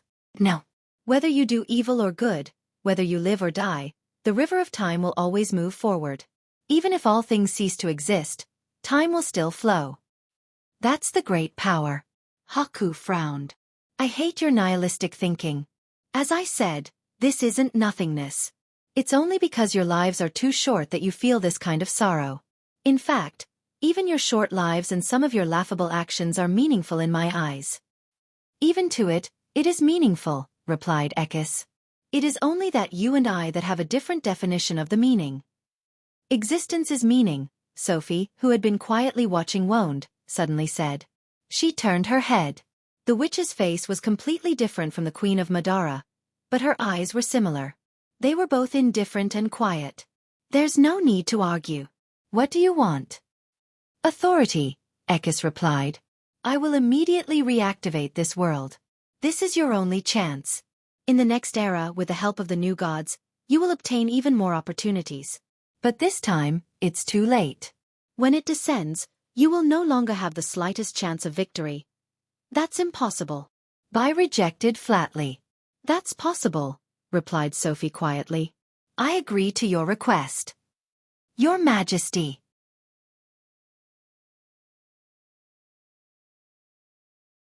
Haku turned his head and looked at her. 3 existences floated in the void. 2 people and a wolf. The gods and the gods in the past and the future have always controlled the fate of this world. There is no difference, replied Sophie. But she is Ekis, the new god of Woned. So what? She turned her head and looked at Haku's shadow. It is the world that chooses its fate, not us who decides the future of the mortals. This is not charity, Haku. Humph. Very few people understood what had happened in the instant before that. But at least they could be sure that the Queen of the Undead opened the extreme plane and pulled Brando in. Although it only lasted for a few seconds, the extreme plane disappeared in a few seconds, and both of them returned to the world unscathed. Brando raised his hand high, still maintaining the posture of taking the Mercury staff from the air. The restless Insursta was the first to see this scene. His eyes narrowed slightly, and he almost cried out involuntarily. But although he did not shout out in the end, his actions inevitably attracted the attention of others. Adney and a few of the 9 phoenixes were fine, but Metisha, Blank, and Delphian were stunned at the first moment. They looked at the Mercury staff in Brando's hand with a look of extreme disbelief. In fact, Brando himself was a little dumbfounded. He did not expect that the queen would disperse the extreme plane in such a situation. What was she trying to do? The commotion at the front quickly spread to the liches and liches behind the undead army. When the apprentice necromancers saw the mercury staff in Brando's hand, they all looked back with an expression of disbelief. The undead lords also turned their heads one by one. Their gazes were all gathered in the direction of Her Majesty the Queen. Almost no one dared to believe that the mercury staff would be lost because of this. They thought that it was nothing more than a trick played by humans, but this trick was too absurd, so absurd that it could be seen through with a poke. But the question was, how could there be such a stupid person who would think of playing such a trick in front of so many people? In their minds, these humans were clearly not such stupid people. The undead lords were actually a little uncertain. And when they saw that Her Majesty the Queen's hand was empty, this kind of panic spread uncontrollably. Your Majesty. Isaac's face was pale, so pale that one could tell at a glance that he was a necromancer. Large beads of sweat seeped out of his forehead, and he stuttered as he asked, so nervous that it was as if he would suddenly die from arrhythmia in the next moment. But the queen did not answer him. Her face was full of shock, and she trembled as she looked at Brando, as if something unbelievable had happened. Brando saw this woman's expression from afar, and couldn't help but curse in his heart. What happened to saying that I'm not suitable for acting? What happened to the witches of the Black Moon having to abandon all emotions? What happened to the basic trust between humans? Well, he meant the basic trust between humans and the undead? Can't you just play around like this? He couldn't help but call himself an idiot in his heart.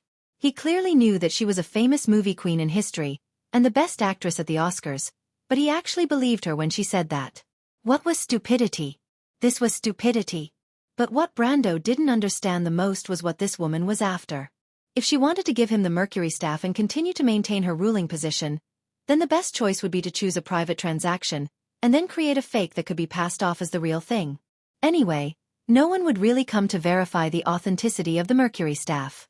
However, the fact that she had thrown the mercury staff to him and put on such a pose made him feel a little puzzled. If she said that it was to frame him, the price she had to pay was a little too high. Moreover, it would affect her own prestige, which was purely superfluous. But other than that, he couldn't think of any other reason. Unless this queen was a two-faced person, and simply wanted to toy with him. He didn't know if it was an illusion, but the more Brando thought about it, the more likely it was. He didn't have time to think about this question, but he heard the queen shout, "Catch him, the mercury staff is on his scalp." Fuck! The undead army was in chaos in an instant. It was definitely not because they were mobilized, but because they were in a real mess. What did the mercury staff mean to Madara? Throne? Power? Or was it a supreme status? Brando didn't know. But at least he understood that it was the highest belief and spiritual sustenance of the entire Dead Moon Empire. So every undead on the front line went completely crazy. As long as they had the slightest bit of intelligence, they wouldn't let the mercury staff fall into the hands of a human. Without waiting for the undead lords behind to give orders, the undead wizard apprentices, liches, and liches on the front line had already screamed out orders. There was no coordination at all. All the undead just rushed over in a rush. Everyone was shocked, including Metasha and the always optimistic Miss Hipamara. To their small team, this undead army was definitely more terrifying than before. The key was that in the chaos, the undead were trampling on each other, let alone the enemies. How could they break through? But just when everyone was at their wits' end, a sacred sword burning with raging flames rose up from the chaos. Odorfice emitted such a bright light in the night that everyone couldn't help but raise their heads in that direction. The burning sacred light almost instantly burned the eyes of thousands of undead, piercing into their soul fire from the depths of their eye sockets. The long-awaited pain caused them to scream in pain, and some of the low-level undead even spontaneously combusted in an instant. The second sword to rise was the shallow sea sword. The pale blue light flickered like ripples, spreading out in all directions. The undead that it touched were immediately frozen into ice cubes. Everything within 1,000 meters was sealed in ice. The third sword was the Halran Gaia. The fourth sword was the firmament. When the fifth holy sword rose, Brendel suddenly felt a strong force in his hand, and the mercury staff flew out of his hand. He looked up and saw a black shadow shooting towards the holy sword of annihilation. The fifth sword. In midair, Freya snorted, her golden eyes flashing slightly. 2 more. At this moment, boundless pressure descended from the sky. P.S. Begging for votes.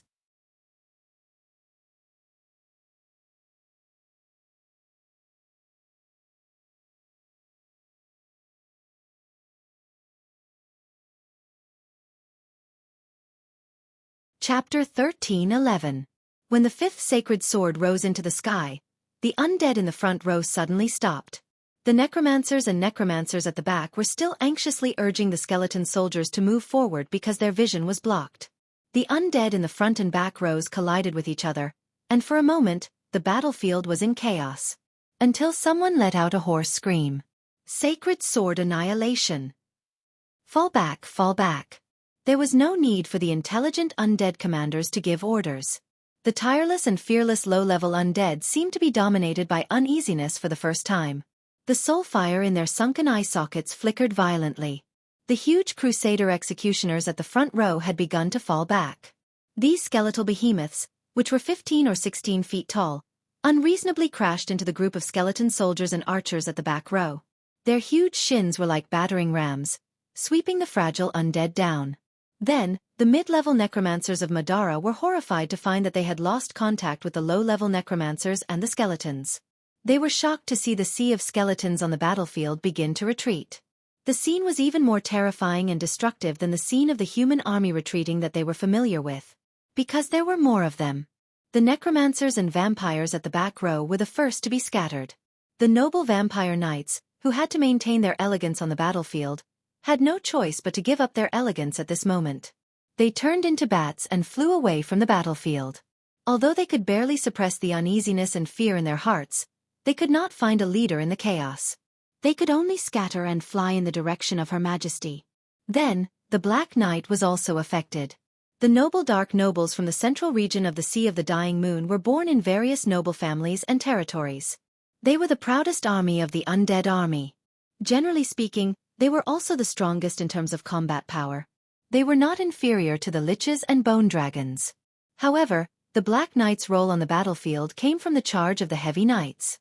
Thanks to the characteristics of the undead, they were the only cavalry in the world that could charge like a wall.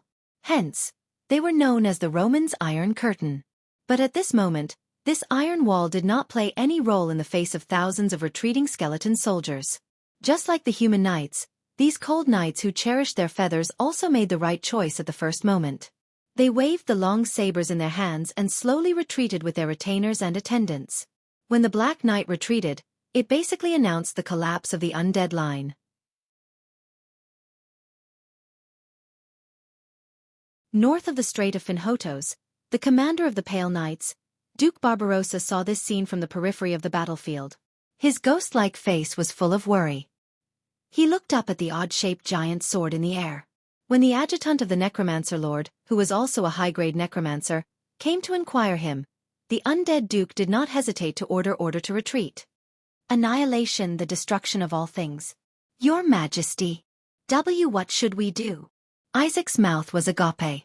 Although he was a human, the muscles on his bald head were loose and pale. His eyes were sunken and his limbs were withered, making him look more like a skeleton than a skeleton. He did not expect the queen to answer his question. The Supreme One of Madara turned her head and glanced at him. He found that the cold eyes of the other party were shining with fanaticism. Your Majesty? Do you know how the dark prophecy described this scene? The queen smiled coldly.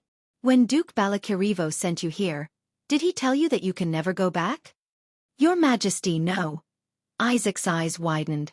He saw the queen put her hand on his chest and gently pushed him back. His body became light, and the scene in front of him quickly receded. The master of undead alchemy let out a scream and fell from the high platform. With a light crack, countless spears pierced through his body. Isaac jerked up like a dying fish. He opened his mouth and black blood spurted out. Sophie looked coldly in this direction and turned around. No one on the battlefield noticed this scene. All the undead lords stared motionlessly at the holy sword destruction that rose slowly in the air. Although many of them had never heard of this holy sword, it was a natural feeling as if they were facing their natural enemy. Fear poured out from the depths of their hearts. The strong-willed liches were fine, but most of the undead lords who used to be warriors even collapsed to the ground. Then the dark night began to retreat. The skeletal warhorses they were sitting on knelt on the ground one by one, throwing them out of the saddle. A few unlucky ones even broke their necks. Although it was not a big deal for the undead, it was enough to make the scene chaotic. The Lord of Darkness had descended. It would dominate everything. A circle of black ripples spread out from the holy sword destruction in all directions. The undead on the battlefield suddenly fell to the ground. Their bodies did not suffer any damage, but the soul fire in their eye sockets had long been extinguished. Tens of millions of soul fires floated up from the battlefield and flew towards the pitch-black holy sword in the air. The Pale poem described it like this. The beginning, a world born from thoughts, the beginning of everything. The world was in chaos, water and wind, fire and lightning surrounded everything.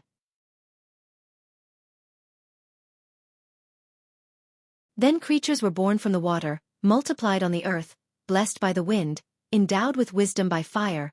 Martha said a name, Nana Inta. Light, darkness, wind, water, fire, earth. The 6 elements surrounded this world. The original laws of nature formed another 14,000 gods. Grasping all of this, it was done. Pale poem, the Book of Beginnings. One of the gods was in charge of the kingdom of the dead at the end of all life. It was Hela, the god of the underworld. Legend had it that when Hela fell, the authority of the underworld was lost to the world. It was divided into 3 parts. The most important part, the Mercury staff, was lost on the earth and established an eternal kingdom. But in the legend passed down from generation to generation in Madara, Hela would eventually return and take back the authority of the underworld. When that day came, it would be the Sabbath of the undead's eternal rest. The Lord of the Kingdom of the Dead had returned to the world. Almost all the undead felt the resurrection of the underworld dragon Hela at this moment. It was in the sky, and the 17 stars that made up it were shining brightly. Long before the year of the Lord, Chaos 327, this constellation had already collapsed in the void. And at this moment, in the dark purple sky of Fenhotos, it was side by side with the war dragon. In the sky 35 degrees north of Alphonse, the god of fury, it formed the shape of a black rose. The light of the 17 stars fell on Brando's body. 17 satellites. Hela is only a god with secondary authority. Why does it have its authority? Fuchsia looked up and muttered to herself. In the void outside the elemental boundary, 2 people and a wolf reached a final agreement. Hela is the daughter of Loki and Enboda. Her existence that day was part of the plan to tell the dead. The first generation of arbitrators planned these 17 satellites and designated its secondary authority because rebooting the world was never the first choice of the ancestors. Martha wants us to remember that it is always the last and most helpless way. Sophie looked at the fluorescent atmosphere and said quietly, "Now the authority of the Ring of Nibelungen walks on the earth. He is the last king of this era, and you and he will be the 2 existences with the highest authority in this era, just like the first generation of ancestors and Martha. And now, you must decide the fate of this world together." Of course I understand. As if something had happened before, Ekis looked a little weak. His huge body became illusory and translucent like Haku's previous state. He will also understand this. The era of mortals can't be established in one era. At least we have learned enough lessons and experience this time. One day, maybe it will really succeed. She shook her head. Although I don't think so. You have to be firm in your beliefs, Ekis, Haku replied with a frown. It's Lady Martha, Sophie said quietly.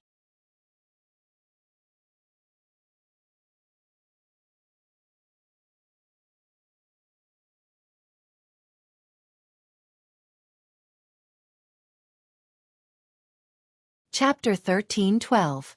At that moment, the giant wolf Silverfur fluttered without any wind. Woo woo! Woo woo woo! She closed her throat and let out a distant howl. At that moment, it echoed in the sky of Wonde. On the battlefield of Erewhon, both sides of Win Omar stopped at the same time. The undead raised their heads and looked at the sunset sky. The necromancers ran to the center from all directions of the battlefield. The Red Knight Ladios looked at his army wizard in confusion, the lich from the south of the Sea of the Dead Moon who was in a daze. It's coming, it's coming. What's coming? That legend? I don't understand, Your Excellency. Look, Hela 17 stars. It's back, they're all back. Ladios frowned and raised his head. The battlefield was already in chaos. The wizards screamed and ran aimlessly to the communication crystal in the center of the battlefield. Their hysterical voices echoed throughout the battlefield. On the other side of the battlefield, Freya raised her head and asked her guards in shock, "Is that a wolf's cry?" "It seems so, madam. Maybe it's the wolves in the direction of the Pine Mountains. Don't worry about them. What's wrong with the undead? Maybe this is our chance. Where's Lady Brunhilde? Is she here? I need the Valkyries to organize and launch an attack." "Madam, just now, Lady Brunhilde and the others have left the battlefield." "How? Why? Did someone give them orders?" "I don't know, madam. They went east." "East? Isn't that where the army of the Queen of Banshees is?" Freya's face showed an expression of disbelief. Crack! Sugar Jar looked at the broken honey jar on the ground in shock. Thick amber liquid seeped out from between the fragments of the jar. The bright liquid seemed to reflect the full moon. She raised her head and looked at the dark pine ceiling above her. Babasha trembled as she looked at this scene and muttered to herself behind her, "Don't worry. It's coming, it's coming. Do you hear that, my master?" If it was any other day, Sugarpot might have reprimanded her servant, but at this moment, this little girl's face revealed a rare look of anxiety. The omen of calamity! Her heart began to beat violently. She suddenly turned around and rushed out of the house. Outside the room, the twin witches beside the Witch Queen were just about to push open the door when the three of them collided with each other. Ouch! The two little Lolas immediately cried out in pain. Ever since they left Rushta, they had always been at odds with Brando's witches. If it was in the past, they would have already fought with each other. But now, they didn't have time to express their dissatisfaction. One of the little Lolas got up and shouted at the sugar jar, "Do you have the man-devouring demonic book? Hurry up and take it out." Page 650. Another Loli added. Sugarpot had already crawled up and quickly took down a dusty black book from the bookshelf. She swept the black cover with her hand, sweeping off a thick layer of dust. Then, she opened the book, and the rows of sharp teeth on the title page immediately retracted. The room was quiet, and only the sound of pages flipping could be heard.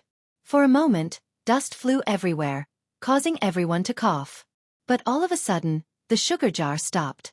Between the pages of the thick book in her hand, the words written on it were emitting a bright golden light. It was just a few short sentences.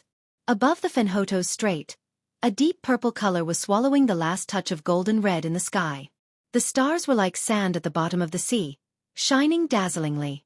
The howling of wolves resounded through the sky. It seemed to come from all directions and lingered in everyone's heart for a long time. In the legends of the 10 cities, the wolves were the omen before the end of the world. They would always sweep across the land before the first snowstorm, tearing apart all the hope before the harsh winter. The howling of wolves was like a nightmare in the north wind. It was stationed in the depths of every veteran hunter's heart, making them tremble in the nightmare. But this time, they intimidated the undead of Madara.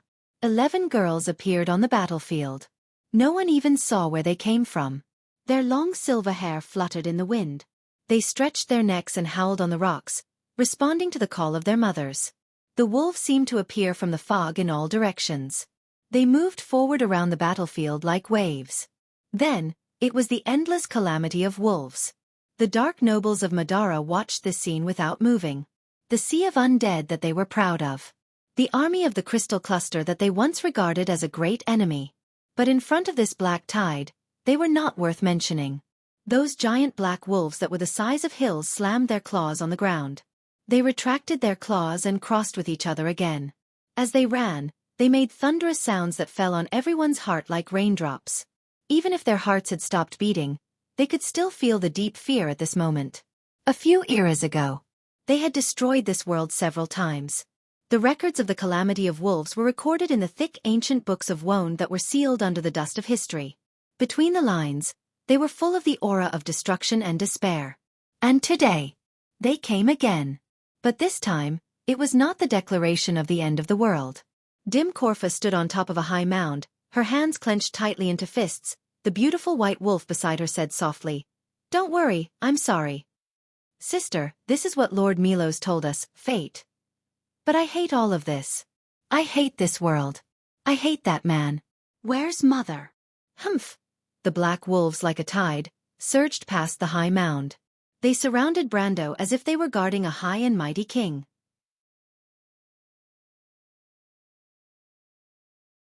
Their howls rose and fell one after another as they pounced in the direction of the undead. The Dark Monarch herds the wolves. Before the end of the world, disaster follows. In his eyes, there are no secrets in the world. Delphian read these words in a daze. The ancient words seemed to come true at this moment. Xianxia looked at this scene in disbelief. No. He suddenly turned his head and said loudly to his colleagues in the language of the Nine Phoenix, Tarkus, what are you hesitating for? The future that His Majesty promised us, has it come true? No, it hasn't. Tarkus, we must stop him.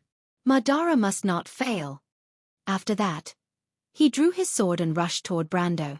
His actions were so sudden that Medusa and Hippamela couldn't react in time. Although Phoenix Hua understood the undead knight's words, she was standing too far away and couldn't make it in time. Xianxia rushed to Brando's side in a stride. He raised his sword and stabbed at the latter. But Brando's mind was tied to the 5 rising holy swords at this moment. He did not completely lose consciousness. He only stretched out a finger and blocked Xianxia's sword. A look of despair appeared on the latter's face. Brando looked down at him. You have broken your promise and blasphemed the glory of the Dark Nobles. I don't care, Count. Kill me. For Madara, I will die without regrets. Xianxia's face showed a determined look and said loudly. At this time, Medusa's spear arrived, and the tip of the spear was pointed at Xianxia's back. Tarkus wanted to stop her, but was stopped in place by Hippamela's spell. Don't, Xianxia. Tarkus's face showed anxiety for the first time. My lord, don't kill him. The Silver Elf Princess's spear stopped at Xianxia's back. Because she saw Brando shaking his head at him. Xianxia's face was pale. Of course, he knew that he had just walked around the door of death. The undead were not afraid of eternal death, but in the face of destruction, the first reaction of any intelligent being was instinctive resistance. Unless it was crazy. But Xianxia was obviously not crazy. Why don't you kill me? He said in a hoarse voice. Count, let me be buried with the Black Rose of Roman Tua. You have a lot of talents under you. You don't need me. If I don't kill you, Madara will not be destroyed. You can still be loyal to your queen. Don't you see? Brando turned to Tarkus and said, Tarkus, take your friend down. He is a little irrational. Tarkus shook his head and bowed to thank Brando. He sighed and went forward to pull his colleague. Tarkus, why, have you also betrayed the Empire? My friend, don't you understand? This is the will of Her Majesty. What? Brando shook his head. The Black Lord could be said to be the #1 genius of Madara in the future. His talent in battlefield command was unparalleled. He may be a little immature now, but in the future, he may surpass Medusa.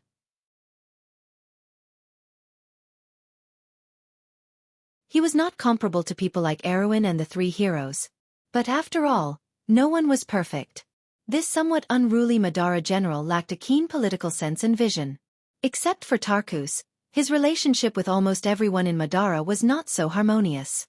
Perhaps it was because of this that the Supreme of Madara let him partner with Tarkus. As it turned out, these two were also the most perfect partners. And thinking of the Queen of Madara, Brando couldn't help but raise his head and look in that direction. In the center of the retreating undead army on the battlefield, Her Majesty and her guards still insisted on not retreating. Her guards were like reefs, standing in the middle of the battlefield. Thousands of meters away, Brando seemed to be able to see the dark eyes of the other party, silently looking in this direction. So what was the other party thinking? Her Majesty the Queen of Madara. He looked back. Bai's figure had long disappeared.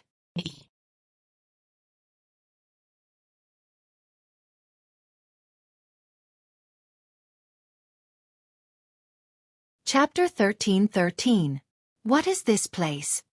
The flames crackled as sparks danced in the air. The distorted heat wave blurred the scene in front of them. It was like a street. The street was not spacious, but it was paved with stone slabs. There were 2 trenches for carriages. On both sides of the street were 2 or 3-story tall brick buildings, but most of them were only left with their frames. From time to time, the sound of buildings collapsing could be heard. There were also sounds of fighting, screams of despair, begging, and cursing. The flames that reached the sky reflected a fiery red color on the horizon. Smoke and dust rose into the sky, forming thick black clouds. Is this Westminster? Brags. Why is this happening? His mind was muddled as if there were countless voices lingering in his head. They seemed to be talking loudly, arguing with each other, whispering and chattering. Sometimes it was a man, sometimes it was a woman, sometimes it was an old man, sometimes it was a child. Shut up! Shut up! Terst shook his head and shouted loudly. Sure enough, all the sounds stopped. He saw another scene. It was a dark and empty world, and there seemed to be solid ground beneath his feet. A group of people wearing white robes and emitting fluorescent light were walking forward. Those people had no faces or hair, and he seemed to be involuntarily following them. Terst, Terst. A ghostly voice called his name through the void of space. The voice reminded him of his own childhood in the countryside of Weinomar, when he had hidden in the stables, separated by a thin wooden wall, and the wet nurse had called his name. Then the door was violently flung open, and he saw the face that haunted his dreams, and that he least wished to recall.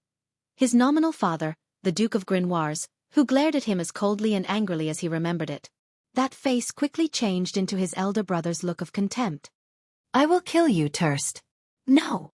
Terst screamed in horror, but the voice quickly changed in his mind.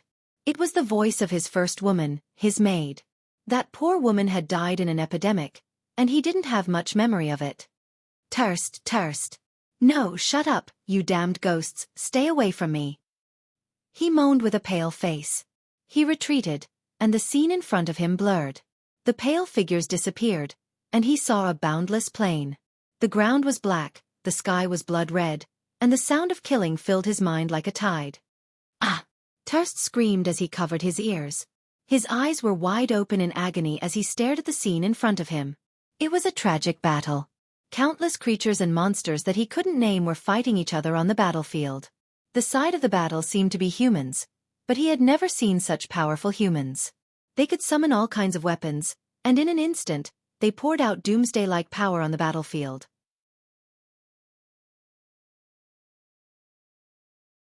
They rained fire on the battlefield, and the monsters died in their hands. They then created a few bright suns between heaven and earth. The suns seemed to absorb all the light around them, turning the world into darkness. When they were born, all the monsters around them vaporized in an instant, turning into smoke and dust. They also dropped meteorites from above the clouds.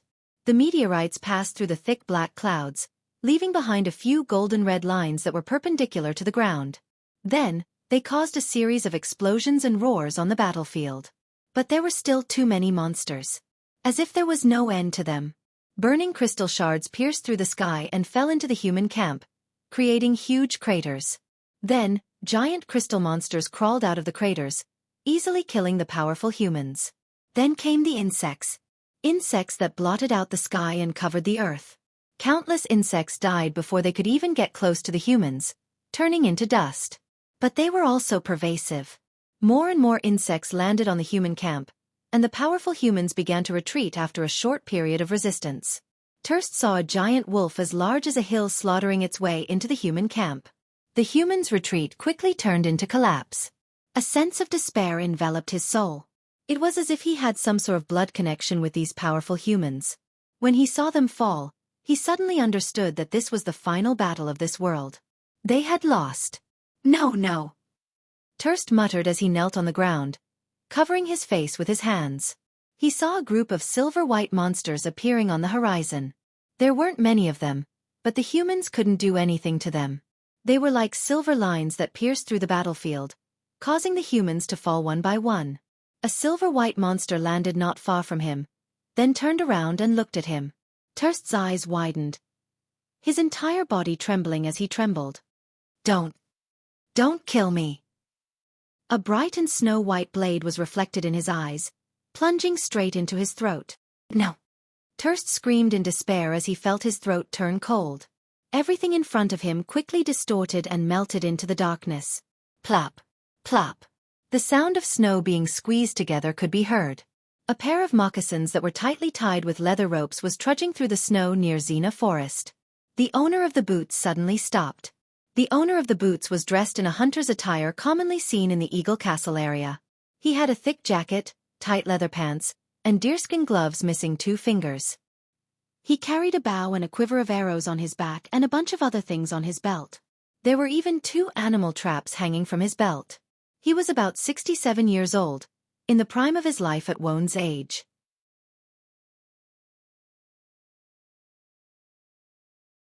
His skin was dark, and it was obvious that he was an experienced hunter who had spent a lot of time in the wilderness.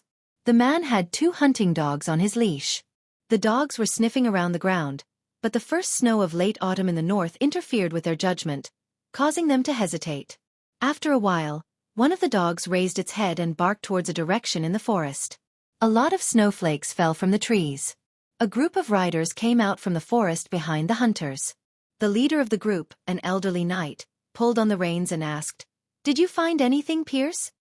"There's something in the forest, my lord." "Could it be a herd of deer?" "No, my lord. There's no trace of a herd of deer nearby." "Maybe it's a rabbit or some other small animal," a young knight said. "No, the dogs are very uneasy." "Only bears in the forest can make them so uneasy." "But the bears are hibernating now, so you can't see them," Pierce said with certainty. "Maybe there's 1 or 2 that aren't so afraid of the cold. The snow isn't thick yet, so they have to hurry out and store food." Duke Hoffman waved his hand. "Believe in Pierce. He's the best hunter around here. Draw your swords. Boys, let's go in and take a look." "No, my lord. Let me go in and take a look. I'm familiar with the forest. If there's anything strange, I can at least send a message," Pierce replied in a deep voice. Duke Hoffman looked at the old hunter and nodded. The forest quickly became quiet. The young knight seemed a little nervous. There were many ancient legends about the forest. There was a forest with many old human faces carved in it. It was said that the person who carved them was once the owner of the forest. But these people had long been lost in the depths of the forest, leaving behind all kinds of mysterious sayings. Not only the humans, but the horses also seemed a little uneasy. The war horses of the 10 cities area all came from Ice Bay, which was further north. They were cold-resistant, tall, and covered with hair. Wild horses fought with wolves all year round, so they were fierce, brave, and wild. But these Ice Bay horses were now snorting, and white mist with warmth came out of their nostrils, condensing around the cage. They used their hooves to scratch the ground, as if something in the forest made them very nervous. The knight comforted their companions, but Duke Hoffman's face was full of seriousness. According to the tradition of the Eagle Castle, the forest would be frozen after winter. It was said that the ancient spirits would appear in the depths of the forest to patrol and hunt. So no matter if it was farmers or hunters, they would not enter Xena Forest in winter, because it would offend the ancient spirits and bring about a curse. If not for the fact that he had no other choice, as the owner of this land, he would also not be willing to enter the forest in this season. He had been in charge of the Eagle Castle for 63 years.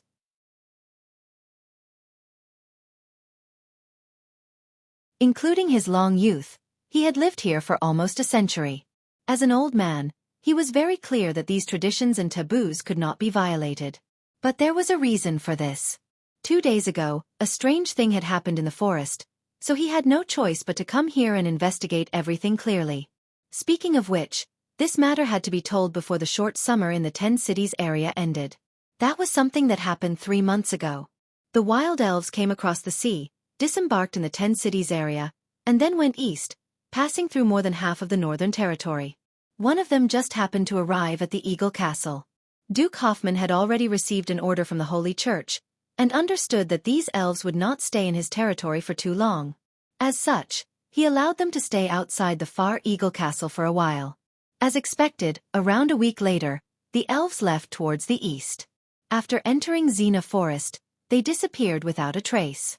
East of Xena Forest, after passing through the Heather Hills, the only place to go was the endless Great Glacier. Before the year of the return of light, the pioneer knight from Fanzan expanded east along this road, and there they bumped into the border of the World of Order. You're tuning in to the Wisdom Diary YouTube channel. Don't forget to subscribe and join us on this journey to catch the most captivating stories.